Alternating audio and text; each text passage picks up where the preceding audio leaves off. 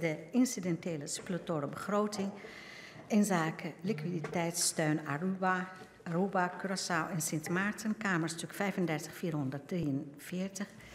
Ik heet de minister van Binnenlandse Zaken en Koninkrijksrelaties, de staatssecretaris. Toch? Ja, ik moet even wennen. Van harte welkom en fijn dat u er bent. Ik heet natuurlijk ook de woordvoerders van harte welkom. Ook voor u geldt dat het een tijdje geleden dat u weer, behalve de heer Bosman, maar van harte welkom. En ik geef mevrouw Ussetok als eerste spreker namens GroenLinks het woord.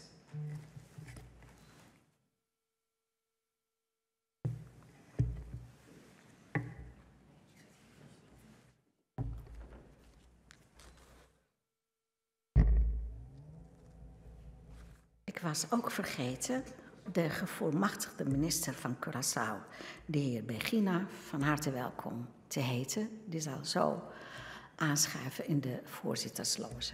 Mevrouw Ussetok. Dank u wel, voorzitter. Het is ontzettend fijn om hier weer te mogen zijn. Voorzitter, niemand kon een half jaar geleden vermoeden dat we op de drempel stonden van een mondiale pandemie met desastreuze gevolgen. Ook voor het Caribisch deel van het Koninkrijk. We leven mee met alle Caribische Nederlanders die getroffen worden door het COVID-virus. Maar vooral zijn we bezorgd over de gevolgen van corona op de eilanden. De schrijnende armoede slaat keihard toe, kinderen krijgen nauwelijks te eten, noodzakelijke medische voorzieningen zijn in alle haast ingevlogen en ingevaren. Niet alleen de landen, zoals ik zei, maar ook Bonaire, Saba en Stasia. We leven intens met hen mee. Ik heb vragen gesteld over watertekorten op Stasia. Hoe kun je de RIVM-maatregelen handen wassen toepassen als er langdurig geen water uit de kraan komt? We zien nu nog scherper de grote kwetsbaarheden, de grote afhankelijkheid van inkomsten uit toerisme en uit olie en het beperkte vermogen om in eerste levensbehoeften te voorzien.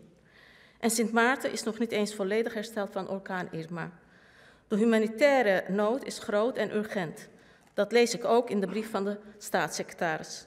Voor GroenLinks is het bieden van humanitaire hulp essentieel. Corona op de Cariben is zonder twijfel een ramp. Maar de huidige problemen zijn er niet door ontstaan. Die waren er al lang, bestaande mogelijkheden zijn eigenlijk door corona verdiept en verscherpt. Voorzitter, er zijn duurzame sociaal-economische omstandigheden noodzakelijk.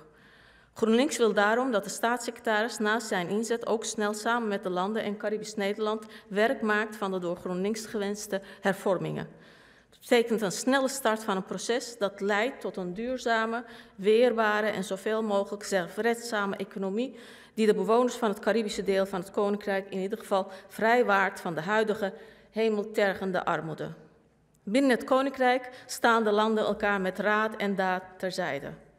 De huidige uitzonderlijke periode en de tijd die voor ons ligt zal dit uitgangspunt van het Koninkrijk wel op de proef stellen. We waarderen dat het land Nederland, Aruba, Curaçao en Sint Maarten met leningen te hulp schiet. Hoe de voorwaarden van de liquiditeitssteun ook zijn, de vraag is of het reëel is dat de landen erin slagen die leningen terug te betalen. De heer De Graaf. Dank u wel, voorzitter. Ik heb mevrouw Ussetuk 2 keer of 3 keer het woord duurzaam al horen gebruiken bij oplossingen en bij doelstellingen. Bedoelt mevrouw Ussetuk dat economisch duurzaam of ook groen duurzaam, waar GroenLinks altijd voor staat? Mevrouw Ussetuk. Goeie vraag. Uiteraard bedoel ik beide. Want ik denk als je kijkt naar toerisme, en er zijn ook plannen bij de landen om dat ook ecologisch verantwoord te kunnen doen. Daar zijn investeringen nodig. Ik zou graag die ontwikkeling ook in economisch perspectief richting duurzaamheid willen zien. Ja. De heer De Graaf. Dank, dat is helder en duidelijk. Ik vrees dat dan het herstel op de eilanden wel 10, misschien wel 20 jaar langer gaat duren dan bij een, laat ik maar zeggen, een wat meer ouderwets economisch herstel. Is GroenLinks dan bereid, mocht nou dat duurzame herstel met allemaal groene voorwaarden die er dan aan gekoppeld moeten worden en blauwe voorwaarden die eraan gekoppeld moeten worden, is GroenLinks dan bereid om te zeggen van, nou, als nou wat meer ouderwets toerisme, en als iedereen gewoon zijn rommel opruimt, dat is groen genoeg om snel uit de crisis te kunnen komen, zodat we ook ons geld in Nederland sneller terug hebben. Dus dan die groene voorwaarden los te laten en de mensen daarmee ook sneller te helpen? Het is wat GroenLinks betreft geen tegenstelling, voorzitter. Laat dat wel helder zijn, zoals collega dat voorstelt. Volgens ons kan het beide hand in hand gaan. Het is natuurlijk wel aan de landen zelf om daar vorm aan te geven. En volgens mij zijn er ook plannen in die richting. Gaat u verder. Voorzitter, we begrijpen de eisen van de staatssecretaris dat er een loonoverhoop moet worden gebracht door topinkomens. Dat onderschrijft mijn fractie. Maar GroenLinks heeft wel moeite met een ongenuanceerde korting op de publieke sector. We willen graag een uitzondering voor de publieke dienstverleners in vitale functies. De zorg, afvalinzameling, reiniging en schoonmaak. Geen kaasschaafmethode, maar een gedifferentieerde aanpak waarin specifieke beroepen uitgezonderd worden van de eisen. Voorzitter, de sterke schouders moeten de lasten dragen. Graag een reactie van niet van de voorzitter, maar van de staatssecretaris. Voorzitter, het moet mij wel van het hart dat er nu een ononderhandelbare eis op tafel ligt, die ook voor de Kamer geldt. We hadden graag in de aanpak van de staatssecretaris ruimte gezien voor differentiatie. Dat hebben we niet teruggezien. Kan dat alsnog, vraag ik de staatssecretaris. Ik ga ervan uit dat iedereen nu inzet op structurele verbeteringen. Voorzitter, maar we moeten wel inzien hoe complex de politiek-bestuurlijke verhoudingen hier en daar liggen. Die verhoudingen staan, voor zover we het hier kunnen beoordelen, het bieden van noodhulp niet in de weg. Gaat het beschikbare budget rechtstreeks naar NGO's of via de landen, vraag ik. Bepalen de NGO's zelf de besteding van het hulpgeld? En wie geeft het signaal als er meer hulp nodig is? En wat doen we na deze eerste crisisperiode? Die vraag is cruciaal. Heeft de staatssecretaris al geïnformeerd hoe de landen en Caribisch Nederland de toekomst zien? Welke constructieve initiatieven zit de staatssecretaris voor zich om gezamenlijk de koninkrijksverhoudingen te resetten? GroenLinks steunt daarom de staatssecretaris in de eerste urgente aanpak. Maar we vragen hem ook om de verhoudingen en de samenwerking onder deze crisisomstandigheden goed en open te houden. Dank u wel, voorzitter. Dank u wel, mevrouw Ussertok.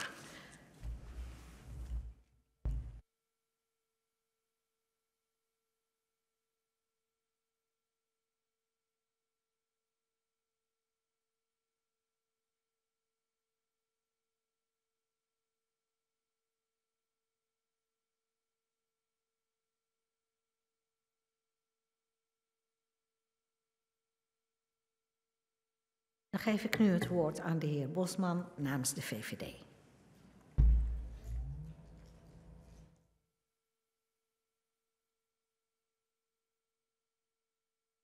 Voorzitter, toen op 28 december 1954 in de Ridderzaal hier in Den Haag het statuut werd ondertekend, was dat een afronding van het decolonisatieproces. Het was wel een heel rommelig proces. Het statuut was eigenlijk naast het gebiedsdeel Curaçao en Suriname ook voor Nederlands-Indië bedoeld. En Nederlands-Indië was een land met 60 miljoen inwoners. Ten opzichte van Nederland, toen, 1948, 10 miljoen inwoners. Daarom was de gelijkwaardigheid een belangrijk onderdeel van het statuut. Daarnaast was het gelijkwaardigheidsbeginsel van belang om duidelijk te maken dat er sprake was van een autonoom bestuur en een gelijkwaardigheid binnen het Koninkrijk. De vraag is of die gelijkwaardigheid er ook was.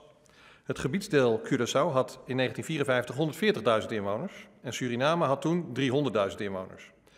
Maar het statuut was geboren en daarmee de basis voor de toekomst gelegd.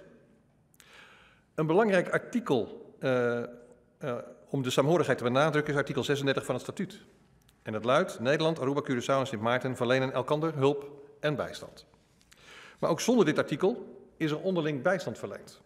We herdenken dit jaar de 75 jaar bevrijding van Nederland en het beëindigen van de Tweede Wereldoorlog. In die Tweede Wereldoorlog waren Aruba en Curaçao van groot belang voor de geallieerden en voor het winnen van de oorlog. In 1939 voorzagen de raffinaderijen op de twee eilanden in 43% van de oliebehoeften van de Engelsen en de Fransen en voor 80% in die van de British Royal Air Force. De Amerikaanse invasie in Noord-Afrika van 42 tot 43 draaide voor 100% en de strijd in de Pacific 44-45 voor 75% op de brandstof uit de Antillen. Bij de watersnoodramp in 1953 kwamen ook de eilanden, de zwaar getroffen delen van Nederland, te hulp met geld en goederen. Een mooier teken van solidariteit is niet te bedenken, voorzitter. Ik spreek hier wederom mijn dank voor uit. Maar solidariteit is niet alleen van belang tijdens noodsituaties of rampen. Solidariteit is, of zou dat moeten zijn, een permanent onderdeel van het Koninkrijk. Nederland heeft vanaf de implementatie van het statuut meer dan 10 miljard euro geïnvesteerd in de eilanden van het Caribisch deel van het Koninkrijk. We hebben geholpen met sociale en economische ontwikkelingsprogramma's op de eilanden. Nederland ondersteunt op permanente basis de rechtsorde met rechters, officieren van justities en training en opleidingen.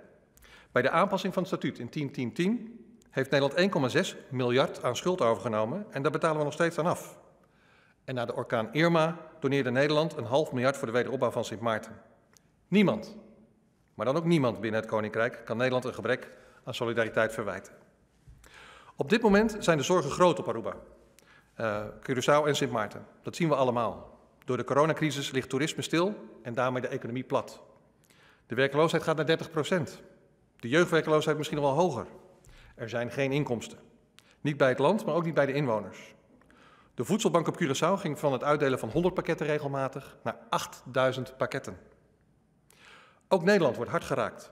Restaurants en cafés hebben hun deuren moeten sluiten, strandtenten zijn dicht en de stranden zijn leeg. Ook hier is toerisme niet bestaand op dit moment. Maar voorzitter, tegenslag moet je niet vergelijken, maar je moet er samen uitkomen. Dan kan de een niet op de ander leunen. Dan zullen er samen stappen gezet moeten worden. Stappen zetten om al die mensen die nu in armoede leven, geen baan hebben, geen perspectief hebben, weer hoop voor de toekomst te geven. Als Aruba, Curaçao en Sint Maarten uit de crisis willen komen, zullen ze zelf die stappen moeten zetten. Zullen ze stevig moeten hervormen en hard in moeten grijpen in de oude manieren van doen. De oude politiek van pappen en nat houden is voorbij. Tijd voor een nieuwe generatie politici. En misschien wel letterlijk, voorzitter, want van die oude politici gaan er aardig wat gewoon de gevangenis in of staan op de nominatie om de gevangenis in te gaan. Dankzij de motie van Raak Bosman is er extra geld gekomen voor de aanpak van de ondermijning. En dat geeft goede resultaten. Gerrit Schotten, oud-minister-president van Curaçao, maar nog steeds politiek leider van de MFK, in de gevangenis. Theo Heiliger, oud-gedeputeerde van Sint Maarten en leider van de UP, naar de gevangenis. George Damelodin, oud-minister van Financiën van Curaçao, veroordeeld voor het uitlokken van de moord op Herman Wiels, in de gevangenis. En op Aruba staan er ook een paar klaar om naar de gevangenis te gaan. En ik hoef alleen maar Selimar op Aruba te noemen. Maar er zijn ook economische kansen, voorzitter, voor alle 3 de landen. Maar dan moeten ze het wel oppakken. Ik heb altijd gezegd dat er geld genoeg is op de eilanden om iedereen van een normaal salaris te voorzien. Maar zolang er mensen zijn, families zijn, die de budgetten afromen en in hun eigen zak steken, blijft de armoede op de eilanden. Als vriendjespolitiek je een betere baan geeft op de eilanden dan een goede opleiding.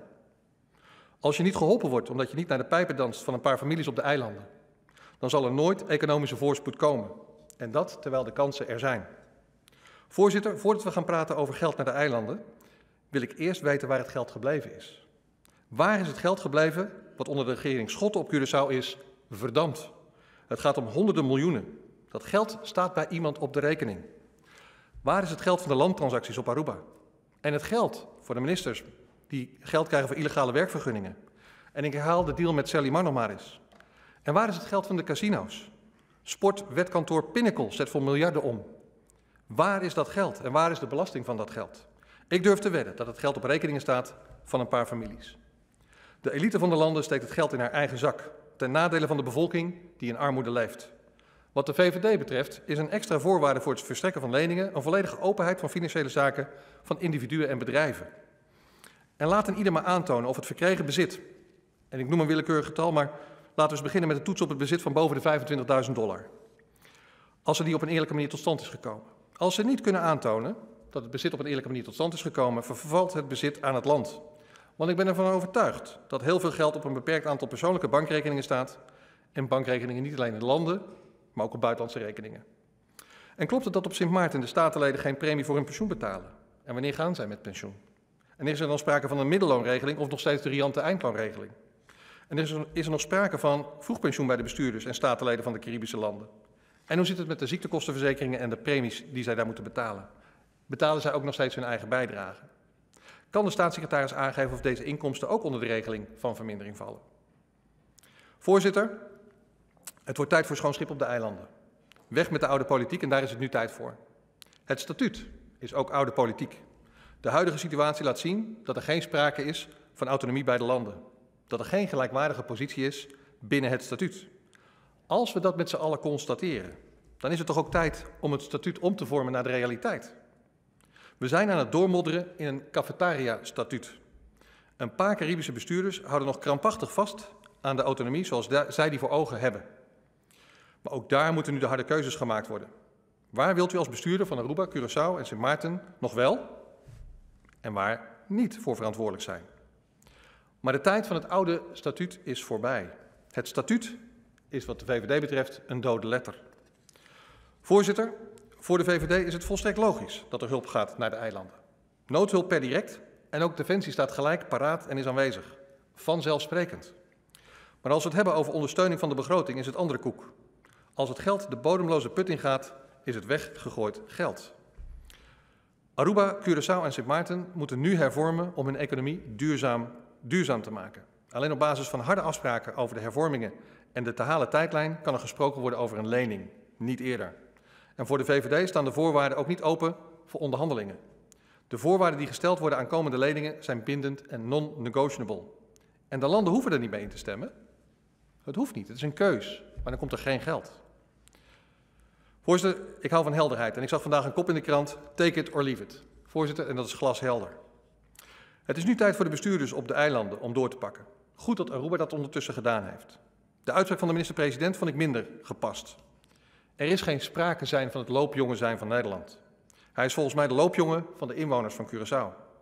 En zoals die inwoners er nu aan toe zijn, kan deze minister-president van Curaçao beter wat harder gaan lopen.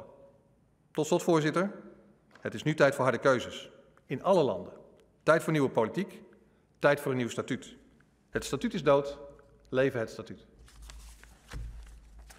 U heeft zelfs 30 seconden over. De heer Van Dam. Ja, op het voetpedaal moet u op de grond. Kijk eens. Ja, daar gaat hij aan. Ja. Kijk. Nieuwe dingen. Vrije handen. Ik moet eens even wennen. Ja, voorzitter. Ik zou toch aan de heer Bosman iets willen vragen. Eerst een opmerking vooraf. Zijn verhaal is consistent. Ik vind de opmerking over alle politici op de eilanden dat die binnenkort gedetineerd zijn, vind ik nogal cru. Maar daar gaat mijn vraag niet over. Mijn vraag gaat, hij begint met het statuut. Dat daarin veranderd moet worden. En dat is een consistente lijn van de VVD. Vindt nou de VVD dat ook die wijziging van dat statuut onderdeel moet zijn van de voorwaarden? Misschien niet nu, maar bij een volgende leningronde. Want dat zou dan consequent zijn dat u zegt, we geven pas voor de volgende lening of dit. Als het hele statuut, als de motie van Raak bij wijze van spreken op zijn minst een begin van uitvoering is. Is dat wat u hier beoogt? Of wat wilt u? De heer Bosman. Nee, voorzitter, want ik heb verder geen tijdlijn aangegeven, want dat weet ik ook. Ik heb in het laatste debat wel gezegd tegen deze staatssecretaris dat ik er niet in geloof dat de motie van Raak met het samenkomen van een commissie en nadenken over de toekomst van het statuut wordt gedragen uit de landen. Daar heb ik nog een weddenschap mee afgesloten met deze staatssecretaris. Dat er geen commissie gaat komen en dat ze ook niet van plan zijn om er ook maar inhoudelijk over te gaan spreken. Ik denk dat ik op mijn woorden terug moet komen, want onder druk zie ik nu heel veel statenleden spreken over hun positie binnen het Koninkrijk. Ik vind dat essentieel. Ik vind dat van belang, want daar moet die discussie ook gevoerd worden en in alle samenhorigheid, ook hier. Dus ik ga geen voorwaarden stellen, maar we moeten wel met z'n allen beseffen dat het statuut zoals het nu is een belemmering is voor opereren voor de toekomst. En als we dat met z'n allen beseffen, dan wordt het tijd voor een nieuw statuut. De heer Van Dam. Maar ik heb wel eens eerder tegen de heer Bosman gezegd dat het bij herhaling ook oude wijn dan in nieuwe zakken is. Dan denk ik bij mezelf, die boodschap die is helder. Maar wanneer gaat de VVD dan die boodschap vormgeven en hoe? Want ja, het is een verhaal bij herhaling. Ik kan me ook voorstellen dat het raakt op de eilanden waar ook heel veel goedwillende mensen, ik denk 99% goedwillende mensen rondlopen. En die horen dan elke keer dit verhaal, ook in deze moeilijke omstandigheden. Dan vind ik het ook wel makkelijk om dat verhaal weer te vertellen, maar er geen consequentie aan te verbinden. De heer Bosman. Voorzitter, ook even een correctie, want de heer Van Dam zei dat ik al die oude politici, nee, er gaan aardig wat gewoon de gevangenis in. Aardig wat. Als ik kijk naar de statenleden van Sint Maarten, dan gaan er aardig wat hoor. Dus niet allemaal, en ik ben het helemaal met de heer Van Dam eens, generaliseren is nooit goed, heb ik ook niet gedaan. Nee, heb ik niet gedaan. Dat kan ik gewoon aantoonbaar aangeven. Lees mijn spreektekst, kijk rustig terug. En ik vind ook het belangrijk, het gaat om de bevolking. Het gaat om de bevolkingen van Aruba, Curaçao en Sint Maarten. Dat herhaal ik keer op keer. Daar is het van belang. Maar de heer Van Dam is het toch met mij eens dat als er miljarden naar de eilanden gaan, En de armoede is structureel op die manier. Als we zien dat Aqualectra is leeggetrokken, waar is dat geld heen? Hij zou toch diezelfde vraag moeten stellen? Hij zou toch ook moeten vragen, Curaçao, waar is dat geld gebleven? En dat zijn de vragen die ik stel. En dan zie ik, en ik herhaal, dat statuut is van de lange adem. We gaan er niet alleen over.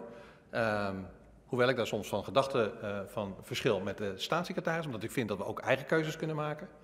Maar ik blijf het verhaal vertellen, omdat ik niet eigenstandig tot een eindoordeel kan komen. En dan kan ik heel stoer teksten gaan zeggen, joh, maar het moet nu. Het gaat niet gebeuren. En volgens mij zeg ik dat al 10 jaar. En daarom vraag ik al 10 jaar om ondersteuning. En ik ben heel blij met de opmerking van de heer Van Dam. En ik hoop dat hij mij steunt in die discussie over die verandering van het statuut. En ik hoop dat hij daar ook ziet dat het echt anders moet. Ja, tot slot op deze punt. Tot slot, Ja. voorzitter, collega Bosman heet André Bosman. Als je A zegt, moet je ook B zeggen. En ik hoor de VVD heel veel A zeggen, maar die B, ja, die blijft dan wat hangen. En daar was mijn interpellatie op gericht. Ja, maar dat is heel makkelijk. Want ik wil best B zeggen. Sterker nog, we hebben een mooi voorstel gedaan voor het gemene best. Maar dan blijft het stil in de Kamer. En dan hoor ik de collega's niks zeggen. Ook niet voor alternatieven. Dus de B is al lang gezegd. Alleen de oorverdovende stilte, zowel in Nederland als op Aruba, Curaçao en Sint Maarten, is oorverdovend. Dus u mag mij alle verwijten maken die u doet, maar het is niet terecht. Want ik zeg de B, ik zeg de C, ik zeg alle letters van het alfabet. Ik heb alle oplossingen neergelegd, tot aan het uitstappen van het statuut aan toe. Maar dan wordt het stil. En dan hoor ik geen mening van het CDA. Mevrouw Kuiken. Voorzitter, ik wil even naar de G van het groeipad. We hebben als commissie het Economisch Bureau Amsterdam gevraagd om te onderzoeken wat vragen we nu eigenlijk van de eilanden, hoe doen zij het in verhouding tot de regio en wat is daarin realistisch. We hebben ook gevraagd, juist gelet op de coronacrisis, om ook dat mee te nemen. En we zien dat de schuldenquota ongelooflijk oplopen, maar zij zeggen ook het teruggaan naar het huidige groeipad is in de komende tijd niet realistisch. En mijn vraag is dan ook, niet zozeer van deelt de heer Bosman dat, want dat hebben we in het rapport kunnen lezen, maar welke consequentie zouden we daar dan aan moeten verbinden? Want ik ben er heel erg voor hervormingen, maar doen of er geen extra crisis is ontstaan en dat dat een grote impact gaat hebben, zoals dat ook in Nederland geldt, is gewoon het geval. En ik wil dan ook van hem weten op welke wijze wil hij dat dan vormgeven. Want we kunnen hele grote woorden uiten, maar we moeten ook realistisch zijn over wat we nu kunnen vragen. Ja. Ik ben erg blij met het rapport. Geeft ook een betere inzage in de mogelijkheden ook, van Aruba, Curaçao en Sint Maarten. Er zijn ook absoluut kansen, heb ik ook gezegd. Er zijn absoluut kansen voor de eilanden. En die wil ik haast loskoppelen van datgene wat er onder corona is gebeurd. Want die economie, en ook dat zeg ik al 10 jaar, moet je hervormen. Ik was ontzettend blij met Jan Dino Asperaat, die zei, wordt het niet eens tijd voor landbouw? Nou, ik was heel blij dat iemand anders dat ook eens een keer herhaalde. Want dat zeg ik ook al 10 jaar. Diversificeer die economieën nou eens een keer. En dat is essentieel, maar dat is een keuze die Aruba, Curaçao en Sint Maarten zelf moeten maken. Daar wil ik ze best bij helpen, maar het is nu wel de tijd dat ze dat gaan doen. Ten aanzien van de crisis met corona, die veel sterker en erger is, ben ik van harte bereid om te ondersteunen. Dat heb ik ook aangegeven. Dat kan in de manier van leningen. Maar dan zeg ik toch wel weer, kijkend terug naar die afgelopen 10 jaar, het is geen vrijblijvende lening. Daar moeten wel dingen gaan gebeuren. Want we hebben al 10 jaar lang afspraken gemaakt over het hervormen, het kijken van, joh, hoe wordt die economie beter? Er zijn allerlei beloftes gedaan ten aanzien van het personeelsbestand in allerlei ambtelijke apparaten. Er wordt niets mee gedaan. En dan zie je dus dat die molensteen alleen maar zwaarder wordt en achter ze aantrekt en er niks mee gebeurt. En wat mij betreft gebruiken de bestuurders van Aruba, Curaçao en Sint Maarten nu Nederland. Die zeggen, joh, luister, we zouden het graag anders willen zien, maar het moet van Nederland, dus we gaan nu toch maar halveren. Ik zeg, nou, dan heb ik in ieder geval een stap gezet. Ben ik best bereid om die schuld op me te nemen, maar het moet wel gaan gebeuren. Mevrouw Kuiken. Nou ja, dat kan wel tot een iets genuanceerder verhaal. Want kijk, ik heb natuurlijk ook chagrijn over dingen die wel of niet goed zijn gegaan. En de afgelopen 10 jaar, veel huidige bestuurders delen dat chagrijn met ons. En zien gelijktijdig die schuldenquote oplopen. Zien de moeilijkheden waar ze tegenaan lopen. Ook soms dat het best lastig is, ook om hervormingen door te voeren. Onder andere ook door het gesprek wat je moet voeren met de vakbond. Het blijft ook nog steeds een rechtsstaat. Dus ik zou de heer Bosman dan ook willen oproepen, probeer ook het ene een beetje los te koppelen van het andere. Ik bedoel, als je op zoek bent nog naar waar is geld gebleven, omdat het verdwenen is in de verkeerde zakken, dan moeten we dat absoluut doen. Maar het staat ook los van het feit dat je ook realistisch moet kijken welk groeipad kun je volgen, welke hervormingen zijn er nodig en ook daarin te ondersteunen. Want dat is denk ik ook het verhaal wat we richting de mensen van de verschillende landen zullen moeten brengen. Ja, maar nou twijfel ik even, want volgens mij heb ik dat gezegd. Volgens mij zeg ik dat in de kern van mijn verhaal. Het gaat namelijk om hoe maken we het leven van de mensen op Aruba, Curaçao en Sint Maarten, en toch ook even Bonaire, Saba, Sint Eustatius, is niet aan de orde in dit debat, maar is wel van belang dat goed te regelen. Maar daar hebben wij niet direct de hand in. Dat moet gebeuren door de bestuurders op de landen. En dan is het voor ons toch weer lastig om te zeggen, ja, hier heb je geld en regel het maar. Want dat hebben we de afgelopen jaren gedaan. De getallen zijn er. De vooruitgang is beperkt, tot misschien wel niet. En dan zeg ik, ja jongens, het is belastinggeld vanuit Nederland. Ook hier is het crisis, hè? Laten we dat ook nog een keer herhalen. Ook hier is het crisis, ook hier worden mensen ontslagen, ook hier gaan bedrijven dicht. Maar dan nog ben ik best bereid om te ondersteunen binnen het Koninkrijk, maar niet zonder voorwaarden. Tot slot, mevrouw Kuiken. Tot slot, voorzitter, ik hoor de aarzelingen over de bereidheid tot hervormingen, maar gelijktijdig heeft in ieder geval Aruba al gezegd dat gaan we doen.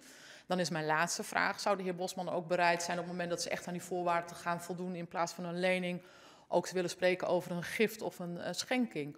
Omdat we al zien dat die schuldenquoten enorm zijn, het maar heel onrealistisch wellicht is dat een lening ook daadwerkelijk op een goede manier terugbetaald kan worden. Staat hij daar dan ook voor open? Zo vraag ik voor u voor.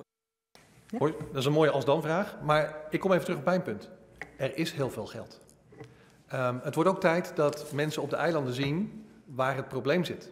Dat er een kleine groep mensen het geld in hun zak stopt. En als we dat niet keihard aanpakken, dan kunnen we nog steeds schenken wat we willen. Dan wordt het er niet beter op. Dus ik ga er zeker over nadenken. Het is niet gelijk een jet. Volgens mij heeft de staatssecretaris dat ook aangegeven. Maar er zijn wel een aantal voorwaarden. En die moeten echt uitgevoerd worden. En wat mij betreft de mijne ook. Maar goed, ik luister straks naar de staatssecretaris wat hij ervan vindt. Maar ik vind het wel van belang dat mensen snappen dat als er clubs zijn die geld uit die economie trekken voor persoonlijk belang, dan wordt het nooit wat met de economie van Aruba, Curaçao en Sint Maarten. Dank u wel, meneer Bosman.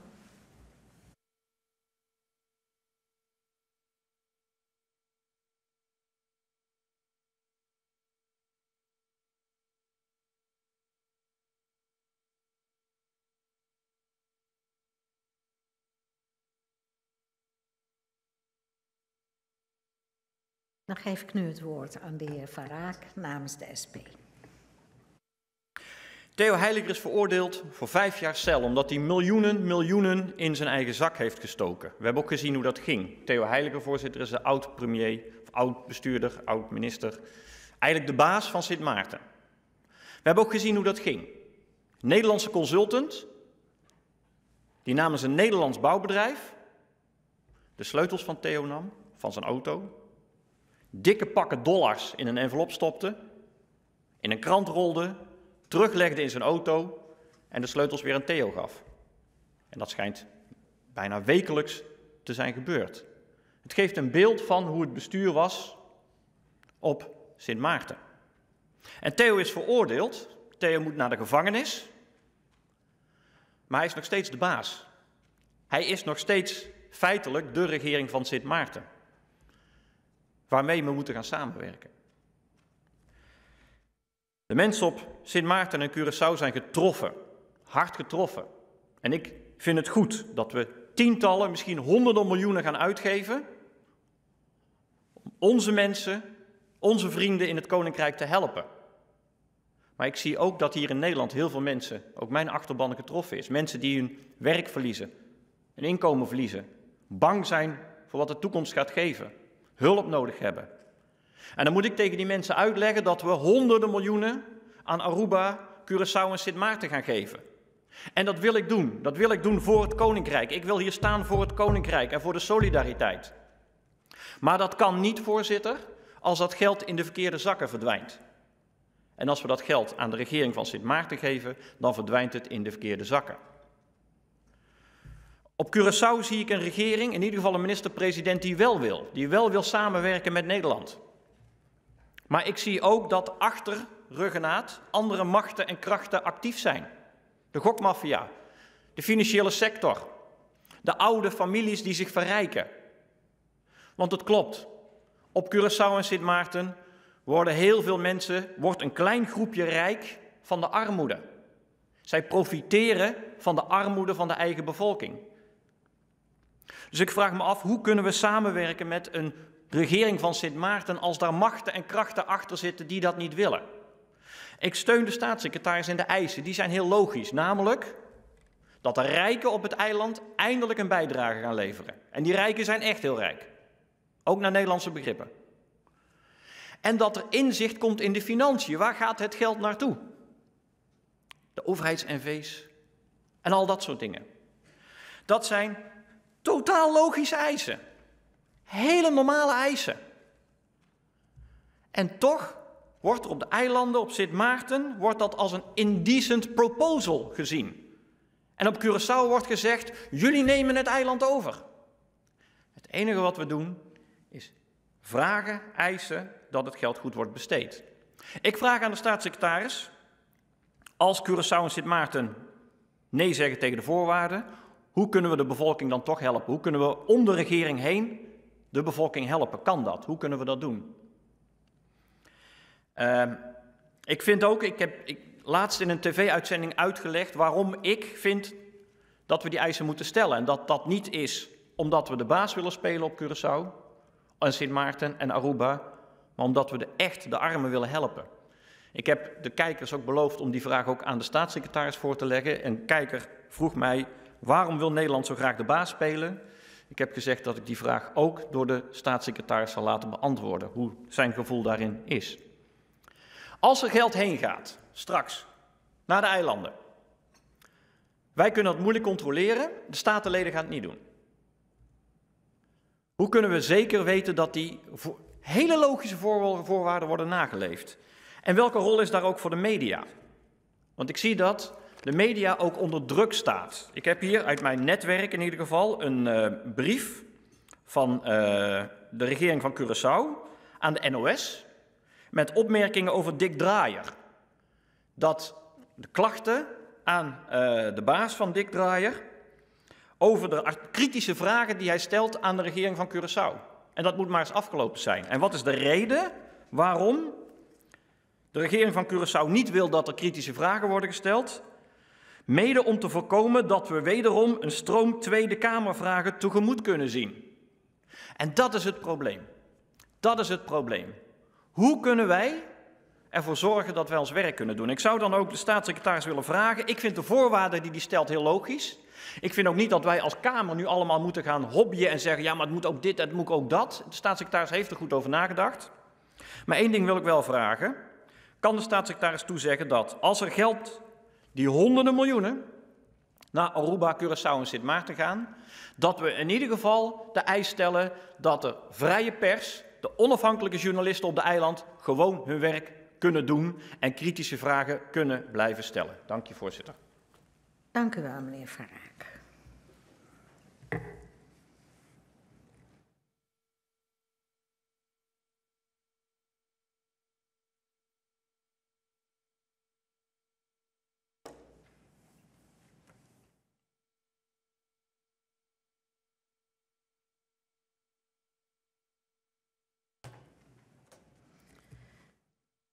Dan geef ik nu het woord aan de heer Van Dam namens het CDA.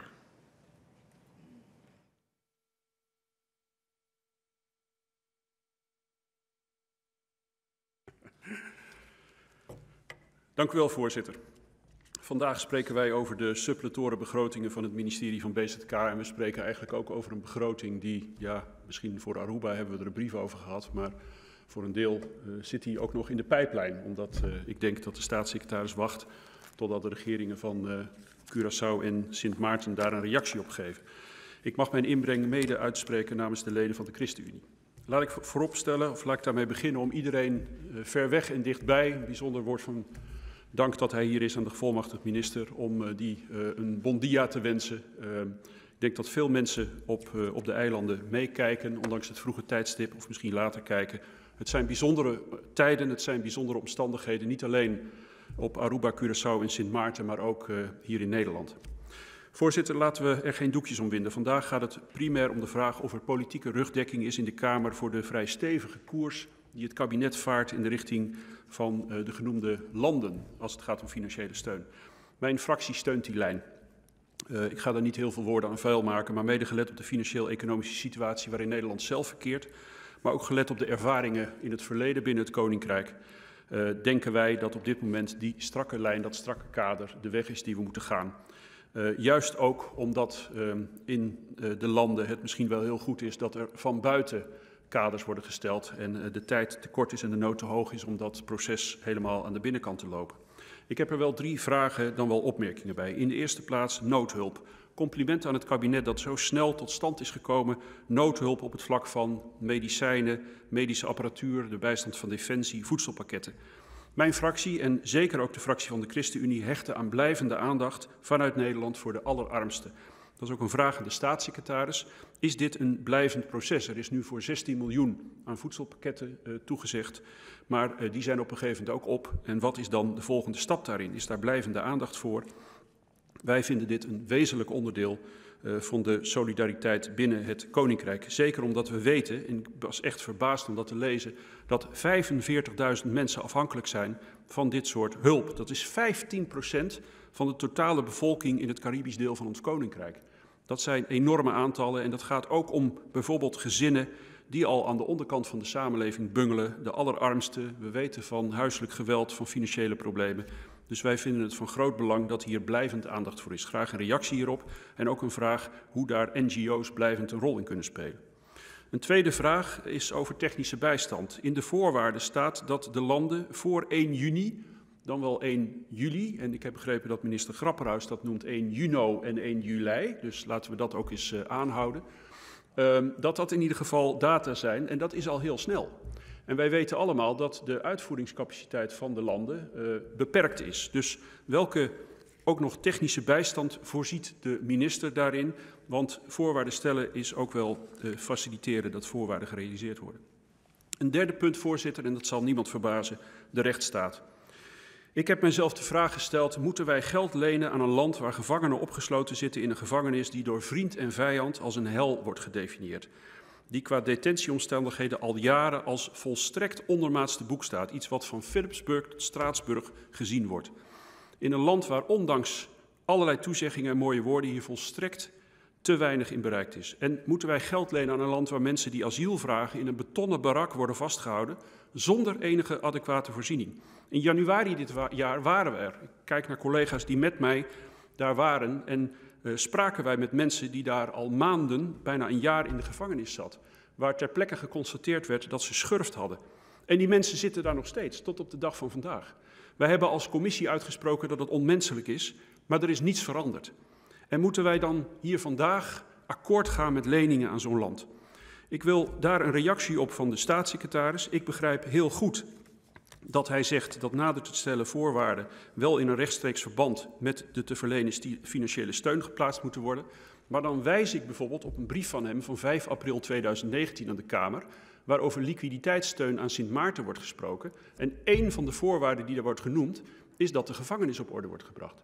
Dus ik zou oprecht niet weten, ik wil niet de hele winkel erbij halen, maar ik zou oprecht niet weten waarom dan nu ook niet het gebeuren van de gevangenis op Sint Maarten onderdeel wordt van de voorwaarden van deze lening. En ik wijs daarbij ook nog op de in ruime mate aangenomen motie die ik bij de begrotingsbehandeling heb ingediend over het beheer van de gevangenis. Voorzitter, daar graag een reactie op. Ik wil afsluiten, maar dan laat ik dat ook doen. Wij hebben een paragraaf in het statuut die oproept tot solidariteit.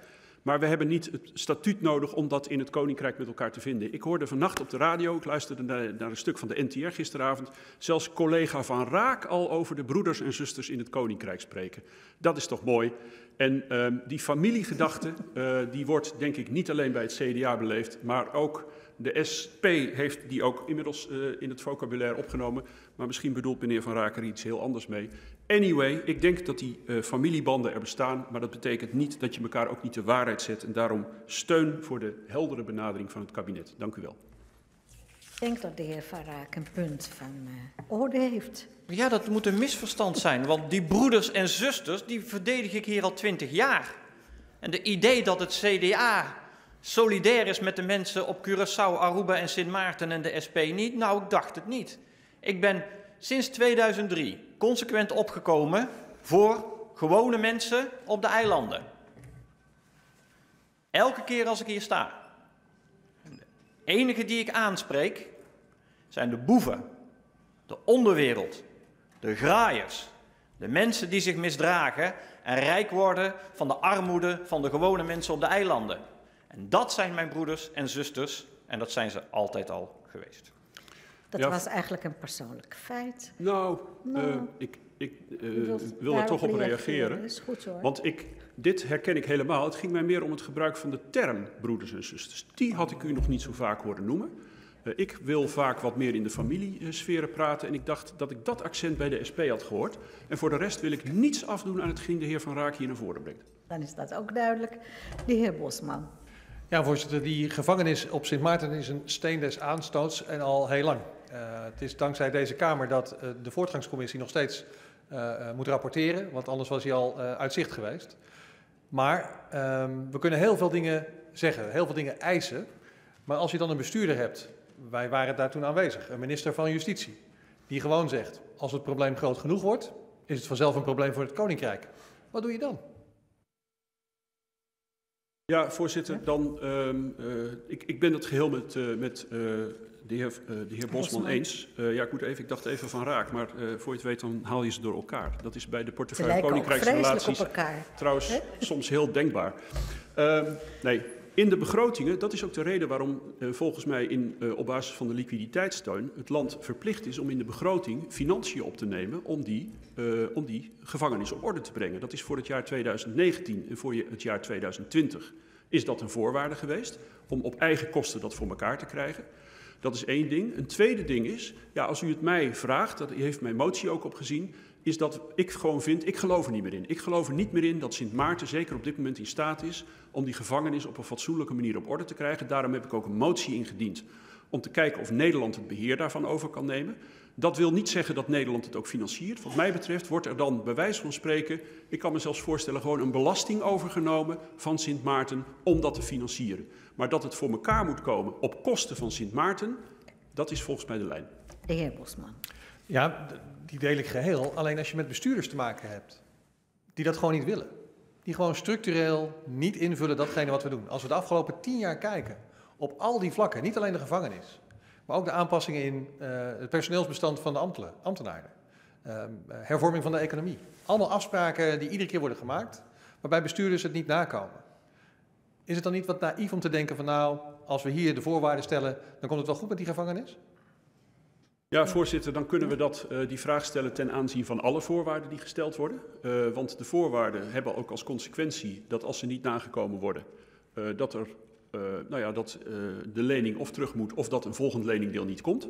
En in precies die lijn zou ik dit onderwerp daar ook bij willen betrekken. Oké, tot slot, de heer Bosman. Maar dan zou de lijn zijn, dan doen we daar niks met die gevangenis. Gaan we ook niet overnemen, want dan is maar de vraag of het geld er gaat komen.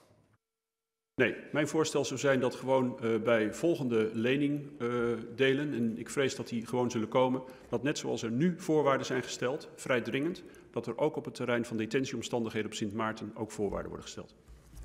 En ook daarvoor geldt dan, take it or leave it. Dank u wel, meneer Van Dam.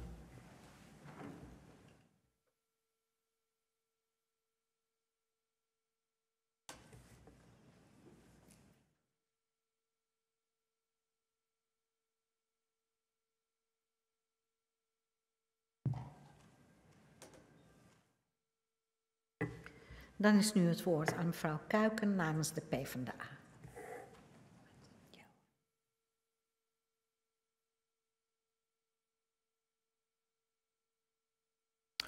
Voorzitter, nog geen 4 maanden geleden stond ik op de top van de Christoffelberg. Er kwamen Fransen, Canadezen, Amerikanen tegen.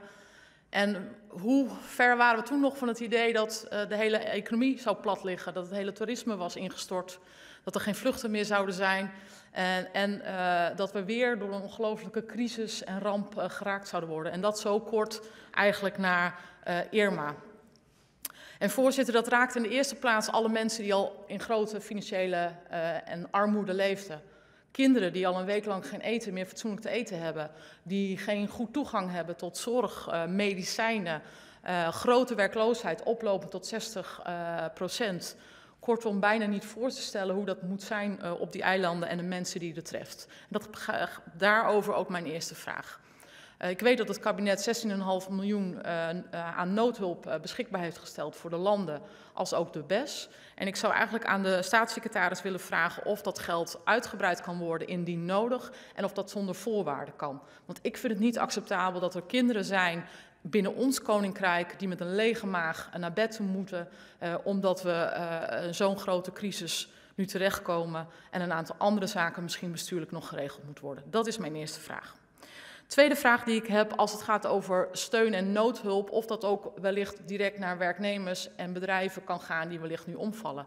En ik denk ook naar dingen die je misschien nu niet vanzelfsprekend vindt, maar ik hoor bijvoorbeeld dat de Daily Herald dreigt om te vallen.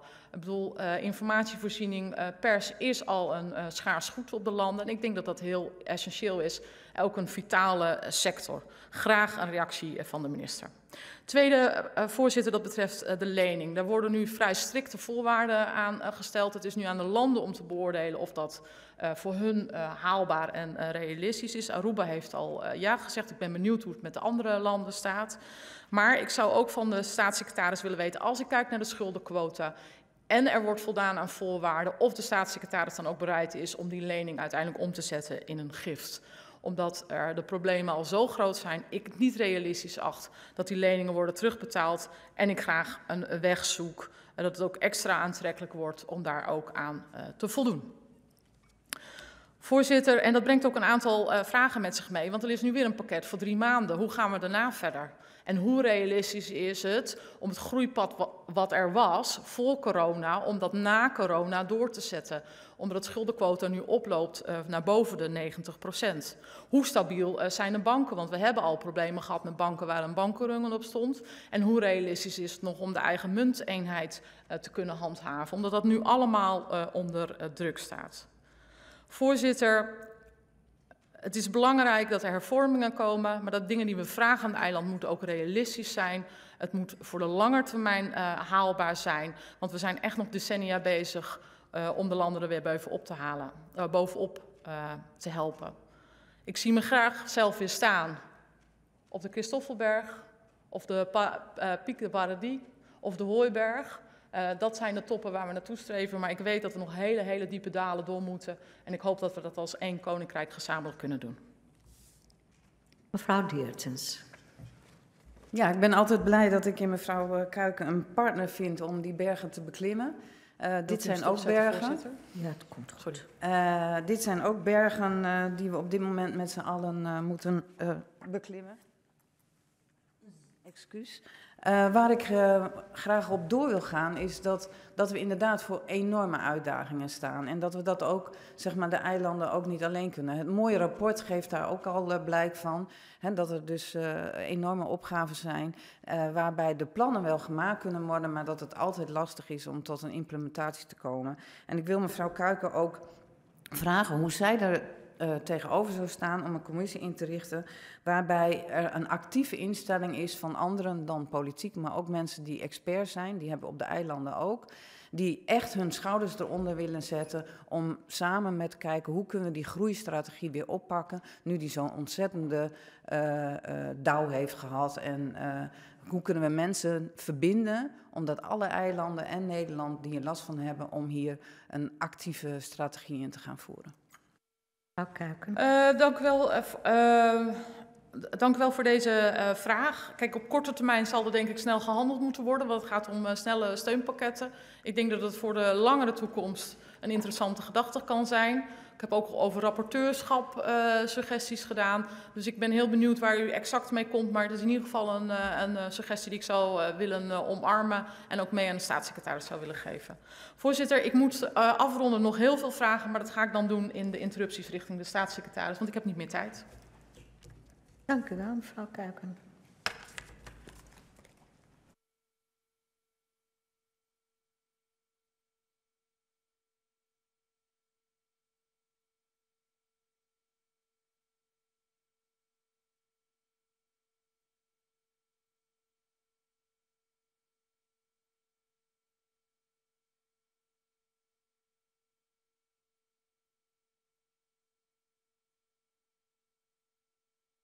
Dan geef ik nu het woord aan de heer De Graaf namens de PVV.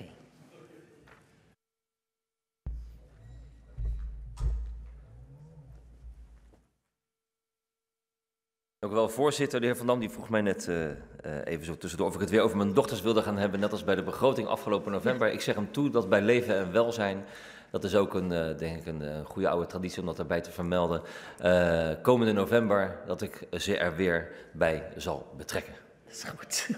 Dat is een toezegging. Houdt deze traditie in stand, de heer Van Dam. Ja. Heel kort punt van orde. We hebben net bij de procedurevergadering voorgesorteerd op een schriftelijke behandeling van de slotwet. Dus misschien dat hij dat nog in heroverweging kan hebben. Nou, de heer Van Dam is zeer geïnteresseerd, meneer. Nou, het zijn ook 3 prachtige dochters. Ja, daarom. Gaat het goed Wat ik in november zei, het zijn de mooiste van de wereld. Kijk, Ja. nou, gaat ze verder. Maar dan gaan we nu toch gewoon echt naar de eilanden, voorzitter. Ik heb heel goed geluisterd, daar ben ik sowieso wel goed in, naar de heren Bosman en Van Raak. Omdat ik heel veel in hun uitleg terughoor van wat we zelf als PVV in het verleden vaak betoogd hebben en nog steeds. Dat we als we het over de politiek hadden, vooral op Sint Maarten, maar ook Curaçao en soms zelfs ook Aruba, dat we het over een politiek boevennest hadden. En dat zijn harde woorden die wij vaak gebruikt hebben. Maar ik hoor nu ook wel de invulling steeds meer van andere partijen terug. En dat vind ik goed om te horen. Niet in die zin dat het goed is dat het er is, maar wel dat het meer weerklank vindt bij andere partijen. En dat het benoemd wordt dat er, ik wil graag mijn zin afmaken, meneer Bosman, zeg ik via de voorzitter, dat geld wat naar die oude families gaat, waar de heer Bosman het helemaal over gehad heeft, ja, dat is boevengedrag. Dan mag je het een boevennest noemen. En ik vind het goed om te horen dat dat meer weerklank vindt, want het gaat om de bewoners van de eilanden. Dat was het einde van mijn zin. De heer Bosman. Ja, voorzitter. De VVD heeft nooit gezegd dat de eilanden boevennesten zijn. Dat zijn echt termen vanuit de PVV. Ik heb daar serieus bezwaar tegen dat het richting de VVD wordt gezegd. Ik benoem wel mensen die hun zakken vullen. En dat zijn specifiek de mensen die dat doen. En daarmee heb ik niet een generiek verhaal over boevennest. Voorzitter, ik had het over die mensen. Okay. Dus ik denk dat we het hierin hartstikke eens zijn. Maar niet in alles, natuurlijk. Anders zouden we geen verschillende partijen zijn. Dat geld, voorzitter, leningen, schenkingen, giften, hoe je ze mag noemen, in die afgelopen tientallen jaren, die zijn voor een heel groot deel inderdaad in die verkeerde zakken verdwenen. En daarom zijn we blij met de voorgestelde maatregelen, de voorgestelde leningen van de staatssecretaris vanuit het ministerie, dat daar strenge voorwaarden aan zijn verbonden. En daarom zijn we ook bereid naar de uitleg en ook de antwoorden op de vragen die reeds gesteld zijn in die richting van de staatssecretaris te antwoorden, om echt goed te overwegen als PVV om misschien wel deze leningen te gaan steunen. Wat we ook belangrijk vinden, en ik zei misschien, de uitleg is belangrijk en de beantwoording van de vragen, want we zien liever dat, we zitten nog steeds binnen een koninkrijk, wij hebben daar een andere oplossing voor dan de VVD. Wij zeggen, het decolonisatieproces is voltooid, dus de VN moet ons ook maar eens een keer toe gaan staan om zelf uit het koninkrijk te kunnen treden, eenzijdig. Dat is een andere richting, andere oplossing, hebben we het vaak over gehad, misschien bij de begroting weer. Dat kan een leuk debat weer worden. Maar dan zeggen we gaan liever onze mensen daar helpen, broeders en zusters of familie, zoals de heer Van Dam zegt en de heer Van Raak zegt, dan, laten we zeggen, het geld kan beter richting de Caribische Zee dan richting de Egeïsche Zee. Want dan weet je helemaal zeker dat je het kwijt bent. Of richting de Ionische Zee, naar het zuiden van Europa. Maar daar gaat misschien wel, vanmiddag is een ander coronadebat, misschien past het daar beter bij. Maar nu hebben we het over de Antillen. Het gaat inderdaad, en dat heb ik ook meerdere sprekers horen zeggen, het gaat om die bewoners. We hebben van de winter zelf gezien, ook op Bonaire bijvoorbeeld, hoe slecht sommige bewoners het op de eilanden hebben. En dan is het goed dat daar hulp naartoe gaat, vooral in Natura. Maar we hebben wel een vraag over bijvoorbeeld het geld wat we ook terug moeten gaan krijgen. Kan de staatssecretaris wat verder ingaan op de voorwaarden in die zin dat we weten wanneer komt het geld terug? Wat zijn de ontwikkelingen die verwacht worden op de eilanden, waardoor de terugverdiencapaciteit verbeterd wordt? Meer eigen zeggenschap. En nogmaals, ik ga nu niet zo ver als dat ik net genoemd heb, maar meer eigen zeggenschap en minder groene voorwaarden. Blauw misschien nog wel, maar zeker niet groen. En dan over Sint Maarten. Ook daar is nog steeds niet al het geld aanbesteed na de orkaan Irma, om voor de bevolking de boel te wederopbouwen. Als nou blijkt dat de strenge voorwaarden die gesteld worden niet voldoende zullen zijn om het geld uiteindelijk terug te krijgen, dan zeggen we ook als PVV, bevries dan ook dat budget van wat nog steeds niet uitgegeven is. Laatste vraag, voorzitter. Er is ook gesproken eerder al over de BES-eilanden. Ons hart, dat weet iedereen, gaat echt uit naar Bonaire ook. Kan de staatssecretaris buiten de landen in het Koninkrijk toch ook nog wat dieper ingaan op Bonaire over hoe we daar de nood nog beter kunnen lenigen? En dat was eigenlijk het eind van mijn inbreng, maar ik zie dat mevrouw Kuiken een interruptie heeft. Ja, mevrouw Kuiken. Nou ja, ik ben een beetje zoekende, omdat de inbreng gaat een beetje alle kanten op. Hè? Want eerst was het laat ze afzakken, de eilanden. Nu is er meer liefde. Vooral de bewoners helpen, maar ondertussen het geld wat gereserveerd is voor orkaan Irma, bevriest dat maar meer. Maar dan raak je toch juist die bewoners. Dat is bedoeld voor de wederopbouw, dat is bedoeld voor de huizen die nog steeds niet allemaal hersteld zijn. Dus, en mijn tweede vraag is ook, ja, hoe realistisch denkt u dat het is? Heeft u het rapport gelezen van het Economisch Bureau Amsterdam dat we het geld terugkrijgen? Ik bedoel, het is wel een lening, maar wel bedoeld voor wederopbouw. Het is niet een lening omdat je er zelf nou per se met de rente wat van terugkrijgt. Realiseert de heer De Graaf, dat wil ik graag weten. De heer De Graaf. Ja, voorzitter, ik realiseer me van alles. Ik heb het rapport niet tot in de kleine lettertjes gelezen, maar toch zeker wel de hoofdlijnen. En dat het inderdaad heel moeilijk is om het terug te krijgen. Maar ik vind wel dat je die doelstelling moet hebben. En daarnaast weten we, en ik heb het gehad over de diepe zakken. Tenminste, de heer Bosman heeft het er vooral over gehad, maar ik heb eraan gememoreerd en aan gerefereerd. Dat die zakken van die families waar het geld vaak in terecht komt, dat die wel heel diep zijn. En als dan blijkt, en dan heb ik het over Sint Maarten in dit geval, met die 550 miljoen. Als delen daarvan ook weer op de verkeerde plek terecht dreigen te komen. En ook dat dit geld weer verkeerd verdeeld dreigt te gaan worden. Ja, dan moet je op allebei maar gewoon zeggen van, of dan moet je zeggen van het ene budget wat gegeven wordt, kort dat dan maar op het andere als het weer in verkeerde zakken terecht dreigt te komen. Want anders ben je water naar de zee aan het dragen. Of verdwijnt het, met een ander spreekwoord, in een bodemloze put. En dat is niet de bedoeling. Mevrouw Kuiken. Nee, maar zo kan ik er nog wel een paar spreekwoorden vullen. Maar laat ik daar maar niet aan beginnen, want daar vergalopeer ik mezelf vaak op. Maar ik bedoel, even heel serieus. Weet je, geld moet goed worden besteed. Daar ben ik het over eens. Maar hier doen alsof dat geld uiteindelijk ook op een bepaalde manier heel makkelijk terugkomt. En dat een harde voorwaarde moet zijn. Ik bedoel, dat is toch niet reëel, dat is toch niet realistisch. Dus of je zegt, joh, ik wil voorwaarden, maar daarmee geef ik wel steun. En geven de landen ook de kans om daar iets mee te doen. Of je zegt, ja, maar het moet automatisch terugkomen en dat binnen een periode van 2 jaar, zoals het er nu voor staat. Acht u dat echt reëel? Zo vraag ik via de voorzitter. Ja, voorzitter, anders is het geen lening. Dan moeten we er een ander woord voor verzinnen, maar dan denk ik ook niet dat we in zullen gaan stemmen. Want een lening is een lening. En een lening houdt in dat je iemand geld geeft, tijdelijk, en dat het geld op een gegeven moment een keer terugkomt. Dat is een lening. Dus je geeft geld en je krijgt daarna weer terug. Dat is om tijdelijke nood te lenigen. En dat is gedeeltelijk in natura, gedeeltelijk financieel. We hebben het zelf in Nederland al zwaar genoeg. We hebben het moeilijk genoeg met deze crisis. En dan denk ik van, ja, we gaan binnen het Koninkrijk dan helpen. Maar dan mag je ook zeggen, hallo, het geld moet wel weer terug. Dat is toch een lening? Ik kan het woord niet anders uitleggen. De heer Bosman. Ja, meer een punt van orde, voorzitter, want de heer De Graaf vroeg specifiek om een uitleg aan de staatssecretaris over Bonaire. Maar volgens mij is de agenda Aruba, Curaçao en Sint Maarten. Natuurlijk gaat de staatssecretaris zelf over zijn beantwoording, maar het staat niet op de agenda. En ik heb er verder ook geen inbreng over gedaan, dus het zou jammer zijn als nu het idee was dat wij er niet over hadden gesproken. Ja. Duidelijk verhaal, voorzitter. Het hoeft ook geen uitgebreid exposé te worden. Misschien kan er één regel aan worden gewijd. Dank u wel. Dank u wel, meneer De Graaf.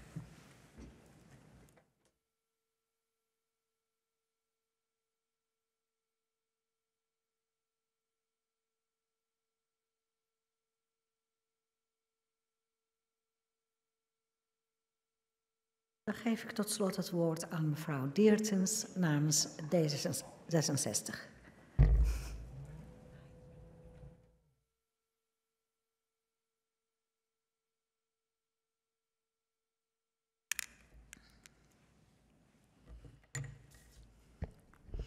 Voorzitter, dank u wel.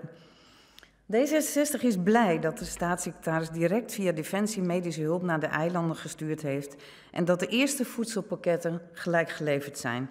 Ook was hij snel met een eerste renteloze lening. Het is extra echt pijnlijk te constateren dat het virus een aantal andere kwetsbaarheden van de eilanden blootlegt. Zo blijven zwakkeren door de coronacrisis niet in staat om voor zichzelf te zorgen. Spelen diabetes en obesitas een cruciale rol voor een grote groep eilanders en kunnen we op middellange termijn nieuwe problemen tegemoet zien. Juist in deze tijd is het cruciaal hoe we de begrippen solidariteit en humaniteit invullen.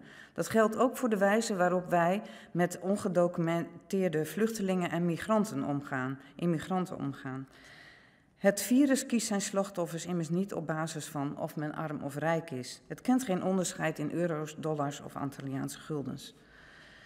Wat we zien is dat de steunmaatregelingen vooral ten goede moeten komen aan families die nu werkloos thuis zitten. Families die geen financieel vangnet hebben en families zonder brood op de plank.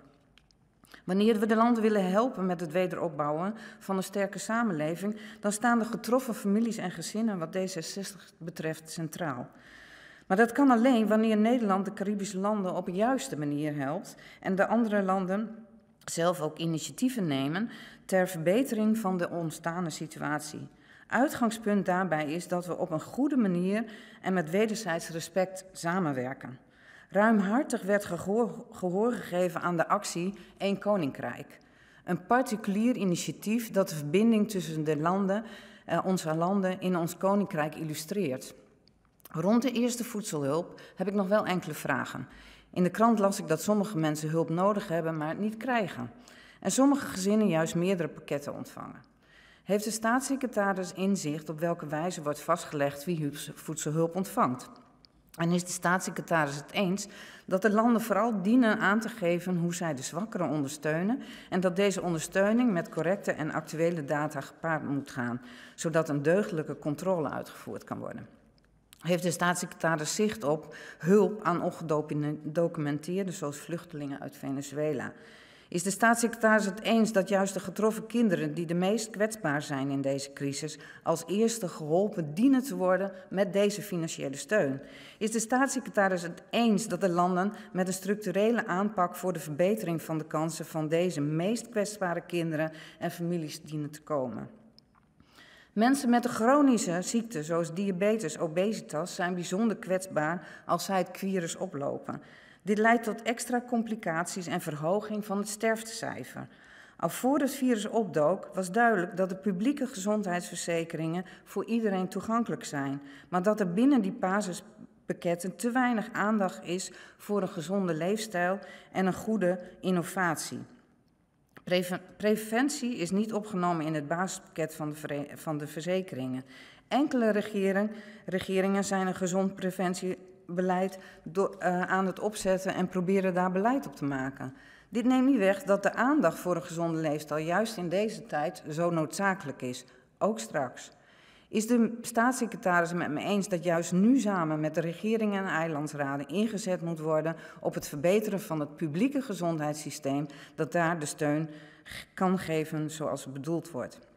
En op welke wijze ziet de staatssecretaris kansen om op de middellange termijn structureel wijzigingen te verankeren op het gebied van voeding met het oog op de tegemoetkomingen van de landen en de geboden financiële steun? Is de staatssecretaris het eens met het gegeven dat de verstrekte voedselpakketten aan de schijf van 5 van het voedingscentrum dienen te voldoen? Is de staatssecretaris het eens dat een gedeelte van de liquiditeitssteun naar het ziekenhuis op Curaçao dient te gaan voor het opvangen van personele en financiële tekorten? Uit het rapport Kleine landen, grote uitdagingen blijkt hoe kwetsbaar de eilanden zijn. Na Irma is de wederopbouw abrupt afgeremd door dit vreselijke virus. We moeten nu omschakelen naar een realistisch noodplan. De economieën van de eilanden zijn open economieën. Daarin speelt toerisme een belangrijke rol. De grenzen van de eilanden zijn nu gesloten. Is er met de landen overleg over welke exit-strategieën worden overwogen? De staatssecretaris gaf vorige week een duidelijk signaal af. Dit deed hij door het aan banden leggen van salarissen van politici, bestuurders, overheidsbedrijven en het doorvoeren van pensioenhervormingen, in ruil voor overheidssteun vanuit Nederland. Dit besluit geeft een duidelijke nieuwe koers aan. De eilanden dienen deze crisis te gebruiken om hun aandachtsgebieden te herijken. Ik begrijp dat deze keuze is gemaakt, maar een aantal zaken verdienen wel een nadere toelichting. Kan de staatssecretaris gedetailleerder ingaan op hoe hij dit denkt te realiseren? Is de staatssecretaris van mening dat het statuut actiever gehanteerd kan worden en dat het effect van de pandemie op open economieën van de eilanden het gebruik van artikel 37 van het statuut rechtvaardigt? Is de staatssecretaris bereid, conform artikel 37 lid 1 en 2, een evenredig samengestelde commissie in het leven te roepen met de taak de voorwaarden aan liquiditeitssteun nader te bespreken en de RMR hierover van nader advies te voorzien? Zo doen wij het ook grotendeels in Nederland. Vindt de staatssecretaris ook dat op grond van artikel 38 een nadere regeling moet komen voor urgente gevallen waarbij een snelle samenwerking noodzakelijk is? Voorzitter, als deze crisis ons iets duidelijk maakt, is dat wij ons samen door deze moeilijke tijd heen moeten slaan.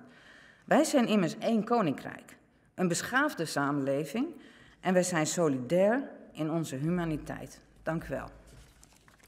Dank u wel, mevrouw Diertens. Nou, de heer Bosman is vandaag heel actief. Ja. Valt best mee, voorzitter. Ik zit even te kijken, die commissie. Wat die dan precies zou moeten doen. Toetst die dan de keuzes die de landen zelf maken ten aanzien van de financiering die dan beschikbaar is? Wat moet die commissie precies gaan doen? Nou ja, ik kwam eigenlijk op het idee, omdat ik ook het rapport toch heel erg gedetailleerd gelezen heb. En waarvan ik dus eigenlijk zie dat alle landen, inclusief Nederland, met hetzelfde probleem zitten. En dat wij qua kennis en organisatie, ook omdat het virus hier misschien wat eerder heel actief was, allerlei experts en specialisten hebben ingezet om ons te adviseren als kabinet. Om te kijken van, ja, hoe ga je hier nou mee om?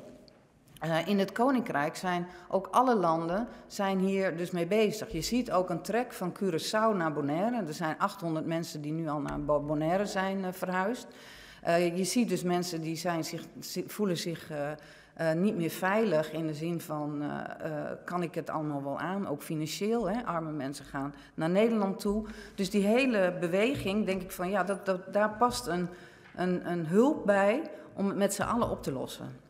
En daar zou ik die commissie graag op inzetten. Dus dat zijn geen politici, zijn geen bestuurders, maar het zijn mensen die op basis van expertise, wetenschap, ervaring, ondernemerschap zeggen van, nou, op de gezondheidszorg zou er bij de eilanden dit moeten gebeuren. En net als we hier economische steunpakketten hebben en dergelijke, zouden we kunnen kijken, ja, hoe kunnen wij die groeistrategie, zeg maar, die voor de eilanden ook onderling hebben ze voor een grotendeel met hetzelfde te maken. Hoe zou dat nu geëntameerd kunnen worden door een commissie in te stellen die met z'n allen deze problemen gaat niet alleen onderzoeken, niet alleen een plan gaat maken, maar ook kijkt hoe we dat kunnen implementeren. De heer Bosman. Het is heel breed. Nou, ik denk dat het niet breed is in de zin van dat er juist in het rapport was ook duidelijk dat er geen gebrek aan plannen is, maar dat er soms in de uitvoering en in de implementatie te weinig expertise en kennis en know-how is om ook dingen voor elkaar te krijgen. En daarin zouden wij als Nederland misschien ook steun kunnen verlenen. Zo de heer vraag Bosman. Maar voorzitter, dat is niet nieuw, want dat bieden we altijd aan. En volgens mij is die mogelijkheid er altijd. Wordt het ook aangeboden op verschillende manieren. Dus ik snap het model van de commissie niet. En is het dan een vrijwillige of een vrijblijvend advies? Moet het getoetst worden? Wie bepaalt wie er in die commissie komt? Zijn dat verschillende landen? Wie heeft er dan zeggenschap over? Hoe ziet mevrouw Diertens dat voor zich? Ja, ik begrijp dat daar best nog aanvullende vragen over te stellen zijn. Ik bedoel, de staatssecretaris had het ook over een entiteit in zijn stukken. Ik ben heel benieuwd wat hij daarmee heeft bedoeld. Of dat misschien overeenkomstig is aan de commissie die ik bedoel. Maar ik wil eigenlijk alleen maar heel erg benadrukken dat COVID een mondiaal probleem is. En dat we in het Koninkrijk samen een koninkrijk zijn waar we van elkaar kunnen leren en elkaar kunnen helpen. Niet alleen financieel, maar ook in steun, in kennis, ervaring en ondernemerschap. Het particulier initiatief van de inzamelactie vond ik ook al een heel mooi voorbeeld. En ik denk gewoon dat er op een moeilijker en groter plan als een groeistrategie, het terugkomen vanuit de COVID-periode voor de eilanden, dat daar echt ook veel hulp geboden is. En het gaat niet alleen over geld, het gaat ook over samenwerking, over inzet van mensen daar en van mensen hier, zodat we elkaar daarin kunnen helpen. Dan ga ik naar de heer Van Dam. Ja, voorzitter, toch snap ik het nog niet helemaal. En ik wil wel heel goed begrijpen wat mevrouw Diertens nou eigenlijk bedoelt. Is nou die commissie, is die nou bedoeld om op gezondheidsgebied steun en hulp te verlenen? Ik heb het statuut er nog eens even op nagelezen, want u refereert aan artikel 37. Ja. Of is het nou even zo, en misschien komt dat wat bot over, dat D66 eigenlijk dit hele pakket wat te hard vindt en dat er een soort zachte stuiterlaag omheen moet worden georganiseerd. Wat is nou de bedoeling? Nee, het is helemaal niet de bedoeling om daar nu een zachte stuiterlaag omheen. Ik kijk helemaal naar het statuut, omdat dat heel duidelijk aangeeft in tijden, dat statuut is voor mij nog steeds actief, in tijden hoe we kunnen samenwerken om problemen die ons allemaal aangaan, samen op te kunnen lossen. En dat is wat ik wil. Ja. En ik doe geen afbreuk aan de korte termijn voorwaarden die de staatssecretaris op dit moment voorlegt. Tot slot. Tot slot, wij hebben in het verleden een voortgangscommissie gehad, zowel ten aanzien, of één hebben we nog steeds, ten aanzien van Sint Maarten en in het verleden ten aanzien van Curaçao. Nou, ik heb u net verteld dat de voortgangscommissie voor Sint Maarten nog steeds zijn handen vol heeft om te kijken hoe dingen lopen. Dat is ook een commissie die samengesteld is uit het land, uit Nederland enzovoort. Ik ben daar niet zo van onder de indruk dat dat nou op korte termijn heel veel gaat brengen. Hoe kijkt u daar tegenaan? Nou, ik denk gewoon dat dit ook een andersoortige commissie is. Excuus, sorry. Geef niet. Ja, ik word hier zo gepassioneerd bij, omdat ik echt vind dat er ook kansen liggen om echt naar de bevolking toe te helpen. En dan heb ik het niet over mensen die gepokt en gemazeld zijn in besturen. Maar ik weet dat er ontzettend veel talent op de eilanden aanwezig is. Dat er ook binnen het ondernemerschap, in particuliere initiatieven, dat we die verbinding kunnen maken om te komen tot goede plannen. Om ook die economie daar straks weer vlot te trekken. En het gaat om de gezondheidszorg. Het gaat om het sociale maatschappelijke netwerk wat daar is, wat ook nog volgens mij heel goed verbeterd kan worden. Maar het gaat ook om hoe gaan we die economie, die exit-strategie voor de eilanden ook helpen. Want in Latijns-Amerika is de COVID ook nog steeds heel erg actief en daar zit nog niet echt een goed gedegen beleid op. En het is wel een buurland van de eilanden, dus ik hoop niet dat het COVID-virus weer via Latijns-Amerika op de eilanden terechtkomt, want dan zijn we weer verder van huis. Nou, dat heeft u allemaal prima verwoord, denk ik. Dat wilde u ook graag. Ja, ik heb er warm van, voorzitter. Ontzettend bedankt. En daarmee zijn we ook aan het einde gekomen van de eerste termijn van de zijde van de Kamer. Ik schors de vergadering tot 12:30.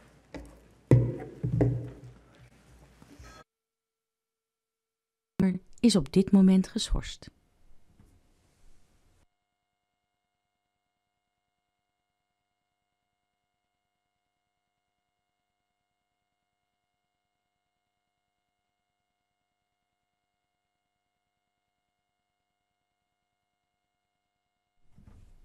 De vergadering van de Tweede Kamer is op dit moment geschorst.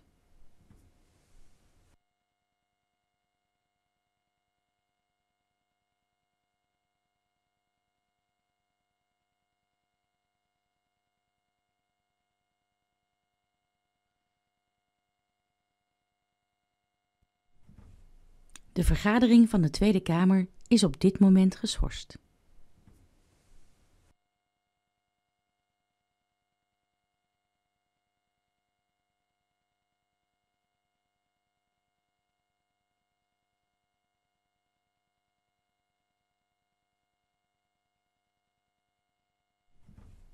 De vergadering van de Tweede Kamer is op dit moment geschorst.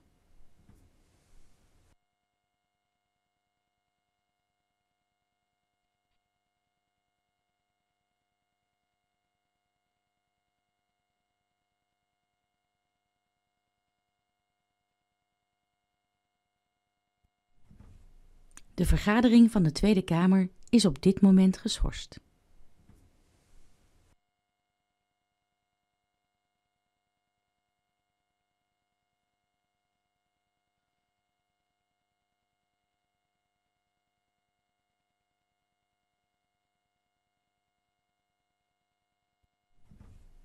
De vergadering van de Tweede Kamer is op dit moment geschorst.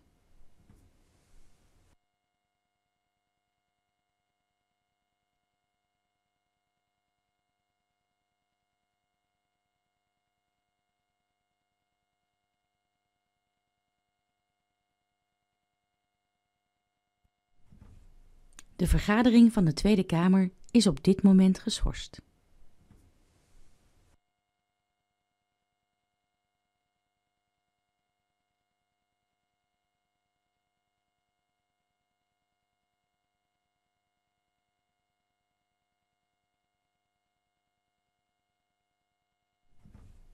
De vergadering van de Tweede Kamer is op dit moment geschorst.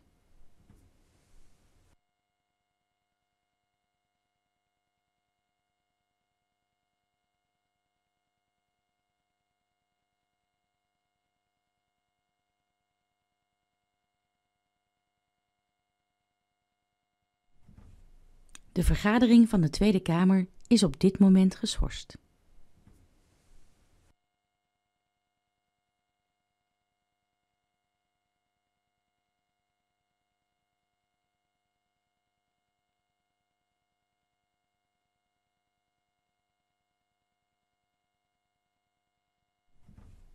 De vergadering van de Tweede Kamer is op dit moment geschorst.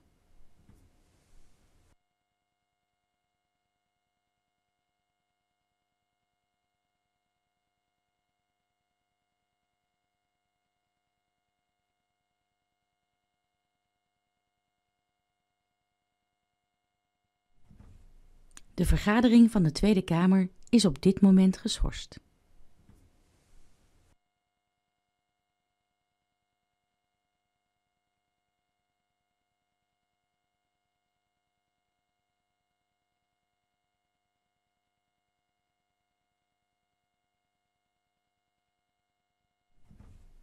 De vergadering van de Tweede Kamer is op dit moment geschorst.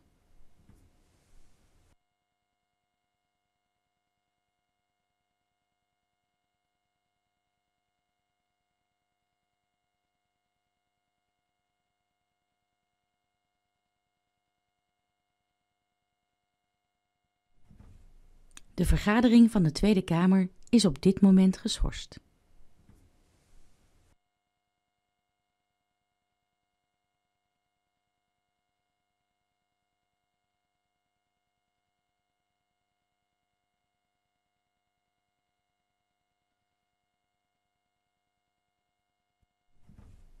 De vergadering van de Tweede Kamer is op dit moment geschorst.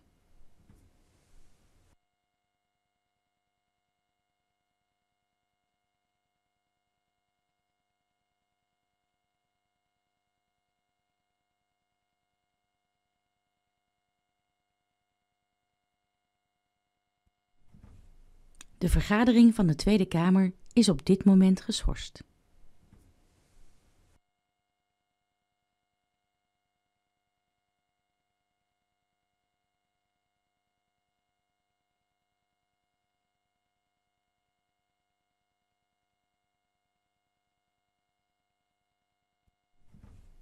De vergadering van de Tweede Kamer is op dit moment geschorst.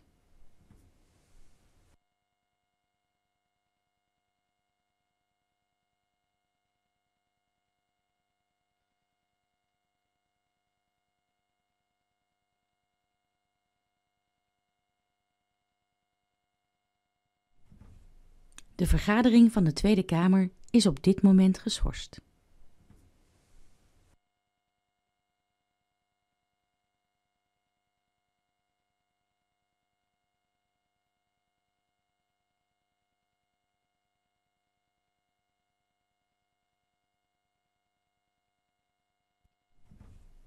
De vergadering van de Tweede Kamer is op dit moment geschorst.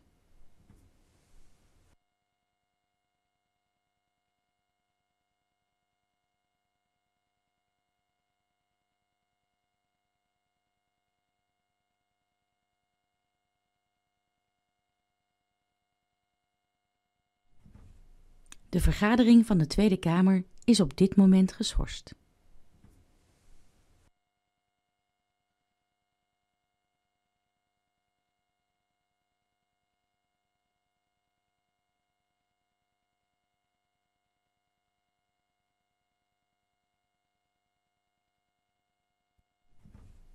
De vergadering van de Tweede Kamer is op dit moment geschorst.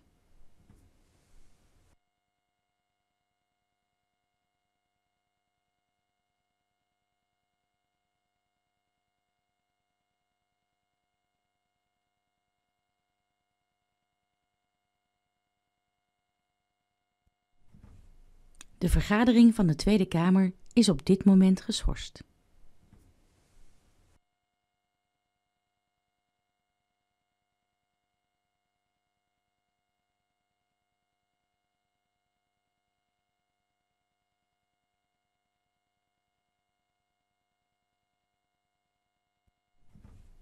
De vergadering van de Tweede Kamer is op dit moment geschorst.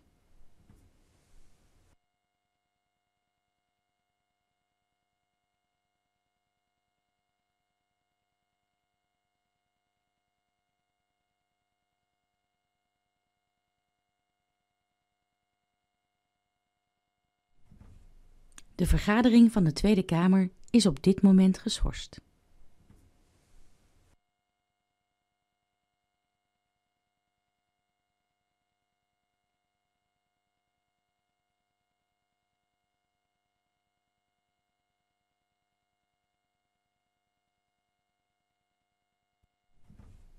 De vergadering van de Tweede Kamer is op dit moment geschorst.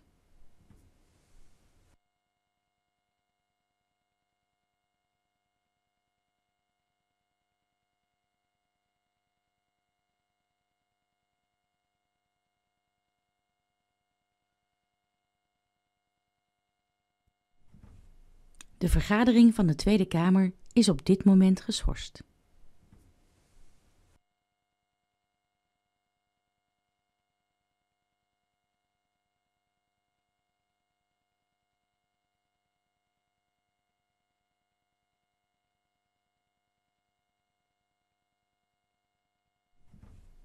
De vergadering van de Tweede Kamer is op dit moment geschorst.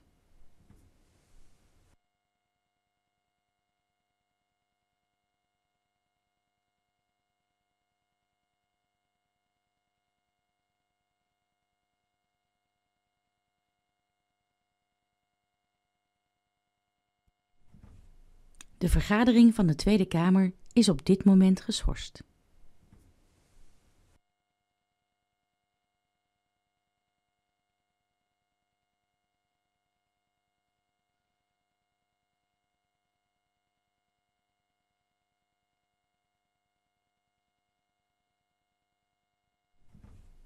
De vergadering van de Tweede Kamer is op dit moment geschorst.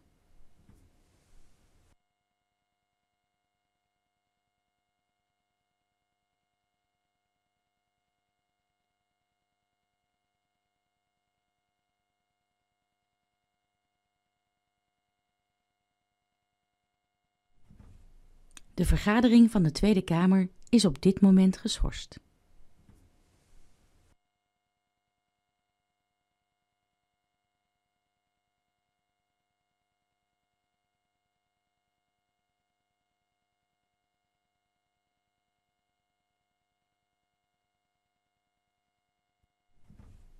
De vergadering van de Tweede Kamer is op dit moment geschorst.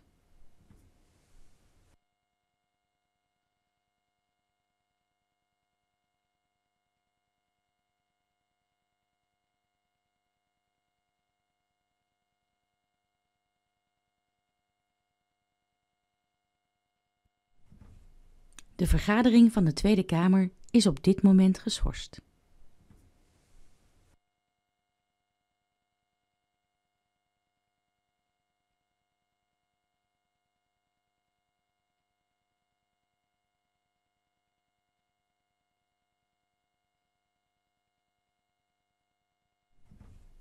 De vergadering van de Tweede Kamer is op dit moment geschorst.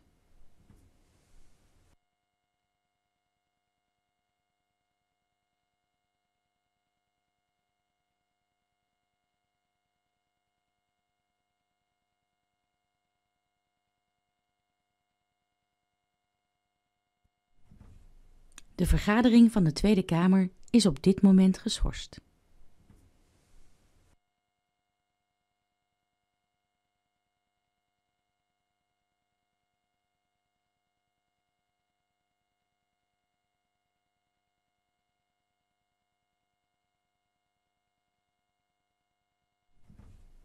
De vergadering van de Tweede Kamer is op dit moment geschorst.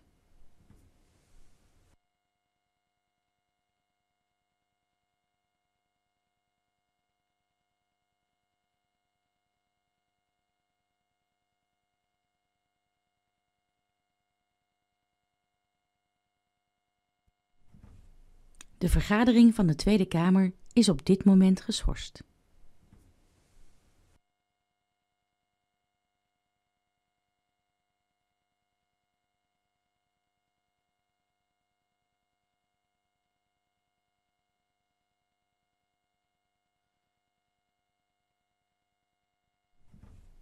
De vergadering van de Tweede Kamer is op dit moment geschorst.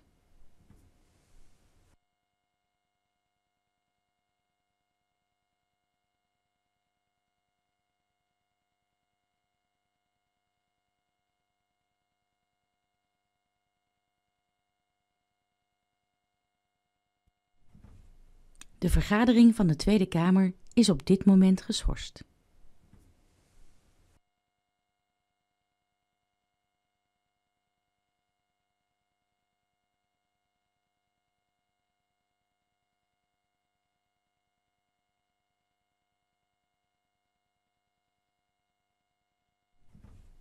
De vergadering van de Tweede Kamer is op dit moment geschorst.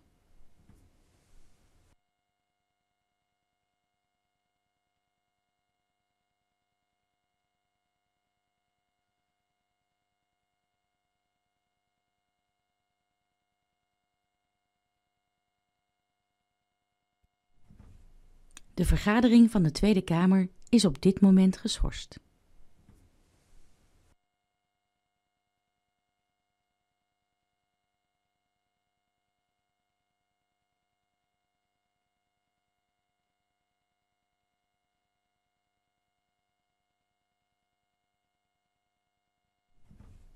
De vergadering van de Tweede Kamer is op dit moment geschorst.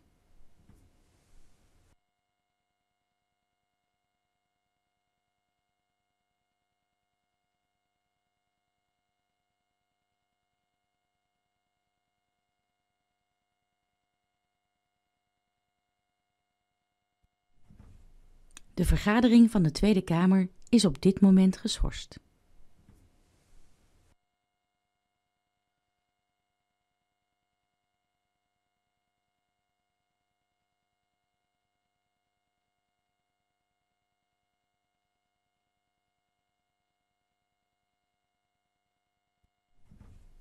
De vergadering van de Tweede Kamer is op dit moment geschorst.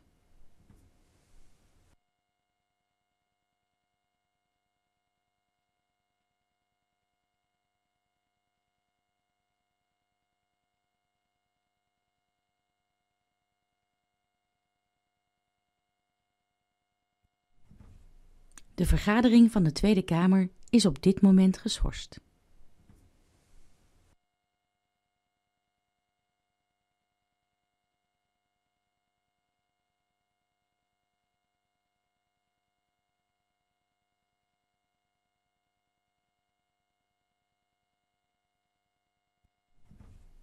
De vergadering van de Tweede Kamer is op dit moment geschorst.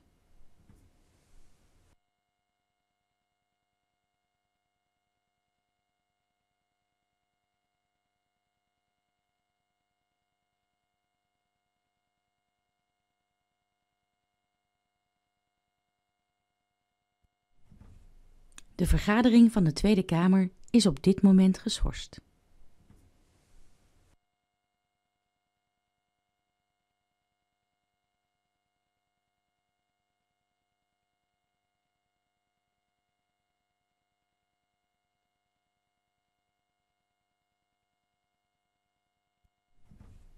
De vergadering van de Tweede Kamer is op dit moment geschorst.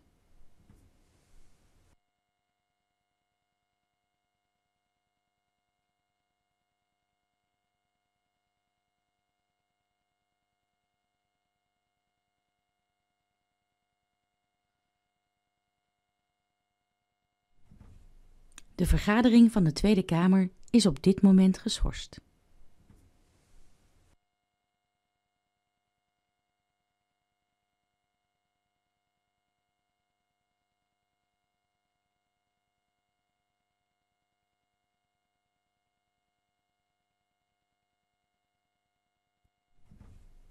De vergadering van de Tweede Kamer is op dit moment geschorst.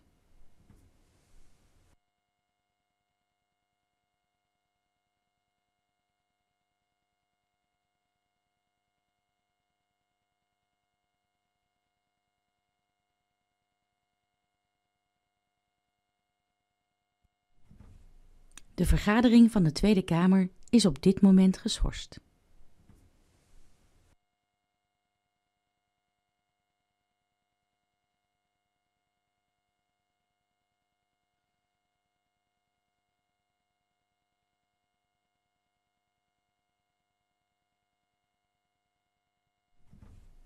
De vergadering van de Tweede Kamer is op dit moment geschorst.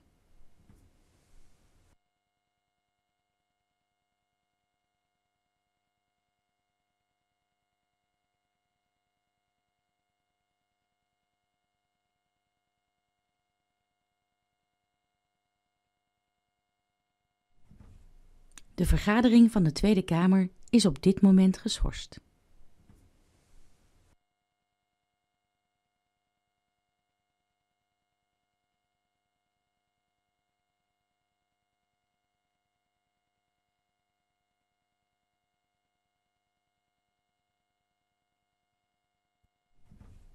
De vergadering van de Tweede Kamer is op dit moment geschorst.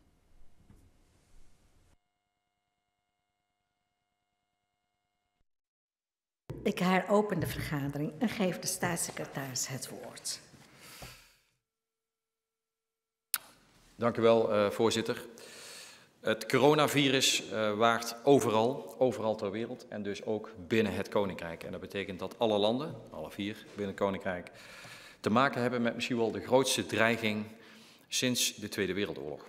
Wel op een hele andere manier, maar de impact ervan is enorm. En we zien hoe ingewikkeld het is om tegen een onzichtbare vijand te moeten vechten. Een vijand die al veel mensen ziek gemaakt heeft en ook veel mensenlevens geëist heeft. Veel in Nederland, maar ook een aantal in de Caribische delen van het Koninkrijk. De impact van de crisis die het gevolg was van de coronapandemie is op de eilanden nog heftiger dan in Nederland.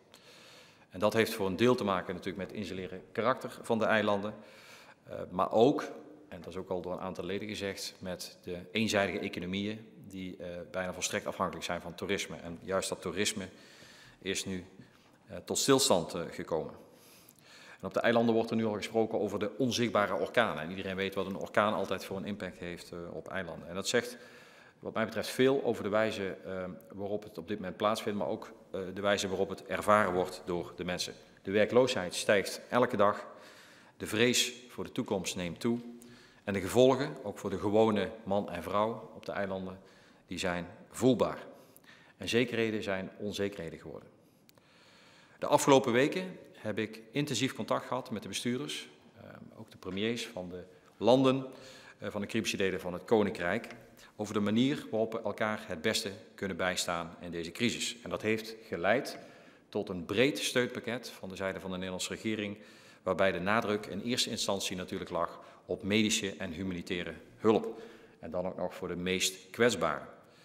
We hebben IC-bedden, medicijnen en medisch personeel geleverd, zo snel als mogelijk. En we springen nu bij voor die inwoners die afhankelijk zijn geworden van voedselhulp. En we helpen de openbare orde te borgen. En we dragen bij aan de continuïteit van vitale processen. Ook de landen zelf werken onvermoeibaar door om onder de huidige moeilijke omstandigheden de juiste dingen te doen. En ik heb diep respect, zeg ik vanaf deze plek, voor iedereen die daaraan heeft bijgedragen. Van de mensen in de zorg tot aan de vrijwilligers bij de voedselbanken. Elk uur van dat harde werken brengt ons dichter bij normale tijden. En kort na de eerste besmettingen hebben alle 3 de landen ingrijpende maatregelen genomen. Die maatregelen beginnen nu vruchten af te werpen. Er lijkt op dit moment geen sprake meer te zijn van transmissie op de eilanden. Dat is dus het goede nieuws. En ondertussen hebben die wereldwijde lockdowns wel ervoor gezorgd dat het toerisme nagenoeg tot stilstand is gekomen.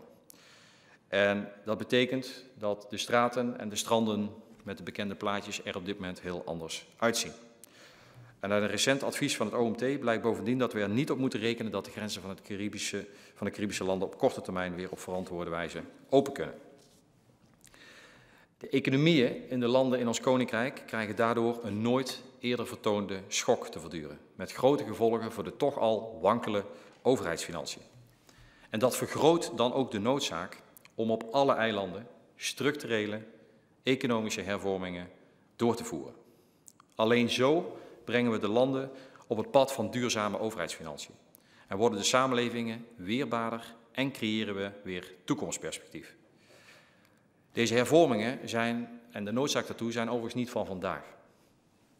Die zijn al jaren hard nodig. We hebben daar herhaaldelijk hierover gesproken. Er zijn adviezen van het CFT, van het IMF en ook in de Rijksministerraad zijn daar heel veel gesprekken over gevoerd.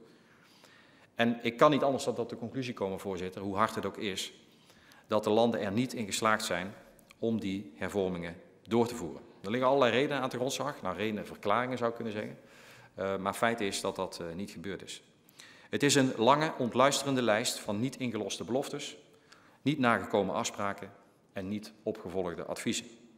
Een lijst van dingen die al lang hadden kunnen gebeuren, maar die veelal als gevolg van politieke onwil of onkunde op de plank zijn blijven liggen.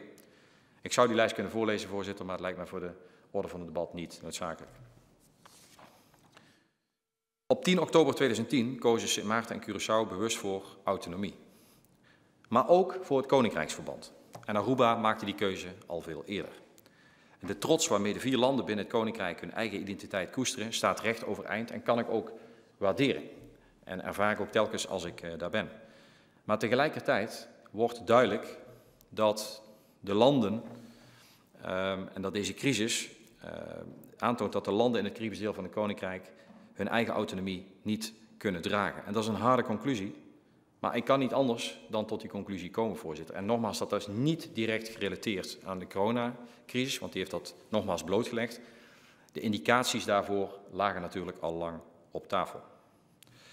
Nadat Nederland op 1,6 miljard aan schuld van het voormalige land de Nederlandse Antillen heeft kwijtgescholden, dreigen de schulden van de landen inmiddels opnieuw tot onhoudbare hoogte op te lopen. De landen zijn de afgelopen jaren niet in beweging gekomen en hun inwoners hebben daar nauwelijks kunnen profiteren van de economische voorspoed. Mevrouw Eusitok zei het net heel mooi en dat spreekt mij zeer aan. Sterkste schouders moeten de zwaarste lasten dragen. Ik constateer dat er geen sprake is van een vraagstuk van armoede, maar dat er sprake is van een verdelingsvraagstuk. Mensen die het kunnen dragen, dragen het niet en wentelen het uiteindelijk af op de zwakste. En dat wordt zichtbaar in de tijd waarin we nu zitten, waarin er crisis is en wij... En het is eigenlijk een schande dat het gebeurt, maar we doen het natuurlijk wel, want we staan dicht bij die mensen dat wij nu duizenden voedselpakketten die kant op moeten sturen om mensen de dag door te laten komen. En ik vind dat buitengewoon schrijnend, dat de landen er dus niet in geslaagd zijn de afgelopen jaren om een systeem op te bouwen dat je ook bij een crisis zoals deze, en of dat deze is of een andere, dat je in staat bent om deze mensen hulp te bieden die nodig is. Nou, ik dacht misschien bent u bezig met een algemene inleiding. Dan wil ik voorstellen om die eerst af te maken. Zo is het. Ja. Voorzitter, de landen lijken met andere woorden op een doodspoor beland. COVID-19 komt daar nu nog eens overheen en door deze crisis is de opgave die al groot was, alleen nog maar groter geworden. En ik constateer daarom dat een fundamenteel andere aanpak nodig is. Als we het doen wat we de afgelopen 10 jaar gedaan hebben, met alle goede bedoelingen, ben ik ervan overtuigd, voorzitter, dat er geen verbetering zal gaan optreden. En alleen al die conclusie is een brevet van onvermogen. Een brevet van onvermogen naar de inwoners van het Koninkrijk die op dit moment het meeste lijden hebben van deze crisis. En dat leidt tot reacties in de Caribische landen kan ik me voorstellen. Maar ik probeer telkens in mijn werk, en voel me daarbij gesteund ook door de Kamer, de vinger te leggen op waar het fout gaat en hoe we dat beter kunnen doen. Dat doen we in het belang van de inwoners van de Caribische landen. En we kunnen niet anders dan constateren dat het recept van de afgelopen 10 jaar niet gewerkt heeft. Voorzitter, ik wil mijn verdere spreektijd onderverdelen in de volgende onderwerpen. Dat is altijd handig voor de Kamer om te weten waar we ons bevinden. Ik wil iets zeggen over de voorstellen zoals ze nu voorliggen en de tot nu toe geleverde financiële steun aan de landen. Ik wil iets zeggen over het vervolgproces ten aanzien van financiële ondersteuning. Er zijn ook verschillende vragen over gesteld. Ik wil iets zeggen over de humanitaire hulp en over andere crisisgerelateerde onderwerpen. En er zijn nog heel veel individuele vragen van Lely Stelt die ik ook daarna graag wil beantwoorden. Dan geef ik het woord aan de heer Van Raak, daarna mevrouw Deertens en daarna mevrouw Usseltok. De heer Van Raak. Ja, de minister zegt, Sint Maarten en Curaçao kunnen de last van de autonomie niet dragen. Ik zeg 10-10-10 is mislukt. En dat is een dramatische conclusie die we delen. En ik vind het een verschrikkelijke conclusie, maar ik ben wel blij dat we nu een regering hebben, een staatssecretaris die dat onder ogen ziet en die dat verwoordt. Een van de redenen waarom het zover is gekomen, is dat op 10-10-10 veel te veel partijen in de Kamer landen hebben gemaakt die nog niet klaar waren. Maar nu zien we de gevolgen. We komen straks op de hulp die we gaan bieden en de voorwaarden. Maar dit punt even pakkende. 10-10-10, eigenlijk het mislukken van 10-10-10. Wat betekent dat volgens de staatssecretaris? We zien nu dat we vanuit Nederland allemaal heel veel geld en mensen en middelen ter beschikking willen stellen om de mensen op Curaçao en Sint Maarten te helpen. Maar we zoeken naar een manier om dat te doen om de regering heen, om de overheidsorganisaties heen. Dat is een krankzinnige situatie. Wat betekenen de woorden van de staatssecretaris als hij zegt dat Curaçao en Sint Maarten de lasten van de autonomie niet kunnen dragen? Wat betekent dat voor de toekomst, de verhoudingen in het Koninkrijk? Wat moet er volgens de staatssecretaris gebeuren om ervoor te zorgen dat die eilanden de lasten van het eigen bestuur wel kunnen dragen? De staatssecretaris. Ja, voorzitter, in essentie komt dat erop neer dat de landen binnen de kaders van het statuut en binnen de autonome positie die ze hebben, goed bestuur zullen moeten implementeren.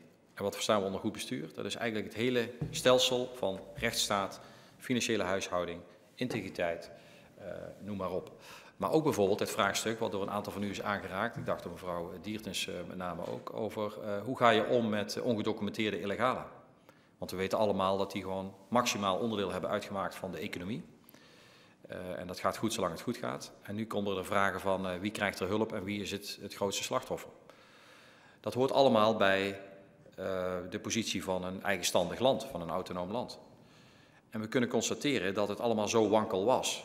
De heer Van Dam had het over de voortgangscommissies die er geweest zijn. Ik kan een hele waslijst aan voorbeelden noemen van zaken waarin het allemaal heel langzaam gaat, waarin er geen voortgang wordt geboekt, waarin moeilijke keuzes uit de weg worden gegaan. En kijk, politiek en besturen is volgens mij keuzes maken in het belang van je inwoners en dan ook op de langere termijn.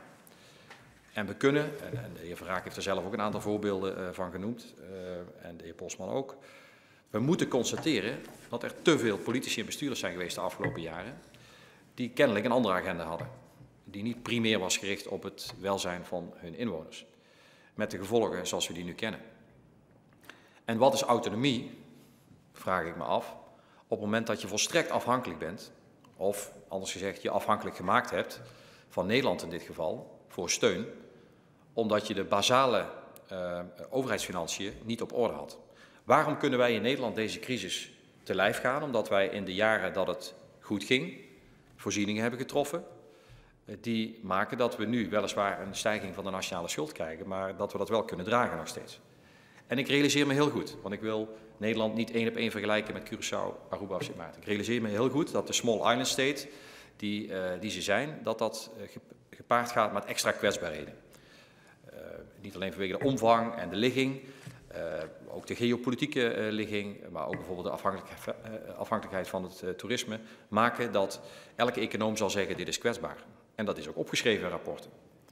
Maar daar is toch eigenlijk op een manier mee omgegaan, en ik kan het zelf alleen reflecteren op de afgelopen 2,5 jaar, waarin ik vind dat er too little, too late gereageerd is. Dat er te weinig acties genomen en te veel vooruit is geschoven in de overheidsfinanciën. En dat maakt dat we in een situatie zitten waarin we nu zitten. Dus die autonomie, die kun je wel op basis van het statuut hebben, maar als je in de praktijk volstrekt afhankelijk bent van anderen, en dat bedoel ik ook te zeggen met die zin in die brief, ja, wat is je autonomie dan nog waard?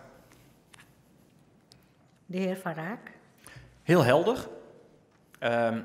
Dat betekent ook dat we nu niet alleen bezig zijn met een ramp te bestrijden, coronacrisis, de onzichtbare orkaan, maar dat we ook bezig zijn om de fouten die we op 10-10-10 hebben gemaakt, om die te herstellen. Om eigenlijk een herstart, een doorstart te maken met de staatkundige verhoudingen. Dat is dan ook feitelijk waar we nu vandaag ook mee bezig zijn. Ik begrijp dat de heer Van Raak de film terugdraait naar 10-10 en zeker op basis van zijn positiebepaling toen tot de conclusie komt, dat was geen goed besluit. Ik zou dat toch enigszins aan elkaar willen trekken, want de situatie waar we nu koppelen aan het besluit van toen, vind ik, daar zit ongetwijfeld enige correlatie tussen, maar vind ik het te eenvoudig. Waarom? 10-10-10 had er ook toe kunnen leiden dat, gegeven die nieuwe verhoudingen in het Koninkrijk, de bestuurders in de successievelijke jaren de goede dingen hadden gedaan. Overigens ook met steun van Nederland om daarmee de rechtsstaat op orde te brengen. Door het voorbeeld van de gevangenis op Sint Maarten is toch alleszeggend. Alleszeggend dat je 10 jaar lang een mensonterende situatie laat bestaan. En dat nu pas voor het eerst, het afgelopen jaar, onder druk van Nederland, want anders was het echt niet gebeurd, de regering van Sint Maarten besloten heeft om extra middelen uit te trekken in de begroting voor die gevangenis. Wat een volstrekt autonome bevoegdheid was in het kader van het statuut 10-10-10, namelijk de rechtshandhaving van het land. Maar gewoon totaal verzuimd. Wanbestuur, verzuim zou je kunnen zeggen, met alle gevolgen van dien, want het Koninkrijk, en dan gaat het vaak naar Nederland, wordt uiteindelijk daar via Straatsburg, zei de Bosman, op aangesproken. En dat is zoals het gaat. Maar zo kan ik op alle vlakken, die voorbeelden noemen. Dus het is echt te makkelijk om alleen maar die vergelijking met 10-10 te maken. Ik gun u die positiebepaling. Andere fracties hadden de hoop en verwachting dat het wel beter zou worden. We kunnen nu, zoals we hier nu staan, op 20 mei 2020, kunnen we niet anders dan concluderen dat er in die tussentijd, in 10 jaar, te weinig vooruitgang is geboekt. En dat we daarom zitten in de situatie waarin we zitten. Mevrouw Diertens.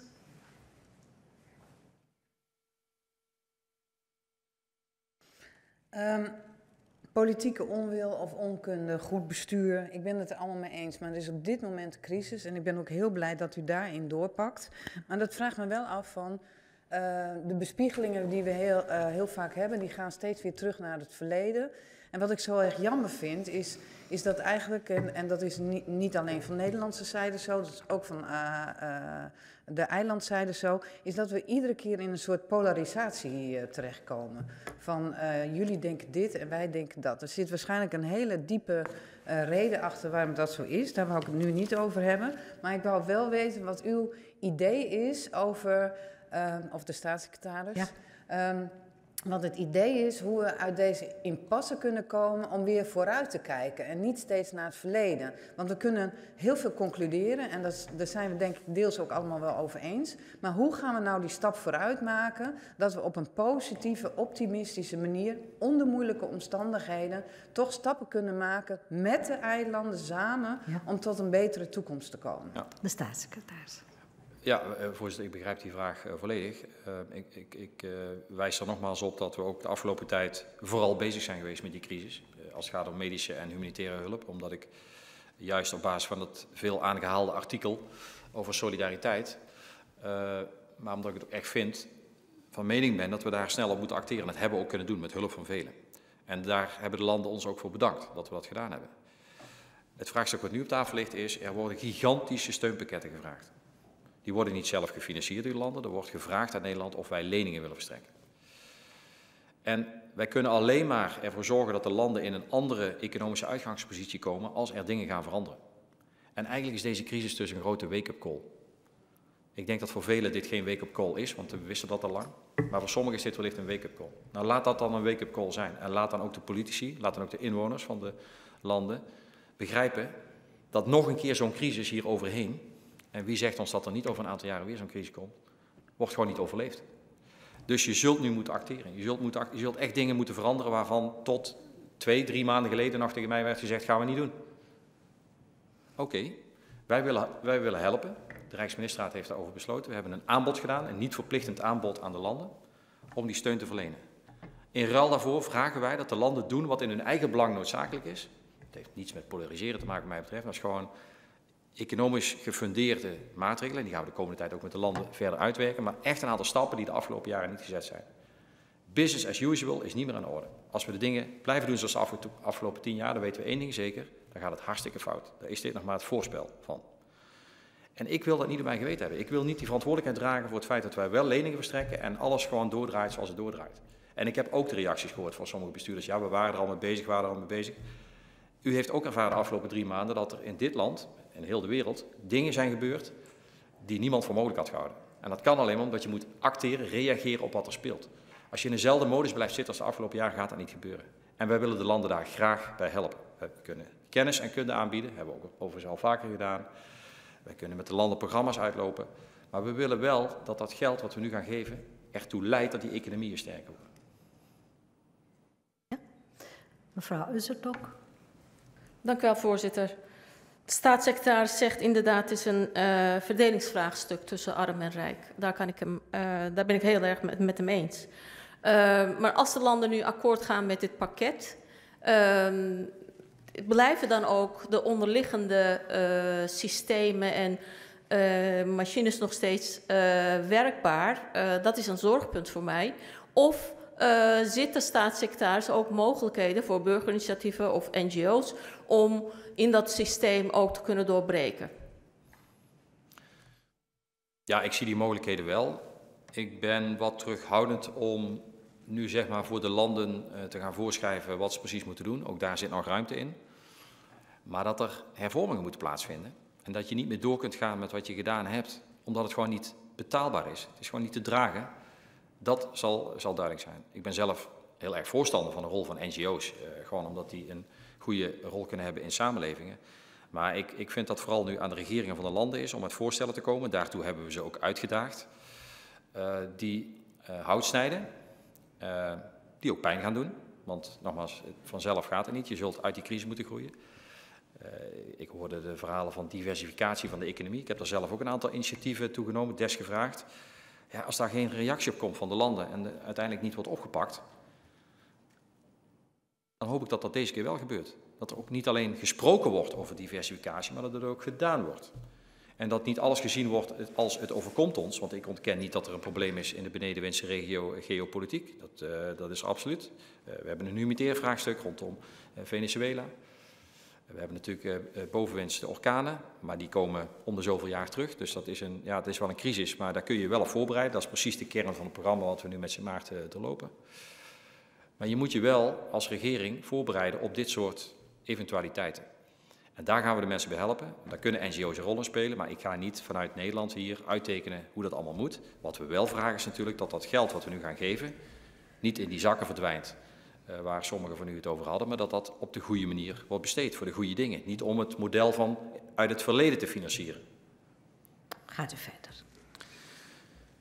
Voorzitter, als het gaat om die financiële ondersteuning van de landen, die economieën zijn zwaar geraakt en door de abrupte stilvallen van het toerisme slinken de deviezenvoorraden en verkeren landen in acute liquiditeitsnood. En daarnaast zijn extra middelen nodig om maatregelen te treffen in de coronacrisis. Zonder additionele liquiditeit kunnen de landen niet meer aan hun financiële verplichtingen voldoen.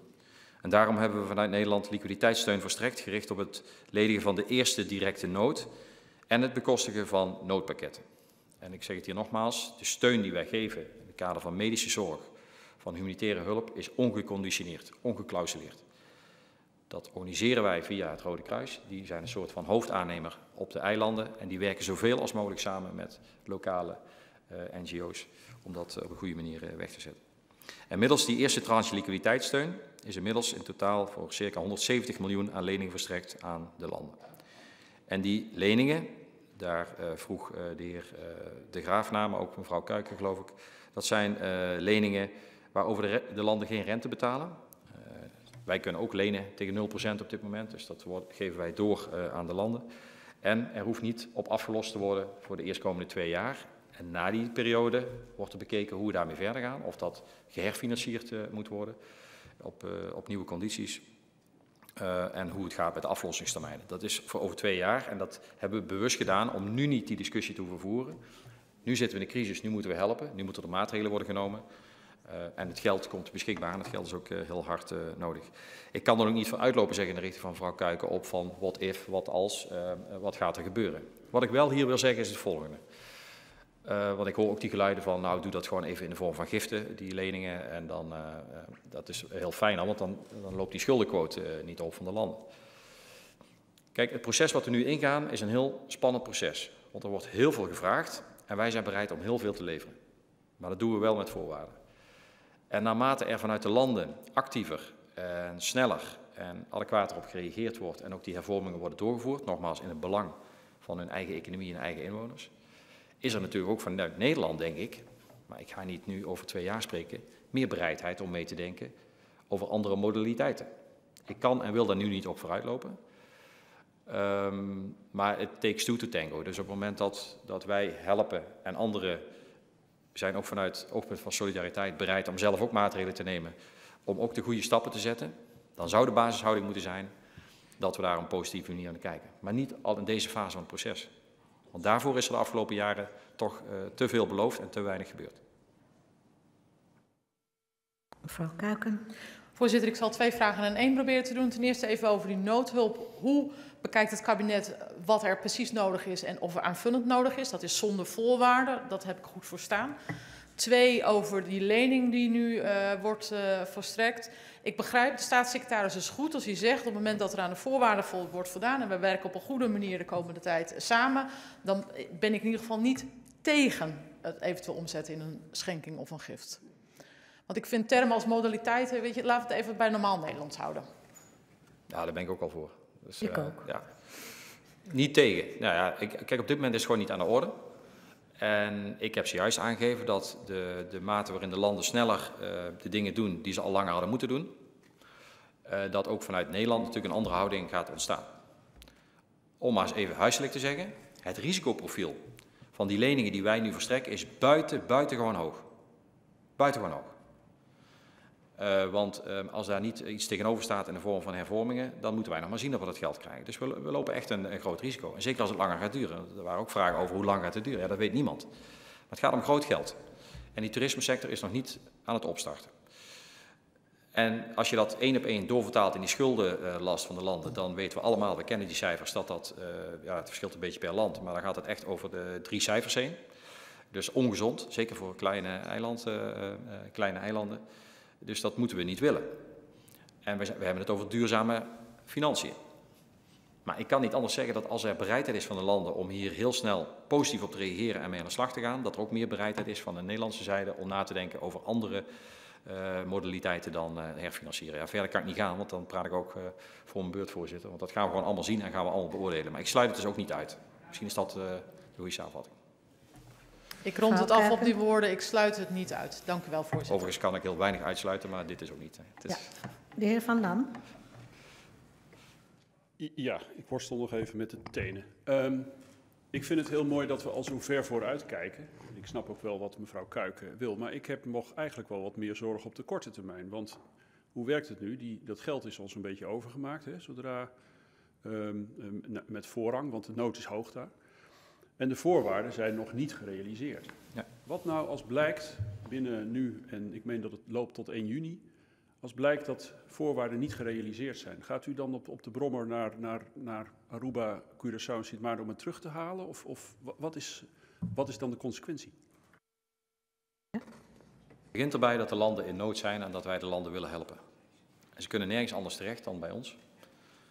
En wij hebben dus gezegd, wij willen die hulp geven. Daar heeft de Rijksministerraad over besloten. Eerste tranche is gewoon gegeven, tweede tranche met conditionaliteiten. En die conditionaliteiten, die voorwaarden, die zullen op gaan lopen in de loop der tijd. Want die termijnen, die tranches, die zijn ongeveer 6 weken. Dus je kunt zich voorstellen, als het nog even duurt, dat we regelmatig dit soort wegingsmomenten hebben. We gaan het dus ook stapje voor stapje doen. Elke besluitvorming voor de volgende tranche moet plaatsvinden op basis van de resultaten uit het verleden, uit de tranche daarvoor. En dat wordt bekeken. Kijk, dus op het moment dat wij nu overgaan tot het verlenen van liquiditeitssteun en de voorwaarden worden niet ingevuld, ja, dan zijn we dat geld kwijt. Het is wel een lening, die moet terugbetaald worden, maar goed, dan hebben we dat niet meteen terug. Maar dan is er ook geen toegang tot de volgende tranche. Met alle consequenties van dien. Kijk, de tijd dat je nog in de modus kunt gaan zitten, we gaan nog eens met z'n allen overleggen en we gaan nog eens even, dat heb ik allemaal meegemaakt de afgelopen tijd. U kunt zich het groeiakkoord in Curaçao nog herinneren, daar hebben we heel veel over gesproken. Er is nog heel weinig gerealiseerd, kan ik u vertellen. Toen was er nog geen corona. Er zijn wel procedures over gevoerd, bij de Raad van State en van alles en nog wat. Maar het is over de interpretatie wat wel en niet zou kunnen. Maar er is nog heel weinig van gerealiseerd. En het tempo moet omhoog. Er is geen tijd om een grote commissie in het leven te roepen die nog eens een jaar gaat kijken hoe het allemaal zou moeten. Er moet gewoon nu geacteerd worden. En ik hoop echt dat ook dat besef bij iedereen nu doordringt. dat we geen tijd te verliezen hebben. De heer Van Dam. Voorzitter, dat deel ik volkomen. En daarom wilde ik op dit punt dat punt ook maken. Omdat ik denk dat nu niet de aandacht uit moet gaan naar gaan we over 2 of 3 jaar dit als een lening afronden. Maar dat we moeten zorgen dat nu die voorwaarden worden ingevuld. Die helderheid wilde ik graag van de staatssecretaris hebben. Dank u wel. Goed. Meneer Van Raak. Ik ben net geweest, daarom kijk ik u zo aan. De heer Van Raak. Aruba heeft ja gezegd tegen de voorwaarden. Sint Maarten en Curaçao hebben tot 5 uur. Dat is over 4 uur. We hebben nu een debat. Is er al nieuws uit Curaçao of Sint Maarten? Is er al zicht op of er de landen überhaupt willen meewerken? Want als dat niet zo is, dan hoeven we dit debat ook niet te houden. Ik heb vanochtend net voor het debat een brief van Curaçao gekregen. Dat was een hele lange brief. Dus die moet ik nog even gaan bestuderen. Ja. En ik krijg net een berichtje door dat er ook een brief van Sint Maarten binnen is. Die heb ik dus nog niet gezien, maar ik krijg wel een bericht over. Dus ook dat ga ik bestuderen, wat daarin staat. En daar zal ik uiteindelijk ook, laat ik zeggen, zal ik een besluit over nemen. Ik ben vanuit de Rijksministeraat gemandateerd om hierover om dit af te handelen. Of het antwoord op de vraag, maakt u gebruik van het onverplichtend aanbod, waar wel een aantal voorwaarden tegenover staan, of dat met ja beantwoord is. En als daar geen duidelijkheid over is of dat een onvolmondig ja is, dan gaat het niet door. Het is een beetje punt van orde. Ja? De brieven zijn binnen. Dat is mooi. We weten nog niet wat erin staat. Nou ja. Ongeveer. Maar is het mogelijk dat de staatssecretaris daar in tweede termijn uitsluitsel over geeft? En dat we misschien vlak voor de tweede termijn, als dat nodig mocht zijn, even een pauze hebben of zo? Ik vroeg me af of de staatssecretaris, toch echt het kern van dit debat, voldoet. Willen de regeringen van Curaçao en Sint Maarten überhaupt met Nederland samenwerken? Als die vraag tijdens dit debat beantwoord kan worden. Ja, voorzitter, dit is natuurlijk een proces wat eigenlijk een verlengstuk is van de Rijksministeraat. Dus dat is, ik beschouw dat nog even als een proces wat tot 5 uur vanmiddag loopt. Ook in het eventueel nadere duiding vragen van mijn kant op lange brieven die mij gestuurd zijn. Dus daar heb ik nog niet naar kunnen kijken. Ik wil best nog even kijken dadelijk in de schorsing of er meer bekend is of er iets meer over kan zeggen. Maar ik kan het niet garanderen, omdat ik wil, als ik iets zeg, dan moet ik dat ook kunnen waarmaken. En dan moet ik dat ook kunnen, dat standpunt ook morgen nog hebben. Ik denk dat de Kamer het zal toejuichen als de staatssecretaris het gaat proberen. Ja, dus dat hangt een beetje af van de brief en wat erin staat. Goed. Gaat u verder. Dus als daar gewoon een onvolmondig ja in staat, dan is het wat mij betreft helder. En dat heeft Aruba gedaan. Die hebben heel snel gereageerd. Die hebben gewoon gezegd ja, zonder condities. En daarmee is ook het eerste bedrag aan Aruba al overgemaakt. Ik zal kijken of ik dat punt, of ik daar even op terug kan komen. Afgelopen Rijksministerraad is er dus gesproken over aanvullende tranches. En per land lag er een voorstel voor een zachte lening op basis van advies van het CFT. Als gezegd, niet verplichtende voorstellen. De keuze is aan de landen of ze het voorstel willen accepteren of niet. Wel een aantal voorwaarden verbonden. Toen is besloten dat, omdat de gevolmachtigde ministers nog beraad wilden hebben met hun regeringen om op dat moment geen besluit te nemen. En dat loopt dus vanmiddag van 5 uur loopt dat af. Die voorwaarden waar het om gaat zijn concrete maatregelen waarvan we verwachten dat de landen die gaan nemen. Geen vage plannen, concrete maatregelen. Denk bijvoorbeeld aan pensioenhervormingen Sint Maarten, waarvoor al heel lang een voorstel bij de Staten ligt en waar alleen nog maar ja op hoeft te worden gezegd. En natuurlijk moet er nu eindelijk transparantie komen over de toestand in de financiële sector in Curaçao. En over de oplossingen die daarvoor zijn bedacht, want je kunt het geld maar 1 keer uitgeven. En ook zijn de landen gevraagd om ruimte in de eigen begroting te vinden door besparingen door te voeren waar mogelijk. En daarbij moet in ieder geval sprake zijn van salarisverlaging voor politici, ambtenaren en bestuurders van overheidsbedrijven. Want de kosten van de overheid op de eilanden zijn, zoals u weet, erg hoog. We hebben er al veel vaak debatten over gehad. Drukken dus ook zwaar op de begroting van de eilanden. En de verlaging van het salarisgebouw is zeker in crisistijd wat mij betreft dan ook onvermijdelijk. Ook uit solidariteit met al die mensen die een baan nu verloren hebben buiten de publieke sector. Ik vind het ongelooflijk om te zien, laat ik dat toch maar even zeggen, dat ik discussies zie tussen vakbonden en de regering van Curaçao. Alsof er geen corona is, alsof er geen tientallen procenten werkloosheid is en alsof het business as usual is. Dat vind ik ongehoord. Dus als je het hebt over solidariteit zou ik zeggen, ook in je eigen land, Dan mogen ook ambtenaren, mensen die in de publieke sector zitten, solidair zijn met diegenen die niet eens een baan meer hebben. Daarnaast is het nog zo dat de topinkomens in de semi-publieke sector hoog zijn, ook in absolute zin. En veruit het kleinste land in ons koninkrijk, Sint Maarten, het is al eerder aan de orde geweest, heeft de best betaalde bewindslieden en parlementsleden. Iets om over na te denken. Om het goede voorbeeld te geven, moeten die arbeidsvoorwaarden van de bestuurders en parlementsleden dan ook zo snel mogelijk substantieel verlaagd worden. En die oproep doe ik al langer bij de landen, ook op instigatie van uw Kamer. Ik zou zeggen, het is nu des te urgenter. En dat heeft dan ook ervoor gezorgd dat in die voorstellen die in de Rijksministerraad op tafel lagen, ook dit een belangrijk punt was. Verlaging van het totale pakket, iemand van u vroeg daarna, het totale pakket aan arbeidsvoorwaarden van statenleden en ministers. En voor alle topfunctionarissen dient bovendien een maximering van de arbeidsvoorwaarden ingevoerd te worden. Nou, u heeft het allemaal kunnen lezen in de uitgelekte stukken van de Rijksministerraad. Overigens ook, ja, ik ben daar niet blij mee, dat kunt u zich voorstellen, maar het stond gewoon integraal, ging het op WhatsApp rond. Dus.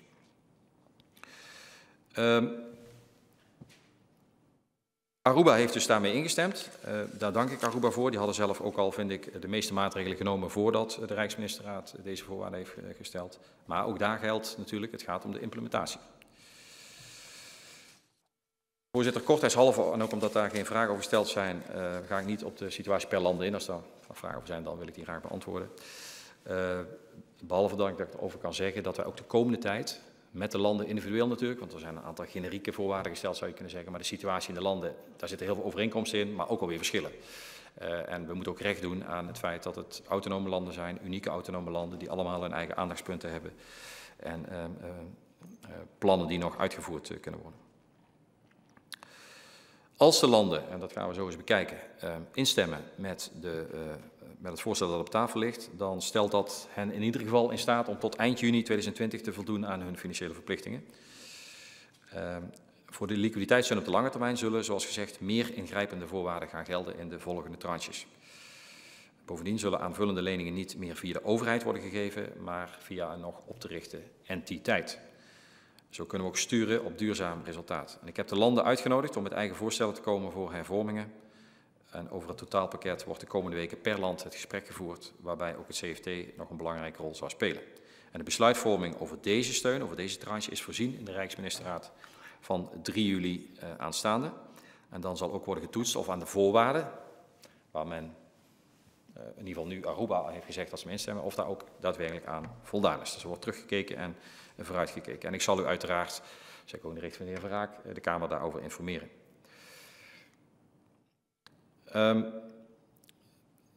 De heer Verraak en de heer Bosman en anderen spreken regelmatig over het statuut.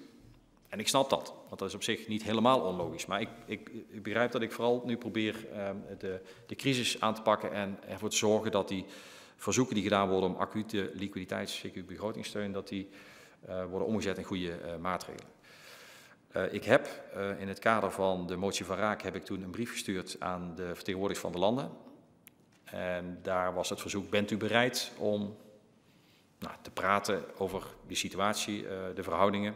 Ik zou daarna de motie van Dam ook nog daarin aan kunnen toevoegen in de context. En daar heb ik al heel snel een reactie van gehad van Aruba en Curaçao in de tijd, die positief reageerden dat ze bereid waren om dat gesprek te voeren. En ook afgelopen week heeft Sint Maarten, na wat aandringen, uiteindelijk ook geantwoord. En die hebben ook aangegeven dat ze ingestemd hebben met deelname. Dus we gaan nu dat proces ook daadwerkelijk in gang zetten. Voorzitter, dan kom ik bij de humanitaire hulp. Punt 3. Als we de beelden zien en we zien wat er speelt in de landen, en u bent er zelf geweest, wij zijn er geweest, we hebben de beelden gezien via Jan Dino met de actie 1 Koninkrijk. Dat is wel hemelschreiend als je dat op je laat inwerken. Dat in ons Koninkrijk mensen die dezelfde taal spreken als wij aangewezen zijn op voedselpakket. Ik hoor ook van mensen die nu op Curaçao zijn, die zeggen je wordt gewoon aangesproken als je de winkel uitgaat, mag ik iets uit uw boodschappen, mag ik 1 dingetje kiezen uit uw boodschappentas. Dat is nog nooit eerder voorgekomen. Er was natuurlijk altijd al armoede, maar de situatie is nu echt wel ernstig. En ik vind dan ook dat, en daar is ook geen enkele discussie over geweest, dat we alles moeten doen. En we hebben dat eerst voor de komende 3 maanden gedaan om die hulp beschikbaar te stellen. En dan krijg je natuurlijk de vraag, hoe ga je dat doen? Want op elk van de landen is het weer anders georganiseerd. Er zijn andere organisaties, soms dezelfde, maar zijn betrokken bij die distributie. Die waren al lang bezig met initiatieven. Voedselbanken, kerkelijke organisaties, NGO's. En we hebben gezegd, we willen zoveel mogelijk aansluiten bij de kracht van de landen zelf. Dus waar zit het? Waar zitten de organisaties die het beeld hebben waar ze moeten zijn? Die tot in de haarvaten weten waar de hulp nodig is. En de vraag van mevrouw Diertens was helemaal terecht van, ja, hoe voorkom je nu dat iemand 2 keer iets krijgt en een andere niets? Ik kan niet uitsluiten dat dat een keer gaat gebeuren, want wij kunnen dat niet vanuit Den Haag aansturen. We hebben het Rode Kruis gevraagd, als een organisatie die wereldwijd ervaring heeft met dit soort dingen, om dat te doen. Maar nadrukkelijk met het verzoek om dat samen met de lokale NGO's te doen. En de uitwerking daarvan verschilt dus ook per land. We gaan dat volgen. We hebben dat van de eerste tranche gedaan. 16 miljoen voor de landen en 0,5 miljoen voor Caribisch Nederland. Met het doel om die mensen zo snel als mogelijk te helpen. We gaan dat uiteraard bekijken, we volgen dat. En ik kan ook niet uitsluiten dat die situatie natuurlijk nog langer voortduurt en dan zullen we ook blijven helpen. Ook op dat punt. Dan kom ik op een aantal andere onderwerpen.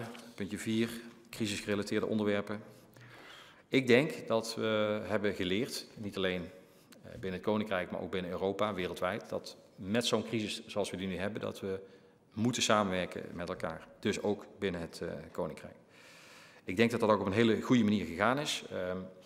Door het wekelijkse overleg wat er is, wat ik zelf heb met de minister-presidenten. Ik heb dat overigens ook met de gezaghebbers van de BES-eilanden. Maar ook bijvoorbeeld collega Blokhuis heeft op het gebied van volksgezondheid overleg met zijn collega's.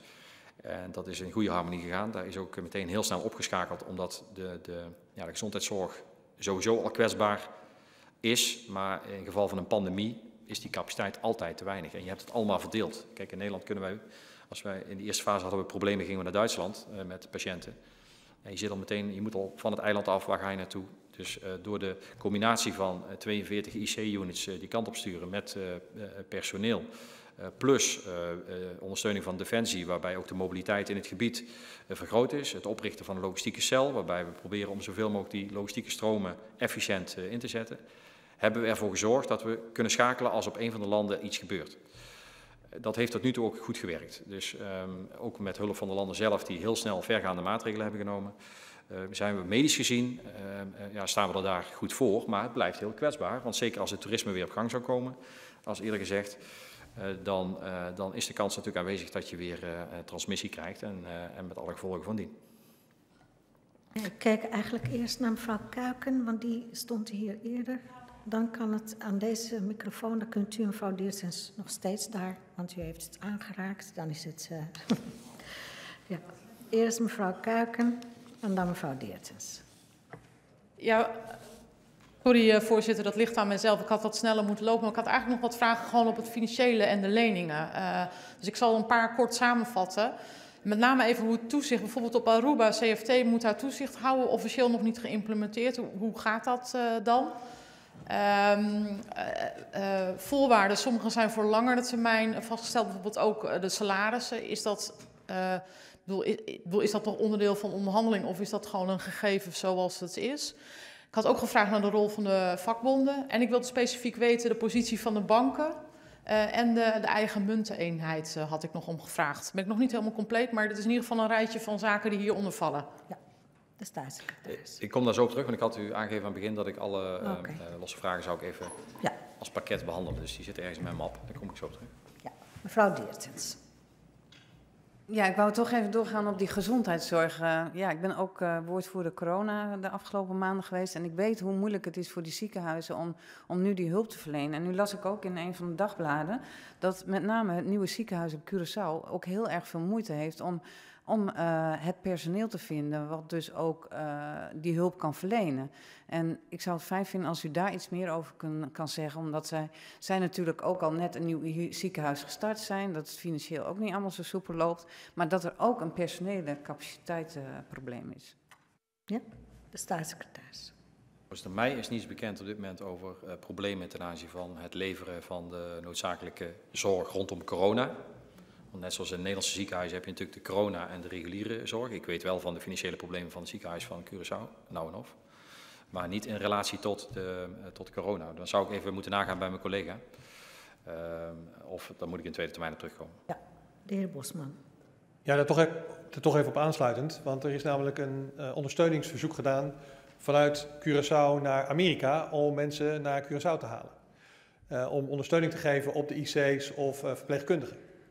Dus die ligt er wel. En dan was de vraag, is dat een voorwaarde vanuit Nederland geweest om die mensen naar Curaçao te halen? En ten tweede, ik heb een lijst met namen van mensen die verpleegkundigen zijn of dan wel medisch geschoold op het eiland. Die niet aan de bak komen. Dus dat bevreemdt mij. Als die twee niet bij elkaar komen, dan zou ik het jammer vinden. Dus ik kan me voorstellen dat het voor de minister of staatssecretaris van Volksgezondheid is. Maar ik leg hem toch hier even neer. Ja. Nou, misschien even uit elkaar halen. Ja. Ik zal sowieso, krijgt u nog meer informatie over die situatie rondom volksgezondheid. Maar ik stel echt voor dat ik dat met collega Blokhuis, dat u daar een brief over ontvangt. Ten aanzien van dat invliegen van die Amerikaanse eenheid, om het te zeggen. Dat had te maken met de snelheid van handelen. Je wilt een eenheid die op elkaar is ingespeeld, die ook kan leveren wat nodig is. En toen is er voor gekozen, dat is ook in overleg met de landen gegaan en het ministerie van VWS, om deze eenheid daarvoor in te vliegen. Dus dat had te maken met een keuze rondom betrouwbaarheid, zekerheid en snelheid. Laat onverlet dat ik ook signalen heb gekregen, ditmaal van Aruba, waar ook mensen met diploma's rondlopen die dan niet aan de bak komen. Ik ben daar onvoldoende deskundig hier om daar op te antwoorden. Ik stel voor dat die vragen mee worden genomen in een brief die u daar afzonderlijk over krijgt. Ik werd wel een beetje getriggerd door het verhaal van mevrouw Eusitok en ook anderen. En dat wat nu zeg maar, wat ook in de debatten die we recentelijk hadden aan de orde kwam. Want toen werden illegale migranten en vluchtelingen werden soms door elkaar gehaald. Als ik het zo mag zeggen, en ook in allerlei rapporten en persberichten die daarover uitkwamen. Maar wat we kunnen constateren is dat juist die groep extra kwetsbaar is. Dat zijn degenen die het eerst hun baan kwijtraken. Die kunnen niet terugvallen op enig systeem of vangnet. En er is zelfs een drempel om gebruik te maken van humanitaire hulp. Nu heb ik in een gesprek ook met de minister-president van de landen dit punt hebben wij besproken. En daar is mij ook verzekerd dat er geen enkele relatie zal worden gelegd tussen het beschikbaar stellen van hulp en het al dan niet verwijderen van deze mensen ongedocumenteerden van de eilanden. Dus daar is een systeem voor, samen ook met de NGO's. Dus die mensen krijgen gewoon een hulp. Maar laat onverlet dat dat probleem van die illegale ongedocumenteerden die heel lang onderdeel hebben uitgemaakt van de economie, dat natuurlijk niet duurzaam is. Nou, even los van een humanitair oogpunt gezien of je dit allemaal zou moeten willen. Want die mensen die hebben niet altijd dezelfde rechten, lang niet altijd, als anderen dat hebben. Dus ik vind dit ook een punt, als je het hebt over hervorming, hoe ga je daar nou op de lange termijn mee om?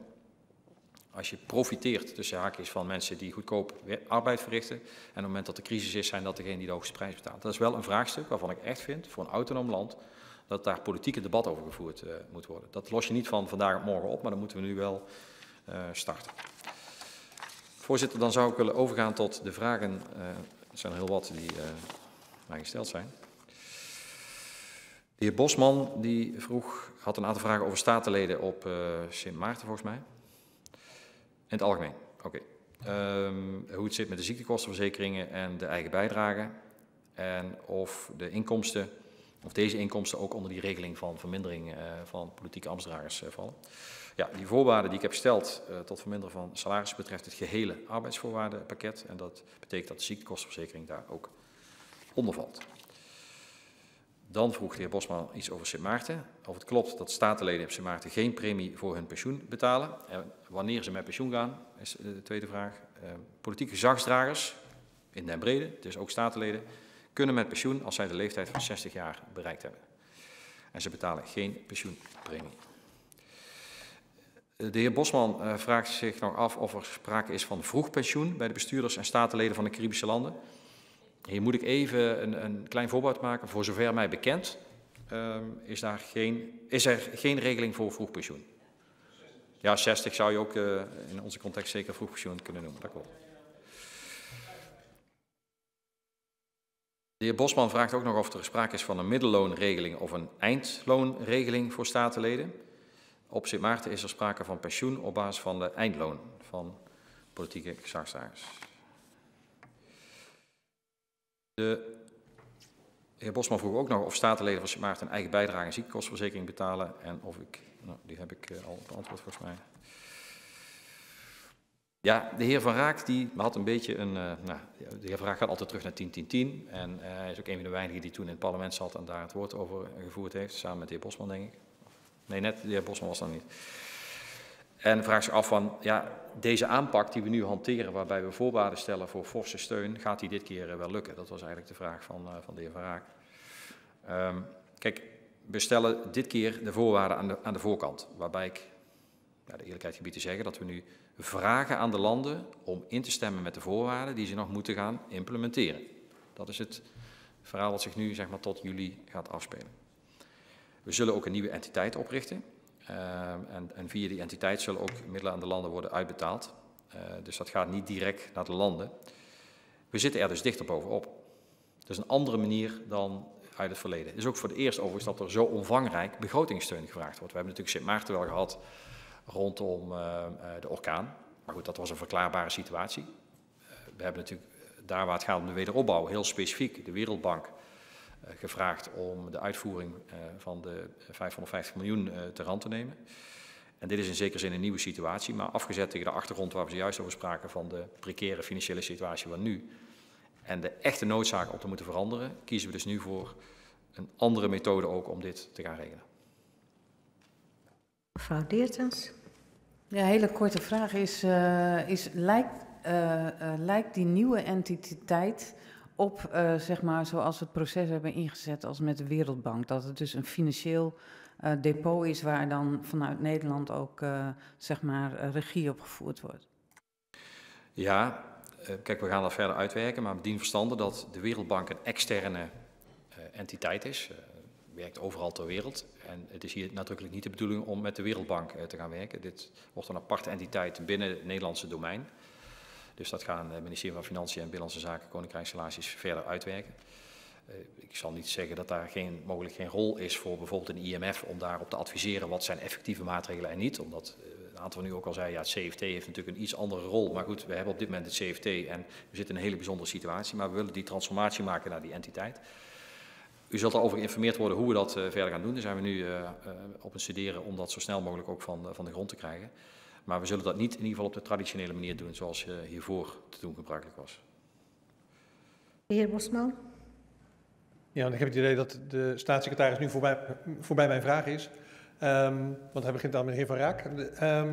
Ik had ook geopperd dat natuurlijk gaan ambtenaren inleveren om te ondersteunen daar waar mogelijk. Alleen daar is niet het grote geld te halen. Het grote geld is namelijk te halen niet in de reële economie. En nu wordt er toch weer vooral gekeken naar die reële economie. Is de staatssecretaris het met mij eens dat het zwarte geld, het geld wat niet in die economie zit, maar wordt afgeroomd en in eigen zak wordt gestopt, dat het essentieel is dat dat wordt gevonden en liefst op zo kort mogelijke termijn, want dat gaat iedereen namelijk helpen. Ja. Nee, maar dat, kijk, we zijn nog maar bij fase 1, zou ik in de richting van de heer Bosman willen zeggen. Dus er komen meerdere fases en als het gaat over die transparantie van de financiële sector, over de compliance, dus over de mate waarin ook volgens het principe sterkste schouders, zwaarste lasten belasting geheven wordt en geïnd in verschillende landen, ja, daar is nog een wereld te winnen. Daar is, laat ik zeggen, de verhouding tussen de formele economie en de informele en wat er allemaal aan belastinginkomsten wordt misgelopen, dat is gigantisch. Dus vandaar ook mijn stelling dat ik ervan overtuigd ben dat de 3 landen geen arme landen zijn, maar dat goed bestuur en die verantwoordelijkheid die hoort bij autonomie impliceert dat je ook ten aanzien van belastinginning echt de goede dingen gaat doen. En dat het niet zo kan zijn dat als je heel veel geld verdient dat je nauwelijks belasting betaalt. Dat zijn landen, daar willen we niet mee vergeleken worden. Ik zeg niet meteen dat we het progressieve belastingstelsel van Nederland moeten implementeren als een blauwdruk. Dat is echt aan de landen zelf, maar daar moet iets gaan veranderen. Want je kunt niet een land in stand houden met uitgaven voor de rechtsstaat, met uitgaven voor de gezondheidszorg, met uitgaven voor sociale zekerheid, onderwijs, als je niet je belastinginning goed op orde hebt. Voorzitter, dat is vanaf nu naar de toekomst. Maar ik kijk ook even naar het verleden. Als ik kijk naar toen Curaçao net land werd, 10-10-2010, hebben we alle schulden overgenomen. In de 2 jaar onder Gerrit Schotten zijn die schulden enorm opgelopen. Alleen dat geld, dat is niet in de economie gekomen. Ja. Honderden miljoenen van Aqualectra zijn verdwenen. Van de raffinaderij de Curaçao verdwenen. De BO verdwenen. Er zijn constructies gepleegd. Dat geld is verdampt. Het is niet verdampt, het zit bij iemand in zijn zak. En dan praten we over honderden miljoenen die eigenlijk direct ten goede kunnen komen aan het land Curaçao. Maar het gebeurt ook op Aruba, het gebeurt ook op Sint Maarten. Dus niet zozeer vooruitkijkend, maar ik wil terugkijkend. De onrechtmatigheid van de gelden die mensen in hun zak hebben gestopt, die wil ik aantoonbaar zien. En daar moet het geld vandaan komen. Ja, voorzitter, ik begrijp die vraag van de heer Bosman. Dat zou ook een beetje mijn antwoord zijn naar mevrouw Diertz. Die zei, waarom moeten we altijd terugkijken? Nou, dat terugkijken dat heeft ermee te maken dat je, juist omdat dit soort dingen gebeurd zijn, ik zeker niet naïef wil zijn naar de toekomst. Maar als het heel specifiek gaat over die zaken waar de heer Bosman over spreekt, ja, dan zeg ik toch, kijk, daar lopen een aantal onderzoeken. Dat is niet mijn pak, Jan. Ik steun het van harte, want ik vind dat degenen die hiervoor verantwoordelijk zijn, dat die moeten worden aangepakt. En u had zelf al een heel voorbeeldlijstje van mensen die ook al aangepakt zijn. Dus het systeem werkt wel, maar het loopt wat achter. Dus er zijn behoorlijke gevangenisstraffen uitgedeeld de laatste jaren. En laat het ook een voorbeeld zijn aan de bestuurders van vandaag om wel de goede dingen te doen. Dat zou mijn boodschap zijn. Daar ben ik verantwoordelijk voor om hen daarbij te helpen. Dat is hun verantwoordelijkheid ten aanzien van alles wat in het verleden gebeurd is. Ik wil dat op geen enkele wijze onder de mat schuiven, want ik vind het vreselijk. Ik vind het schandalig en verwerpelijk en noem maar op, ik kan allerlei woorden voor gebruiken. Maar dat is echt een zaak van het OM, zou ik zeggen. Maar mocht het zo zijn, want misschien is dat... Kijk, mocht het zo zijn dat wij natuurlijk in hetgeen wat we nu gaan doen, ook als het gaat om financiële openheid van financiële instellingen, we hebben de problematiek van de centrale banken natuurlijk gezien en alles wat daaraan en is. Mochten wij stuiten op zaken die het daglicht niet kunnen verdragen, dan zullen wij daar natuurlijk acties op zetten. Ja, tot slot. Ja, voorzitter, want volgens mij hebben we best wel mensen in Nederland die net met pensioen zijn en die bij de field hebben gewerkt. Kunnen wij geen voorstel doen van, joh, wij zijn bereid om 200 man die kant op te sturen en een jaar lang door de boeken te laten neuzen? Ja, dat zou kunnen, voorzitter. Wellicht, weet ik niet. Alles is op de tafel. Ik ga ook niet zeggen dat dat niet zou kunnen. We moeten even kijken wat proportioneel is. En we zitten natuurlijk aan de ene kant zijn we bezig om de brand nog te blussen. En tegelijkertijd vraagt de heer Bosman om de dader zeg maar, van het aanstichten van de brand. Ja, nee, dat snap ik, om die op te sporen en te berechten. En voor een deel is dat al gebeurd en voor een deel zal dat wellicht nog moeten gebeuren.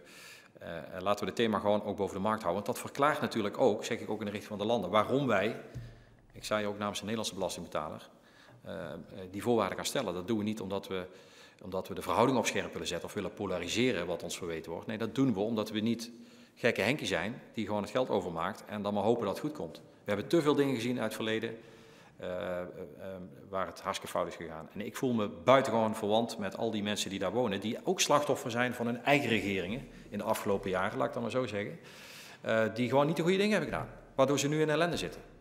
En zullen we dat punt ook eens een keer benoemen, in plaats van elke keer naar Nederland te wijzen en te zeggen, die Nederlanders stellen gekke voorwaarden. Nee, wij stellen hele reële voorwaarden. En we helpen en we hebben een buitengewoon hoog risicoprofiel bij wat we doen, maar we doen dat omdat we één koninkrijk zijn.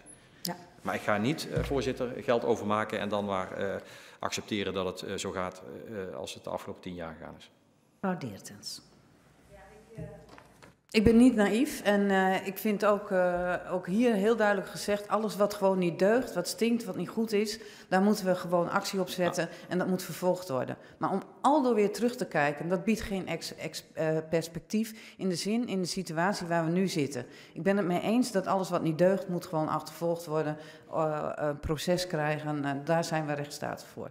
Wat ik wel belangrijk vind, is dat de basishouding die we hebben, dat u ook heel duidelijk maakt, of de staatssecretaris heel duidelijk maakt in dit debat, dat het vanuit een positieve insteek is om te willen helpen. En ik vind dat ook een belangrijke boodschap naar de eilanden toe, dat dat ook zo is. En dat we in die zin ook samen moeten werken. Maar als ik dan kijk naar de hele lijst van dingen die moet gebeuren, ook uit het rapport wat we gehad hebben, dan denk ik, het is wel heel veel en het is heel groot. Ja. En als ik dan alleen al kijk naar allerlei situaties die er moeten gebeuren, die wij willen voorschrijven, dan hangen daar vaak weer allerlei ketenafspraken en rechtszaken achter. En dat is wel heel erg ingewikkeld. Misschien kan de staatssecretaris daar nog op reflecteren, omdat het eigenlijk heel groot is. En het lijkt alsof wij gewoon een paar dingen zeggen. En als je dat niet doet, dan kan het niet. Maar er liggen natuurlijk heel veel zaken achter die wel heel goed uitgezocht moeten worden en waar we mee aan de slag moeten. Zeker is het complex. Het is absoluut, het is heel complex. En dan moet je in die kluwe wol moet je gaan grasduinen. Dan moet je prioriteren bij wat je als eerste gaat doen. En dat hele proces van die tranchering zit er ook ingebakken, stap voor stap. Mijn les laat ik het dicht bij mezelf houden. Mijn les van het groeiakkoord, wat we met Curaçao hebben afgesproken, was dat daar een akkoord lag waar alle goede dingen in stonden. Er is niets tot nauwelijks van gerealiseerd. Het werd gewoon op de bekende manier besproken en nog eens gewogen. En we moeten nog met die overleggen. En uiteindelijk zijn we een jaar verder en ligt er nog niks. Die tijd hebben we gewoon niet. We moeten het op een andere manier doen. Dus laat ik zeggen, ik heb niet al te veel begrip voor al die complexiteiten, want alles is complex. Wij zitten hier ook te dealen in een crisis die heel complex is. En dan kom je alleen maar uit als je de dingen anders doet dan dat je het verleden hebt gedaan. Dus de reflex van we gaan terug naar het statuut, terug naar de procedures, terug naar de gerechtelijke zaken, allemaal prima. Dan houdt het op. Laat die boodschap heel helder zijn. En ik wil heel graag helpen, maar ik wil het tempo wat wij inzetten, wil ik ook graag aan de andere kant zien. En het kan. Het is gewoon bewezen dat het kan. Aruba heeft laten zien de afgelopen tijd, laat ik Aruba als voorbeeld nemen, hoe snel je besluiten kunt nemen die noodzakelijk zijn. En dus het verhaal van, we zijn al een hele lange tijd na aan het denken over een pensioenhervorming, dat is voor mij, dat heeft geen waarde. Het heeft pas waarde als je dat omzet in acties. Hoe kun je uitleggen dat wij hier met 67 plus met pensioen gaan en mensen daar op een veel lagere leeftijd? En vervolgens wel de hand wordt opgehouden. Ik vind dat geen solidariteit. Ik vind gewoon dat wij het recht hebben om daar iets van te vinden en van te zeggen. En ik zou het fijn vinden als de reactie aan de andere kant is dat vinden wij ook en dat gaan we samen doen. En dan gaan we elkaar helpen. En dan zijn wij de eerste om te helpen. Want de opgave is enorm. En ik zie ook wel, er zijn bestuurders van goede wil. Er zijn mensen die vooruit willen. Die hebben ook last van dat systeem waar ze allemaal in zitten. Nou, dan gaan we dat systeem aanpakken. Dan gaan we andere dingen doen. En dan natuurlijk, ik snap die discussie over het statuut wel. Dat is dan voor mij juristerij, zeg ik dan. Dat is er natuurlijk. Dat is er al heel lang. Als ik dat nu moet veranderen, we hebben een discussie over de geschillenregeling gehad. Ik geloof dat er 8 jaar over nagedacht is. Hij ligt nu bij de Eerste Kamer. Dat zijn niet de termijnen die ik voor ogen heb, zeg maar, bij het aanpakken van deze crisis. Ik denk dat het echt veel sneller moet. En het kan. Het kan echt en ik ben ervan overtuigd. Maar iedereen moet over zijn eigen schaduw heen stappen en moet ook politieke moed hebben om tegen de mensen in het land te zeggen die, ja, zullen we het op een andere manier doen, die zeggen dat gaat zo niet meer. Willen wij überhaupt nou bestaansrecht hebben als autonome landen, zullen wij een aantal dingen anders moeten gaan doen. De heer Van Raak. Ik ben er toch, voorzitter. Ja hoor, ik ook. Er zijn politici op Sint Maarten en Curaçao die zeggen, ja, die voorwaarden die Nederland stelt, dat doet Nederland omdat ze op ons eiland de baas willen spelen. Ik zie dat andersom. Ik zie de eisen, de voorwaarden die de Nederlandse regering stelt, zeg ik, vanuit de oppositie, zie ik als een uitnodiging tot samenwerking. Dat betekent ook, we zullen straks horen wat Sint Maarten en Curaçao geantwoord hebben. Maar dat betekent voor mij in ieder geval ook, als er een uitnodiging is vanuit Nederland om samen te werken, kan dat een ja of een nee zijn. En niet een ja mits of een ja maar.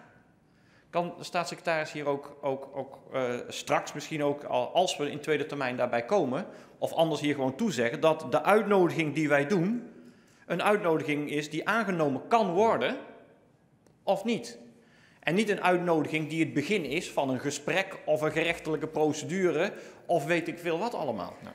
De staatssecretaris. Ja, dat is het in essentie. En dat is misschien voor sommige mensen een schok, maar het is voor mij afgezet tegen de dramatische situatie waarin de landen zitten, waarmee ze geconfronteerd zijn, schuine streep, zichzelf in verzeild hebben laten raken de afgelopen 10 jaar, is er geen tijd meer om dus een lange termijn commissie op te zetten. Dat mag best, dat vind ik allemaal prima om na te denken over waar wil je uit, maar we weten het al. Het is al overal opgeschreven. Mevrouw Kuijken haalt het rapport aan over de diversificatie van de economie. Zolang als ik hiermee bezig ben, wordt dat telkens gezegd. Want dan is het ook goed om dat ook op te pakken en daar iets mee te doen. We hebben natuurlijk de discussie op Sint Maarten gezien rondom de wederopbouw. Gewoon een jaar lang verkloot, verspeeld met een discussie over de luchthaven. Die had al lang operationeel kunnen zijn. Het ligt niet aan ons, maar doe het dan gewoon. Het kan uiteindelijk wel. Nu zit het weer op het goede spoor. Maar het duurt allemaal zo lang. Dus het is ook een kwestie van, daarom zeg ik ook politieke wil, om de keuzes te maken in deze juiste tijd. En dat vraagt een andere manier dan de afgelopen 10 jaar. Dat is niet anders. Goed. En we kunnen niet zomaar even zeggen, we scheuren wat af en we geven het geld, want dat is ook nog niet eens een oplossing voor het probleem. Want dit is een beetje zachte heelmeesters. Het probleem wordt niet opgelost. En volgens mij hebben de mensen, en dat is elke keer wat ik ook mezelf voor ogen houd, doen wij de goede dingen voor de mensen op de eilanden. Die mensen hebben er belang bij dat er hervormd wordt. Dat die ongelijkheid tussen arm en rijk, dat die wordt aangepakt. Dat er een fatsoenlijk sociaal systeem is, dat er een fatsoenlijk onderwijs- en zorgsysteem is. En daar zijn wel stappen gezet. Ik zeg niet dat er niks gebeurd is, maar het is nog wel ver af van waar het zou moeten zijn. En dat tempo moet gewoon omhoog. En soms helpt druk daarbij om in een hogere versnelling te komen.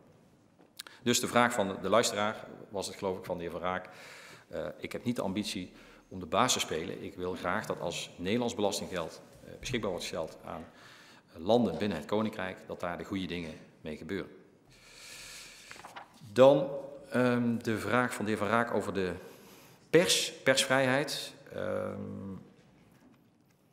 En de vraag van mevrouw Kuiken over de Daily Herald. Ja, die laatste moet ik even antwoord schuldig blijven, daar wil ik later wel op terugkomen. Maar dat is iets anders, het gaat over media, maar iets anders chapiter. Kijk, ik denk dat het heel belangrijk is, daar ben ik het snel met iedereen over eens, dat de persvrijheid van groot belang is.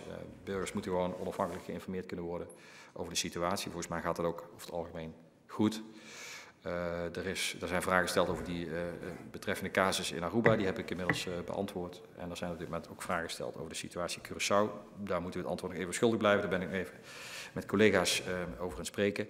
En ik wil best de suggestie die de heer Van Raak gedaan heeft om ook dit element mee te nemen in volgende tranches in overweging nemen. Ik ga er niet toezeggen nu. Maar ook in de richting van de heer Van Dam, die begon over de rechtshandhaving. Kijk, het is niet zo eng. Het gaat niet alleen maar over de financiële huishouding in enge zin als je het hebt over goed bestuur. Het gaat over al dat soort elementen. Dus ik ben ook bereid om met een brede blik naar dat soort vraagstukken te kijken. Ook dit. De heer Van Dam vroeg verder nog of ik bereid ben om technische bijstand te leveren. Altijd. Dat zal ook nodig zijn. Eerlijk is eerlijk. De complexiteit van de vraagstukken is zo groot. Daar zitten we in eigen land ook mee, dat onze beste mensen op dit moment natuurlijk aan het kijken zijn hoe komen we hieruit. Zo denk ik aan de discussie binnen de EU, maar ook als het gaat om hoe kunnen we de landen helpen, daar zitten de beste mensen van ons ook bij. Dus natuurlijk helpen wij als daar ook verzoeken toe komen. En ik denk dat dat proces van de komende maanden buitengewoon geholpen is bij het feit dat de beste mensen hier ook naar kijken. De heer Van Dam, die refereerde aan een brief van mij, zei ik zojuist al, waarin ik gezegd zou hebben van ja, dat die rechtsstaat zou misschien te ver afstaan van de voorwaarden zoals we die nu hebben gesteld rondom financiële steun. Ik ben echt bereid om daar breed naar te kijken, omdat uiteindelijk, als je het hebt over goed bestuur, over kunnen landen autonomie dragen, al die elementen een rol spelen. En we gaan dat stap voor stap doen. Ik vind ook dat, kijk, de maatregelen en de voorwaarden die we nu gesteld hebben, moeten ook uitvoerbaar zijn. Want dat is een terecht punt. Het heeft geen zin om een hele grote lijst te maken en vervolgens te zeggen, dit is het en u moet het doen. De stappen die wij nu hebben voorgelegd, de voorwaarden die we nu hebben voorgelegd, die zijn uitvoerbaar. En zo zullen we voor de volgende tranche ook uitvoerbare voorwaarden ook in de tijd moeten doen. Maar dat betekent wel dat de versnelling omhoog moet, want op de traditionele manier doen werkt niet. Maar ook de parlementen, de regeringen zullen met spoedwetgeving, eventueel noodwetgeving moeten komen om een aantal zaken mogelijk te maken. De situatie in de gevangenis Point Blanche in Sint Maarten hebben we zojuist al besproken. Het positieve nieuws is dat na jaren van praten en vele directeuren van de gevangenis verder en vele ministers van Justitie verder, er door het huidige kabinet wel voorstellen zijn gedaan om middelen op de begroting op te nemen. Dat is een eerste stap, want dat betekent dat er politieke aandacht voor is en ook de bereidheid om daarin te investeren. Even los van corona natuurlijk, maar dit zit er wel in. Er is politieke besluit over genomen, dus ik beschouw dat als positief. Maar er is nog heel veel te doen. Er is nog heel veel te doen, want tot op heden, als je gewoon naar die gevangenis kijkt, behalve het herstel van de schade die op is gelopen door de orkaan, is er natuurlijk veel fundamenteler een probleem met de hele keten. En zou daar veel meer aandacht moeten zijn. Ik wil toch de minister de gelegenheid geven om de rest van de vragen te beantwoorden. En dan krijgt u de ruimte om vragen te stellen, meneer Van Dam. Ja, ik zie u vertwijfeld kijken, maar... nee? Oh, ik ken u wel. Dank. Ik weet niet hoe ver u bent met het beantwoorden van de vragen. Ik ben, een stuk of 10 nog, denk ik. Echt? Ja. Nou, dan ga ik toch naar meneer Van Dam. De heer Van Dam. Ja, fijn voorzitter dat u mij zo royaal het woord geeft. Nee, ik wilde op dit punt van de gevangenis, ik versta de staatssecretaris gewoon niet helemaal. Wat bedoelt hij nou te zeggen? Bedoelt hij te zeggen dat dit, ik heb die wens geuit, hè, dat dat gewoon bijvoorbeeld bij een volgende leningsronde aan de orde komt. Gaat hij dat dan in de voorwaarden opnemen? Of Wat bedoelt u precies? Ja. Ik heb gezegd dat al deze zaken kunnen worden meegenomen. Dat heb ik gezegd. Ik heb nog niet gezegd dat ik het ga doen. Wij gaan per tranche bekijken wat de meest geëigende maatregelen zijn om die economische situatie te verbeteren. En ik heb in ieder geval weersproken, wat u suggereerde nu inbrengt, dat ik eerder zou hebben gezegd dat dit niet tot het pakket zou kunnen behoren, omdat het niet direct behoorde tot de financiële sector. Wat mij betreft kan dit wel worden meegenomen, net zozeer als dat ik het punt van de heer Van Raak ten aanzien van persvrijheid. Ja. De heer Van Dam? Ja, dan is dat laatste goed om te vernemen, omdat ik dat namelijk uit de schriftelijke ronde had gehaald. Had ik een specifieke vraag over gesteld. En toen heb u daarop geantwoord dat het wel een relatie moest hebben met de financiële ontwikkeling. Maar dan neem ik het er maar voor dat het denken zich hier ontwikkeld heeft. Zeker, dat is toch mooi. Goed, gaat u verder. En hetzelfde geldt, zeg ik, in de richting van de heer Van Dam ten aanzien van zijn vragen over mensen die asiel aanvragen en hoe die, zeg maar, onder welke omstandigheden zij daar verblijven. Daar hebben we natuurlijk al eerder debat over gehad. Daar hebben we ook eerder steun vanuit Nederland toegezegd, ook vanuit DJI, Rijksvastgoedbedrijf aan Curaçao. En ik moet zeggen, daar worden de stappen gezet. En daarvoor gold natuurlijk dat de landen eigenlijk nog nooit eerder geconfronteerd waren met een piek in de toestroom, waardoor ook hun voorzieningen daar niet op geschikt waren, geëquipeerd waren. En daar wordt nu wel aan gewerkt. Daar hebben we ook samen met met name Aruba en Curaçao hebben daar goede afspraken over gemaakt.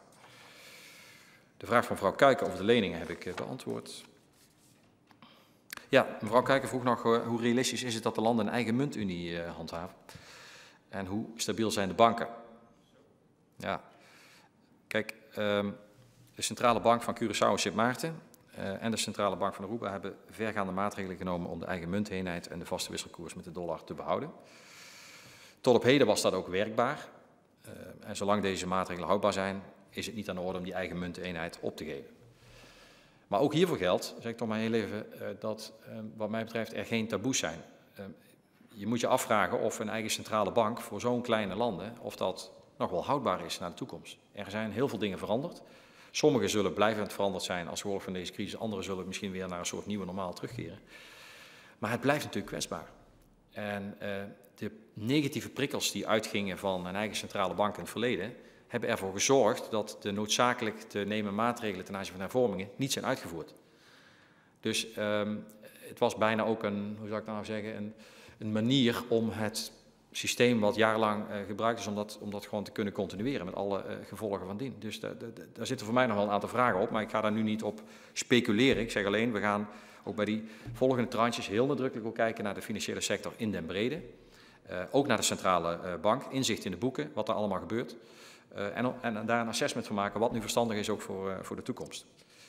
En dat zal uiteraard samen met Curaçao, Sint Maarten en Aruba moeten. Maar ook zij hebben gezien, zeker op Curaçao de afgelopen periode met de Girobank, hoe kwetsbaar het hele systeem is en hoe alles met elkaar samenhangt. De pensioenen van de een zijn gestald bij de bank die in een probleem is. En dus als je het hebt over zekerheid voor de toekomst, hebben we echt daar een taak om met de kennis die we in Nederland hebben op dit vlak, en die is heel groot, om de landen daarmee te helpen.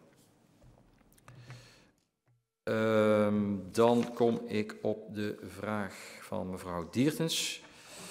Oh ja, voedselhulp aan ongedocumenteerden. Ja, is mij verzekerd dat dat gebeurt. Rode Kruis luistert mee, die hebben ook de opdracht meegegeven om dat gewoon te doen. Dus we maken geen onderscheid naar status van de mensen die daar aanspraak op willen maken.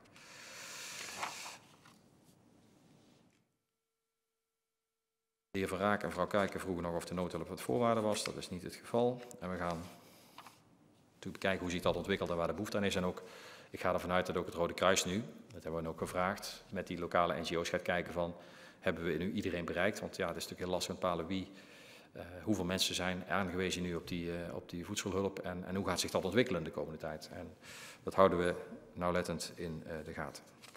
Ik kan daar nu dus ook niet op vooruitlopen hoe dat precies gaat. De vraag van mevrouw Eusetok, als het gaat om die humanitaire hulp, gericht op voedselhulp, gaat dus echt via het Rode Kruis en daarna lokale NGO's. En als het gaat om de administratie daarvan, daar gaat het Rode Kruis ook over rapporteren. Dus ik sluit niet uit dat we op basis daarvan zouden moeten zeggen, nou we moeten het iets anders organiseren, maar vooralsnog hebben we op deze manier dat gedaan. De heer De Graaf die ging even buiten de randen van het debat en begon over Bonaire. Daarvan kan ik het volgende zeggen. We hebben voor Caribisch Nederland afgesproken dat het kabinet een vergelijkbare lijn volgt als Europees Nederland als het gaat om regelingen die nu zijn opgesteld. Die worden uiteraard wel vertaald naar de lokale context vandaar, maar dat is wel de inzet. En ook daarvoor geldt dat voor de armoedebestrijding specifiek middelen zijn uitgetrokken voor de meest kwetsbaren, maar dat loopt dan via de openbare lichamen. Mevrouw Diertens vroeg zich af, ja, wat is nou de exit-strategie? Of eigenlijk, ja, ik zou bijna zeggen de entry-strategie, want je wilt weer mensen naar de eilanden uiteindelijk toe laten komen. Dat doen we allemaal op basis van OMT-adviezen. Er zijn specifieke OMT-adviezen voor het Caribische gebied. En juist omdat de gezondheidszorg kwetsbaar blijft bij een plotselinge piek, en dat je ook niet meteen backup hebt en zomaar kunt terugvallen op, is het natuurlijk heel erg zaak om de ontwikkelingen ten aanzien van vaccins, verspreidingen en de kennis die we opdoen te gebruiken. Dat doet het OMT ook en zal ons adviseren en ook de landen adviseren, en ook in samenwerking met de instituten op de landen, om te kijken wat passende maatregelen zijn. Maar ja, de druk is enorm natuurlijk, want zeker als je afhankelijk bent van toerisme, ja, dan wil je natuurlijk maar één ding, dat die toerismesector weer gaat draaien. De prijs is heel hoog. Werkloosheid, bedrijven die in de problemen zitten. Dus dat realiseren we ons heel goed. Maar we willen ook niet in een situatie komen dat er een pandemie op Curaçao of Aruba uitbreekt die totaal niet meer beheersbaar is met alle gevolgen van dien. Dus dat is de balans die we daarin proberen te vinden. De opmerkingen van mevrouw Diertens ten aanzien van de gezondheidszorg in het algemeen en ook de inzet op preventie. Dat is iets wat collega Blokhuis op dit moment ook oppakt. Lijkt mij dat ja, zeker deze pandemie heeft aangetoond dat deze mensen bovengemiddeld vatbaar zijn voor het virus. Maar los daarvan dat je ook als je de kosten van de gezondheidszorg in hand wil houden, dat je meer aan preventie moet doen. Dus ik kan er alleen maar toejuichen, maar ik verwijs toch even door naar de collega van Volksgezondheid ten aanzien van dit punt. En daar zijn ze over in gesprek, dat weet ik. Mevrouw Diertens vroeg nog over de vorm waarin die entiteit dadelijk zal worden opgericht. Nou, die zal vooral bezig zijn met het monitoren op de uitvoering van de gestelde voorwaarden en zal ook rapporteren aan het kabinet. De precieze vormgeving wordt op dit moment uitgewerkt en zodra daar meer duidelijkheid over is, zal ik u daar uiteraard over informeren. Dan het punt van mevrouw Diertens ten aanzien van artikel 37. En eigenlijk de commissie waar mevrouw Diertens over sprak, van moet je niet op dit moment een commissie hebben die gaat kijken hoe je een aantal dingen gaat invullen. Laat ik daar dit over zeggen. We zitten in een soort combinatie van nog steeds crisis, namelijk als er tienduizenden mensen werkloos zijn, dan is er sprake van crisis met alle gevolgen van dien. En we proberen vooruit te kijken wat is nu duurzaam voor de landen en economie. Er is ook wel heel veel over gerapporteerd, daar zijn ook wel heel veel rapporten over gemaakt. Het groeiakkoord van Curaçao vind ik eigenlijk een heel mooi voorbeeld van, waarin echt al die lijnen ook ontwikkeld zijn. Dus volgens mij is op dit moment niet aangelegen om een commissie in te stellen, gezien de noodzaak om onder tijdsdruk, met hoog tempo, een aantal maatregelen te gaan nemen. Uiteraard hebben we wel gesprekken met de regeringen, die bepalen zelf uiteindelijk ook tot een belangrijke mate hoe ze dat gaan doen. Maar de kaders zijn in die zin wel best wel strak, want er zal wel wat moeten gebeuren. En we hebben per land nu al een lijst van aandachtspunten, waarvan je zegt, ja, dat is gewoon, als je het hebt over houdbare overheidsfinanciën, echt een probleem. Dus daar moet wat aan gebeuren. Dus ik merk ook, zeg maar, uit de reacties die ik krijg, ook vanuit de landen, dat mensen in de landen zelf ook heel goed zien dat er wat moet gaan veranderen. Dat dit niet houdbaar is op de lange termijn. Dus wij kijken daar samen met de landen naar. We maken ook gebruik van de kennis die er is. Maar ik zie op dit moment geen aanleiding om daar een commissie over in te stellen.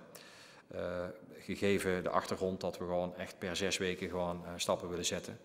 En dat er gewoon nu, dat we vooral de energie moeten steken in het doorvoeren van die maatregelen. Dus het politieke debat in de landen, de keuzes die gemaakt zullen moeten worden, de spoedwetgeving die gemaakt moet worden in een aantal gevallen.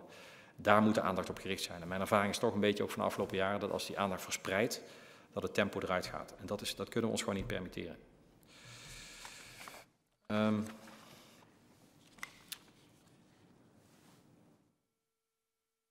Ja, de exit-strategie had ik het over gehad. Dan de vraag van mevrouw Diertens of een deel van de liquiditeitssteun kan worden ingezet om tekorten bij het ziekenhuis op te vangen. Dus dat is de vraag zoals u die ongeveer stelde.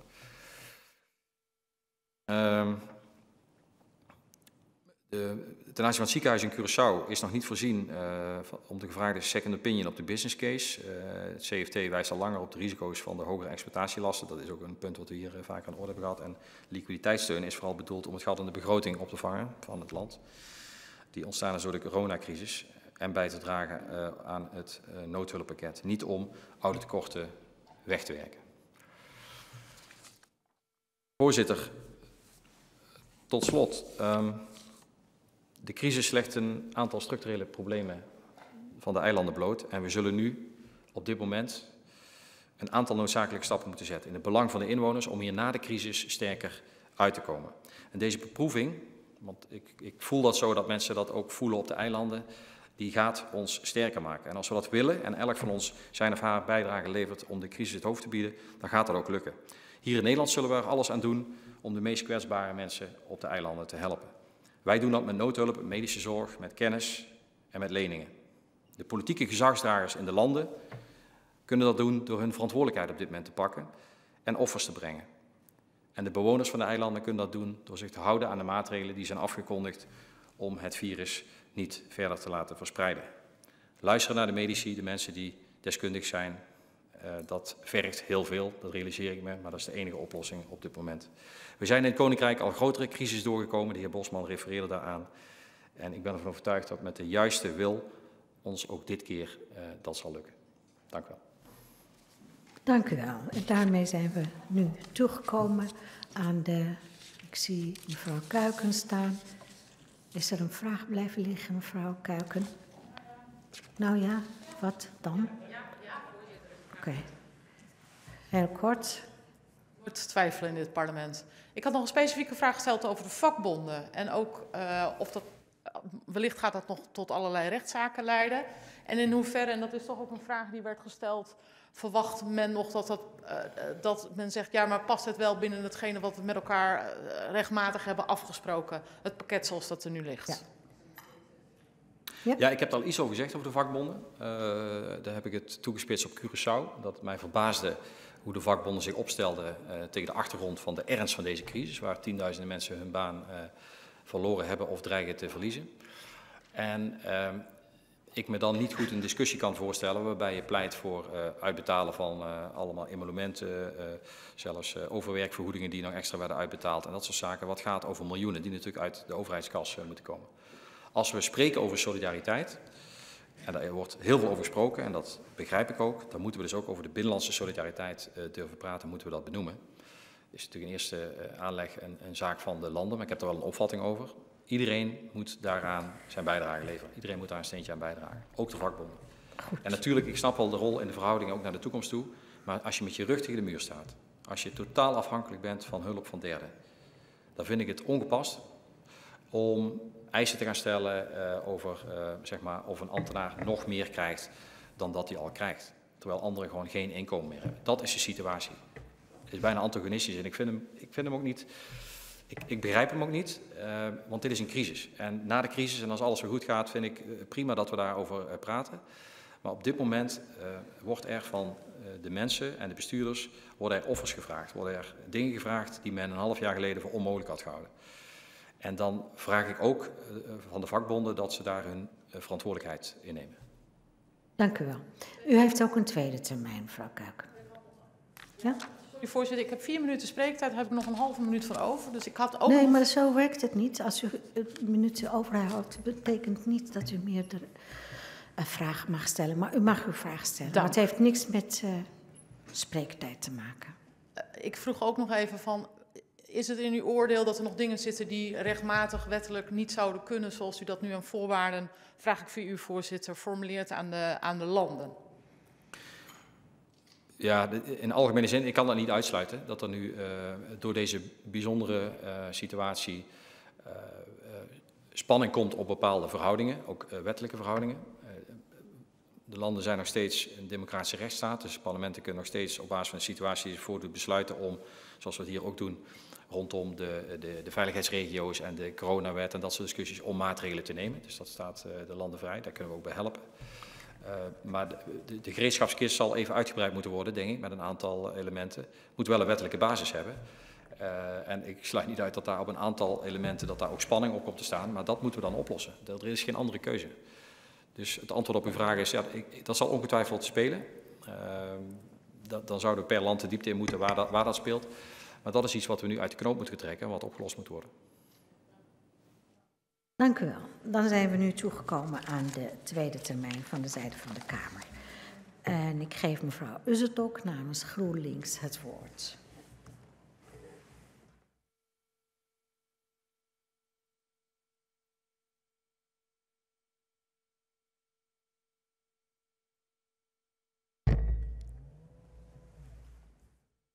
Dank u wel, voorzitter. Mijn fractie steunt de lijn van de staatssecretaris. En ik ben erg blij om te horen dat de staatssecretaris oog heeft voor humanitaire en schrijnende omstandigheden. We moeten ten alle tijde voorkomen dat de rekening van de crisis bij de meest kwetsbare mensen terechtkomt. Het lijkt me daarom ook het beste dat de staatssecretaris de Kamer regelmatig informeert over de vooruitgang. En met name over de steun na 1 juni zou ik willen voorstellen. Dank u wel, voorzitter. Dank u wel, mevrouw Usseltok.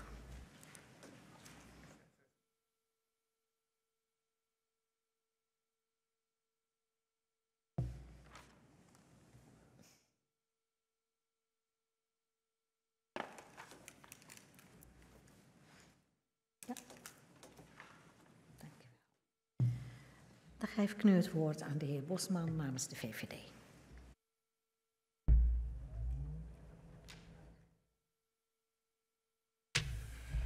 Dank, voorzitter. Ook dank aan de staatssecretaris voor de heldere beantwoording. En ook de VVD spreekt zijn steun uit ten aanzien van de voorgestelde feiten door de staatssecretaris. Want het is van belang om nu door te pakken. En ik voel me soms een volksvertegenwoordiger van de inwoners van Aruba, Curaçao en Sint Maarten. Alsof wij soms hier harder voor hun rechten opkomen dan daar. Maar dat is toch echt de rol van de staten van de landen. En ik mag hopen dat ze daar stevig op aanpakken. Want, voorzitter, we hebben een discussie gehad over dat zwarte geld. Dat geld wat verdwenen is, het verdampt is, wat niet in de reële economie is gekomen, maar in de zakken van een aantal mensen. Ik roep dan de bestuurders op van Aruba, Curaçao en Sint Maarten om hun rol te pakken. De statenleden van Aruba, Curaçao en Sint Maarten om hun rol te pakken om dat geld te vinden. Om mensen aan te spreken die dat geld gewoon in hun zak hebben gestopt. Om het uit te vinden, waar zit dat geld? En haal het naar voren en help mensen die nu in nood zijn met geld wat niet rechtmatig in de verkeerde zak is gekomen. Voorzitter, 10-10-10 is een stap geweest in de historie van Nederland. Zijn we er allemaal tevreden over? Nou, meneer Van Raak zeker niet, maar velen niet. Maar soms is de stap gezet beter dan de stap niet gezet. Beter is vaak de vijand van goed. En ook hier hebben we weer van geleerd. En het is goed dat de staatssecretaris en dit kabinet inziet dat we verandering moeten hebben in het statuut. Voorzitter, want het gaat ook om vertrouwen. Vertrouwen naar elkaar, vertrouwen naar bestuurders. En als je dan aan tafel zit met een bestuurder die zegt, joh, als ik niks doe en het probleem wordt steeds groter, is het vanzelf een probleem voor het Koninkrijk, maakt het heel lastig om met elkaar zaken te doen. Daarom snap ik ook deze staatssecretaris die zegt, vertrouwen is goed, controle is beter. En dat is niet meer dan terecht, voorzitter. En daarom moet je harde afspraken maken, niet onderhandelbaar. Laat het maar duidelijk zijn, niet onderhandelbaar. En daarvoor is de steun van de VVD aanwezig. Dank u wel, voorzitter. Dank u wel, meneer Bosman.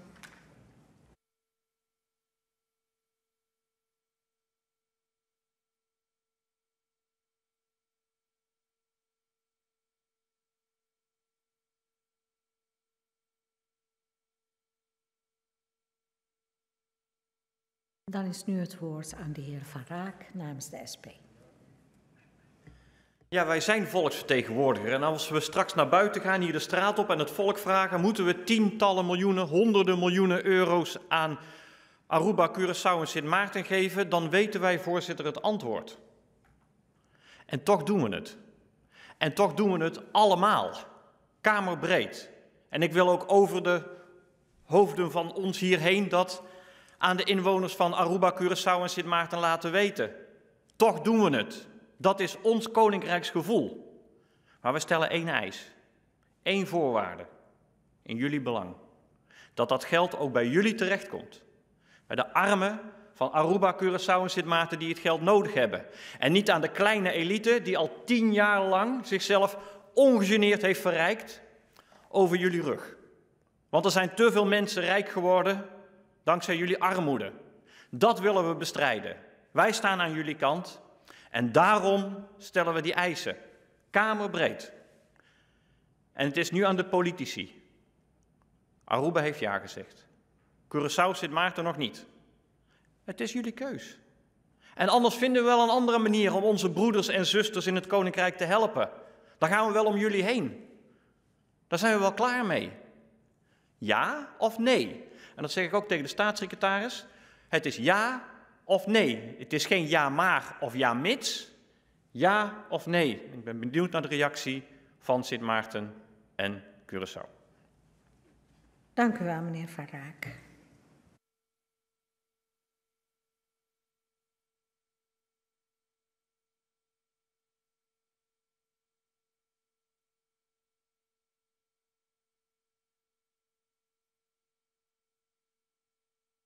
Dan geef ik nu het woord aan de heer Van Dam namens het CDA.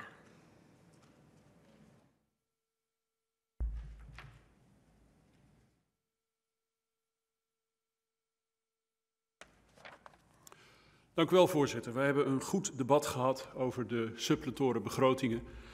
En het is een beetje een vorm van realpolitiek. Het is wat het is en soms is de realiteit ontdaan van allerlei warme gevoelens en ambities. En is het gewoon wat nodig is op dat moment in die situatie. Voorzitter, ik heb eerder betoogd dat ik de banden met de landen in het Koninkrijk als een familieverband zie. Broeders en zusters. Misschien met een wat andere insteek dan collega Van Raak, maar wel broeders en zusters. En dan kom je op elkaars verjaardagen en je komt op elkaars begrafenissen. Je deelt lief en leed met elkaar. Maar je vertelt me ook elkaar, althans dat is in mijn familie het geval, ongezouten de waarheid uit liefde om te vertellen hoe je de wereld beter kunt doen. En zo zie ik ook een beetje dit debat.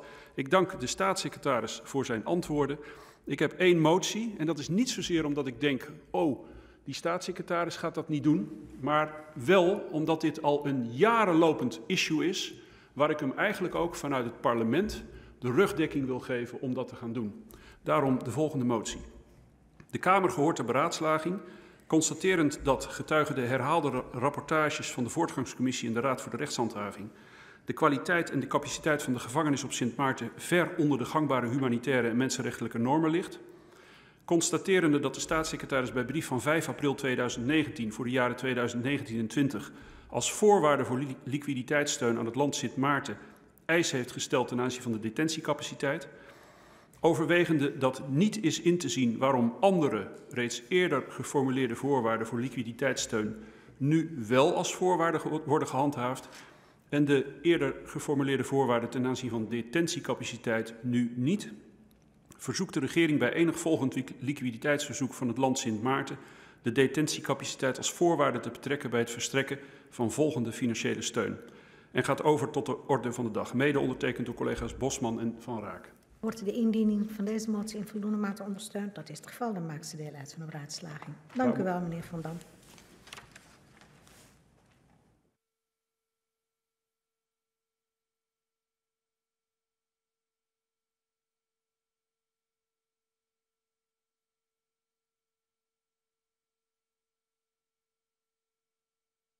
Dan geef ik nu het woord aan mevrouw Kuiken namens de PvdA.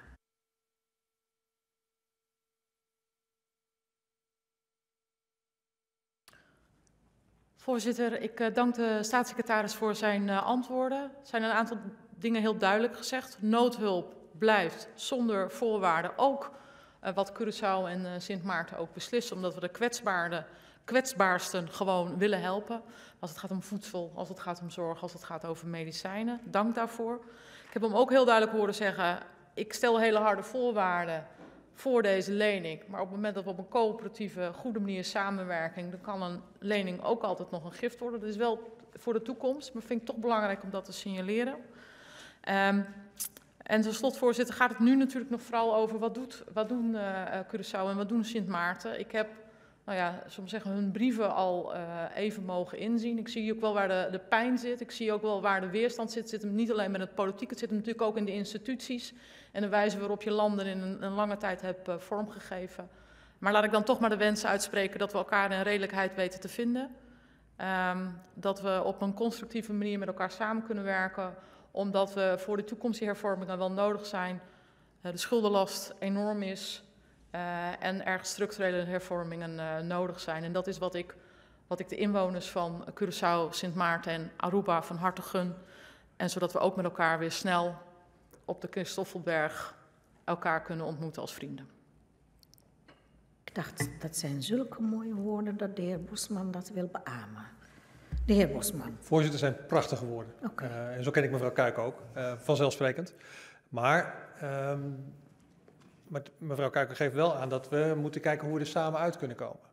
En volgens mij was hier de afspraak, in ieder geval de uitspraak van deze staatssecretaris, dit is het en anders niet.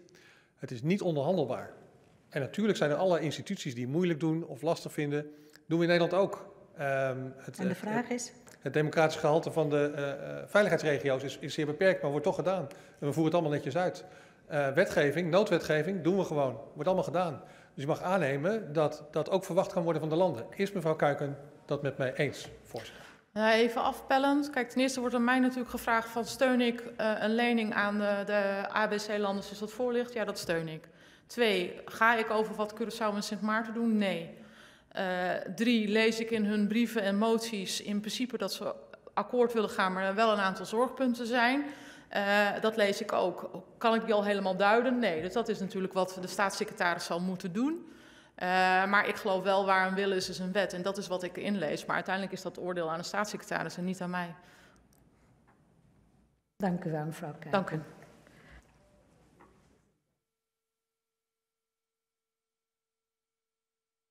Ja, ik moet even nadenken over uw spreekwoordelijke gave. Waar een wil is een wet.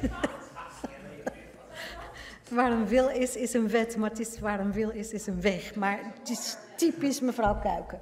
Dank u wel. Sorry. Ja. Dan geef ik tot slot het woord aan mevrouw Deertens namens D66.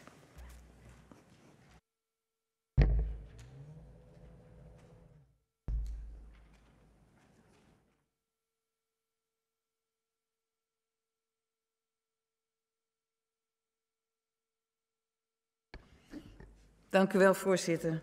Kan niet licht op het kerkhof en wil niet licht ernaast. Dat is ook eentje die mijn moeder mij heeft meegegeven.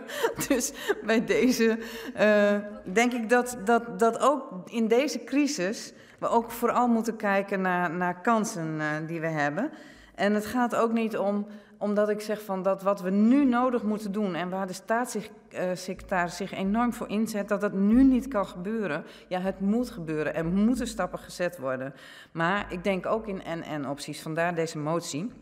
En deze motie is niet bedoeld om een traag, log lichaam in het leven te roepen, om te vertragen, maar juist om inhoudelijk, niet alleen financieel, maar ook inhoudelijk wat meer stappen te kunnen zetten. De Kamer, gehoord de beraadslagingen, constateerde dat het coronavirus voor Aruba, Curaçao, Sint Maarten zeer ingrijpende gevolgen heeft op medisch, economisch, sociaal en financieel gebied. Overwegende dat het belang is dat de landen van het Koninkrijk gezamenlijk bezien welke maatregelen noodzakelijk zijn om deze crisis op de middellange en de lange termijn het hoofd te bieden. Overwegende dat op grond van artikel 37 van het Statuut voor het Koninkrijk der Nederlanden Aruba, Curaçao, Sint Maarten zoveel mogelijk overleg zullen plegen omtrent alle aangelegenheden waarbij belangen van 2 of meer landen betrokken zijn. Overwegende dat daartoe bijzondere vertegenwoordigers kunnen worden aangewezen en gemeenschappelijke organen kunnen worden ingesteld. Verzoekt de regering om in samenspraak met Aruba, Curaçao, Sint Maarten een gemeenschappelijke commissie in te stellen die de Rijksministerraad informeert en adviseert over de te nemen maatregelen op de eilanden met betrekking tot de coronacrisis. En gaat over tot de orde van de dag. Wordt de indiening van deze motie in voldoende mate ondersteund? Dat is het geval, dan maakt ze deel uit van de beraadslaging. Dank u wel, mevrouw Deertens.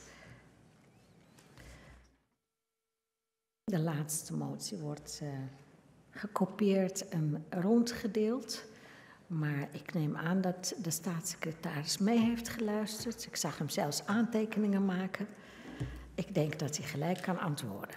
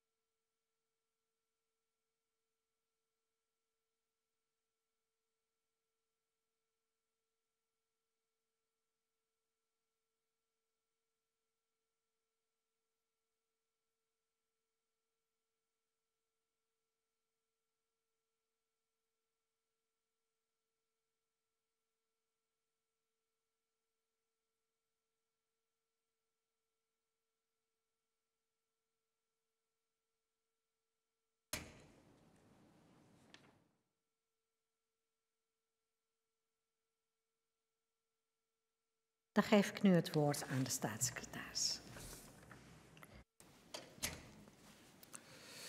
Dank u wel, voorzitter. Dank aan de leden voor hun inbreng. In de richting van mevrouw Usjetok zou ik willen zeggen dat telkens als er een tranche aan de orde is waarbij wij deze systematiek zullen volgen, ik uiteraard de Kamer zal informeren. Dat geldt uiteraard ook, dat had ik eerder toegezegd, over bijvoorbeeld de vorming van de entiteit, maar ook bijvoorbeeld op het moment dat de bijdrage die wij gegeven hebben, een humanitaire hulp, dat het einde daarvan in zicht zou zijn en we nadenken over vervolgen. Dus dat zeg ik u toe. Dank ook aan de leden voor de steun die is uitgesproken voor deze lijn. En ik zou eigenlijk willen aansluiten bij een aantal sprekers die hebben gezegd, wij doen dit in verbondenheid en solidariteit met de inwoners van het hele Koninkrijk. Daarom doen we dit. Omdat het het enige is wat je op dit moment goed kunt doen, hoe moeilijk dat ook is. Dus ik zal niet verhullen dat dit natuurlijk veel moed vraagt, veel inspanning. En ook incasseringsvermogen op sommige plekken, waar natuurlijk dingen die jarenlang gewoon waren, nu zullen moeten worden aangepast. Met het doel om uiteindelijk zeg maar een land te krijgen wat weerbaar is en ook invulling kan geven aan die autonome taak. Dan in de richting van de heer Van Raak kan ik zeggen, want hij zei ja, ik vond ook dat hij dat heel mooi formuleerde. Het is ja of nee en geen ja mits. Mevrouw Kuijken vroeg ook nog hoe zit het met die brieven. Mevrouw Kuijken heeft al de brief gezien, kennelijk van Sint Maarten aan mij, die ik nog niet gezien heb. Want we hebben niet geschorst, dus ik ga meteen door. Dus ik weet ook niet wat erin staat. Ik weet wel dat Sint Maarten die brief inmiddels alweer heeft ingetrokken en dat er een nieuwe komt. Dus, maar ook, ik weet niet wat daarin staat. Dus daar moet ik even naar gaan kijken. Dus ik weet ook niet welke versie mevrouw Kuijken heeft ingezien. Ik ga die beoordelen en zoals mevrouw Kuijken terecht zei, daartoe ben ik gemachtigd door de Rijksministerraad om dat te doen en ik zal dan eer geweten beoordelen. De heer Van Dam heeft een motie ingediend op stuk nummer 1 die de regering verzoekt bij enig volgend liquiditeitsverzoek van het land Sint Maarten de detentiecapaciteit als voorwaarde te betrekken bij het verstrekken van volgende financiële steun. Ik heb in de richting van de heer Van Dam aangegeven dat ik niet uitsluit, sterker nog, dat ik me kan voorstellen, ook gezien eerdere voorwaarden die verbonden hebben aan liquiditeitssteun, dat dit in een van de tranches een rol kan gaan spelen. Ik weet niet welke. Ik weet ook niet zeker of, maar ik ga daar zeker naar kijken. En als ik dat dictum dan zo mag lezen, dan kan ik het oordeel over deze motie aan de Kamer laten.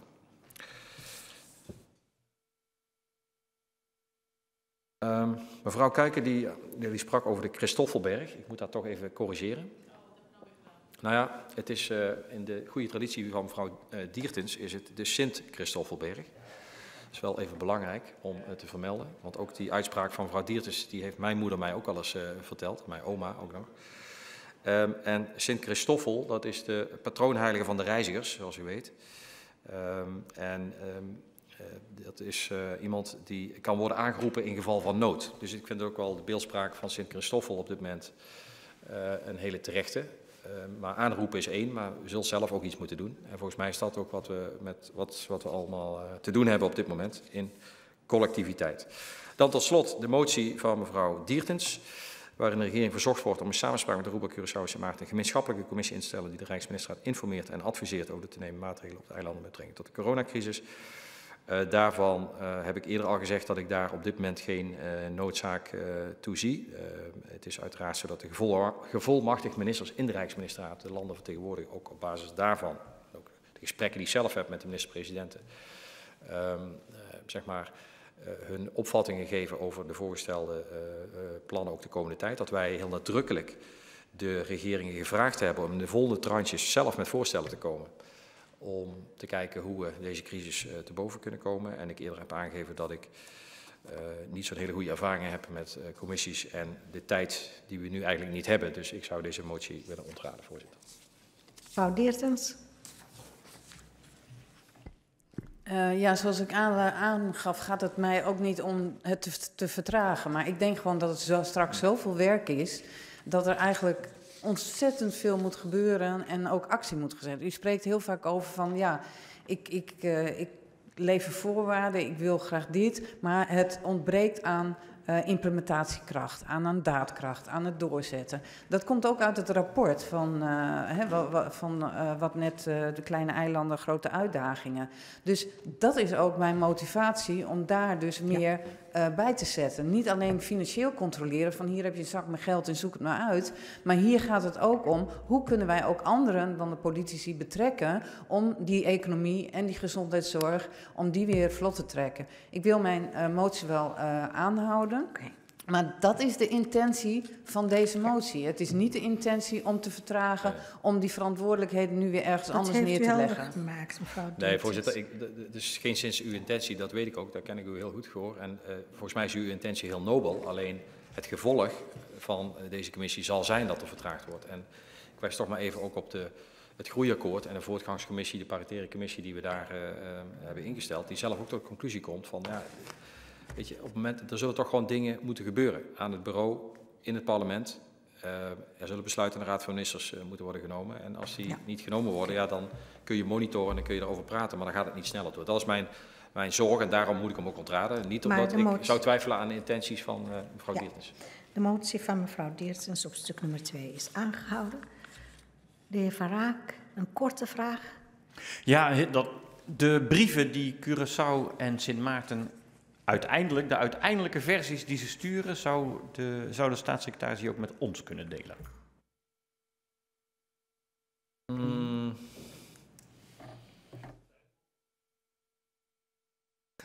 Nee, ja, kijk, ik kan altijd zeggen welke brief ik zelf stuur. Maar kijk, ik zie in ieder geval één gevolmachtigd minister hier zitten. Dus als die geen bezwaar tegen heeft dat de brief van Curaçao aan de Kamer wordt gestuurd, dan lijkt het mij geen probleem. Prima, dank u wel. Daarmee zijn we ook aan het einde gekomen van dit debat over de suppletoriebegroting. Begroting en één ingediende motie zullen we volgende week dinsdag stemmen. Ik dank de staatssecretaris, ik dank de gevolmachtigde minister van Curaçao, de heer Begina, die in de loge van de voorzitter zit. Ik dank de Kamerleden en ik schors de vergadering tot 3 uur. Dan gaan we afscheid nemen van onze collega de heer Ronnes en we beëdigen 2 nieuwe collega's.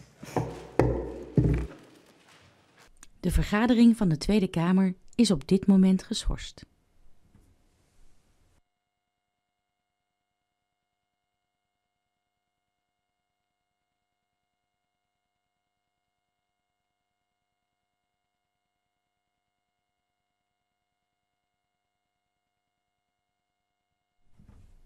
De vergadering van de Tweede Kamer is op dit moment geschorst.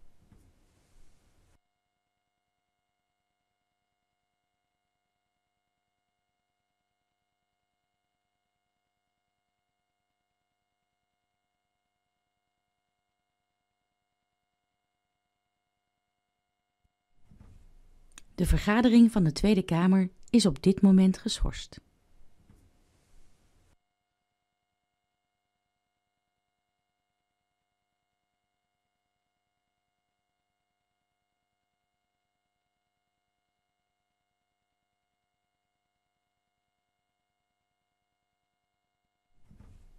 De vergadering van de Tweede Kamer is op dit moment geschorst.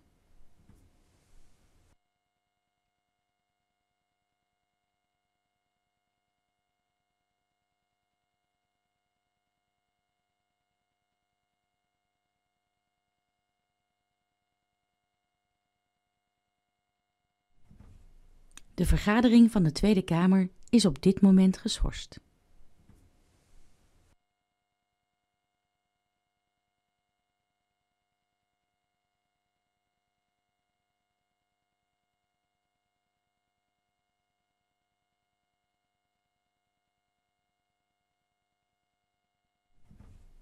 De vergadering van de Tweede Kamer is op dit moment geschorst.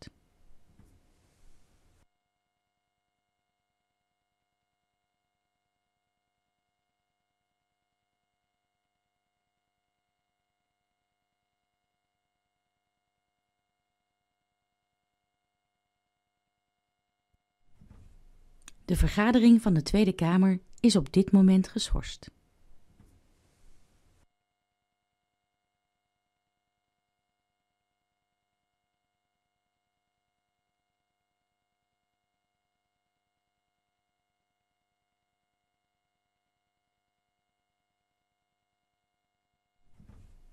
De vergadering van de Tweede Kamer is op dit moment geschorst.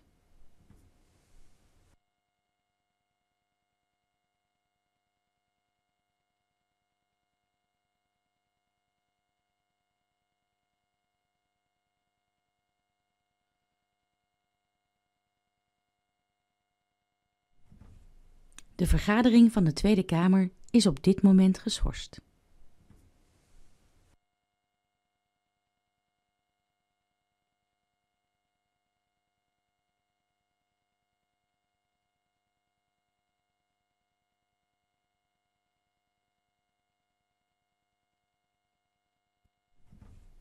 De vergadering van de Tweede Kamer is op dit moment geschorst.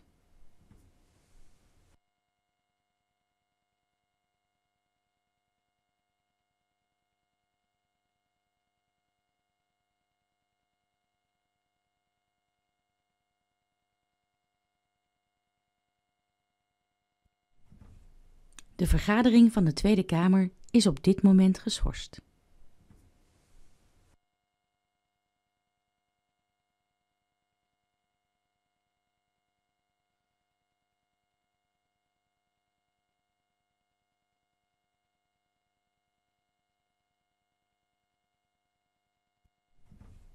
De vergadering van de Tweede Kamer is op dit moment geschorst.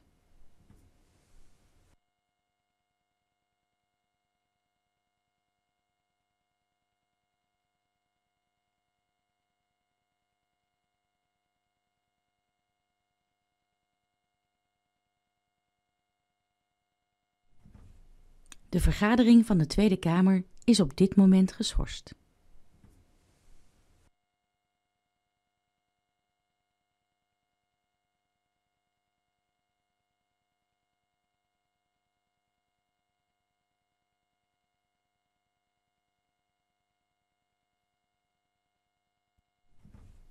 De vergadering van de Tweede Kamer is op dit moment geschorst.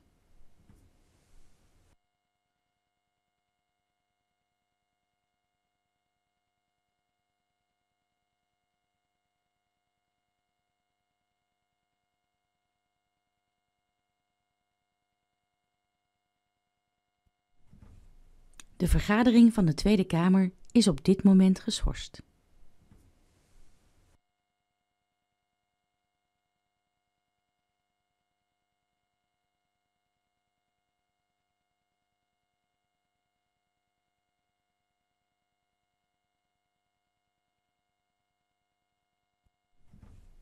De vergadering van de Tweede Kamer is op dit moment geschorst.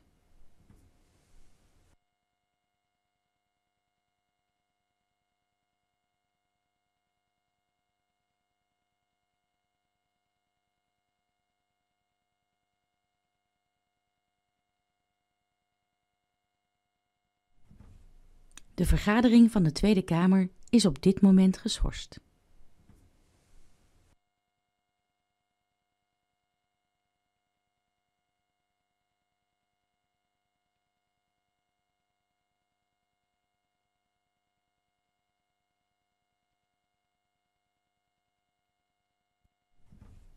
De vergadering van de Tweede Kamer is op dit moment geschorst.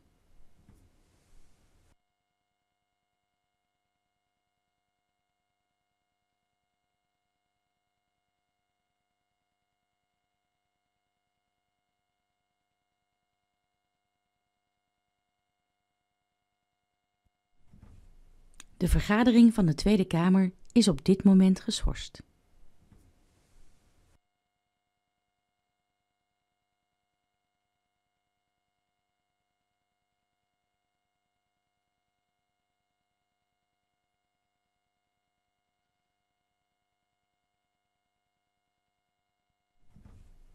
De vergadering van de Tweede Kamer is op dit moment geschorst.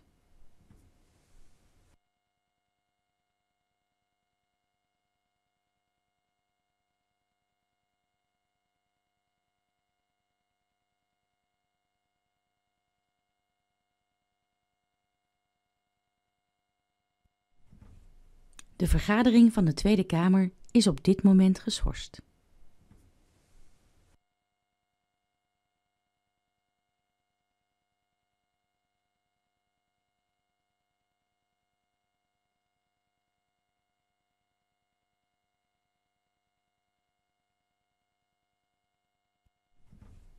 De vergadering van de Tweede Kamer is op dit moment geschorst.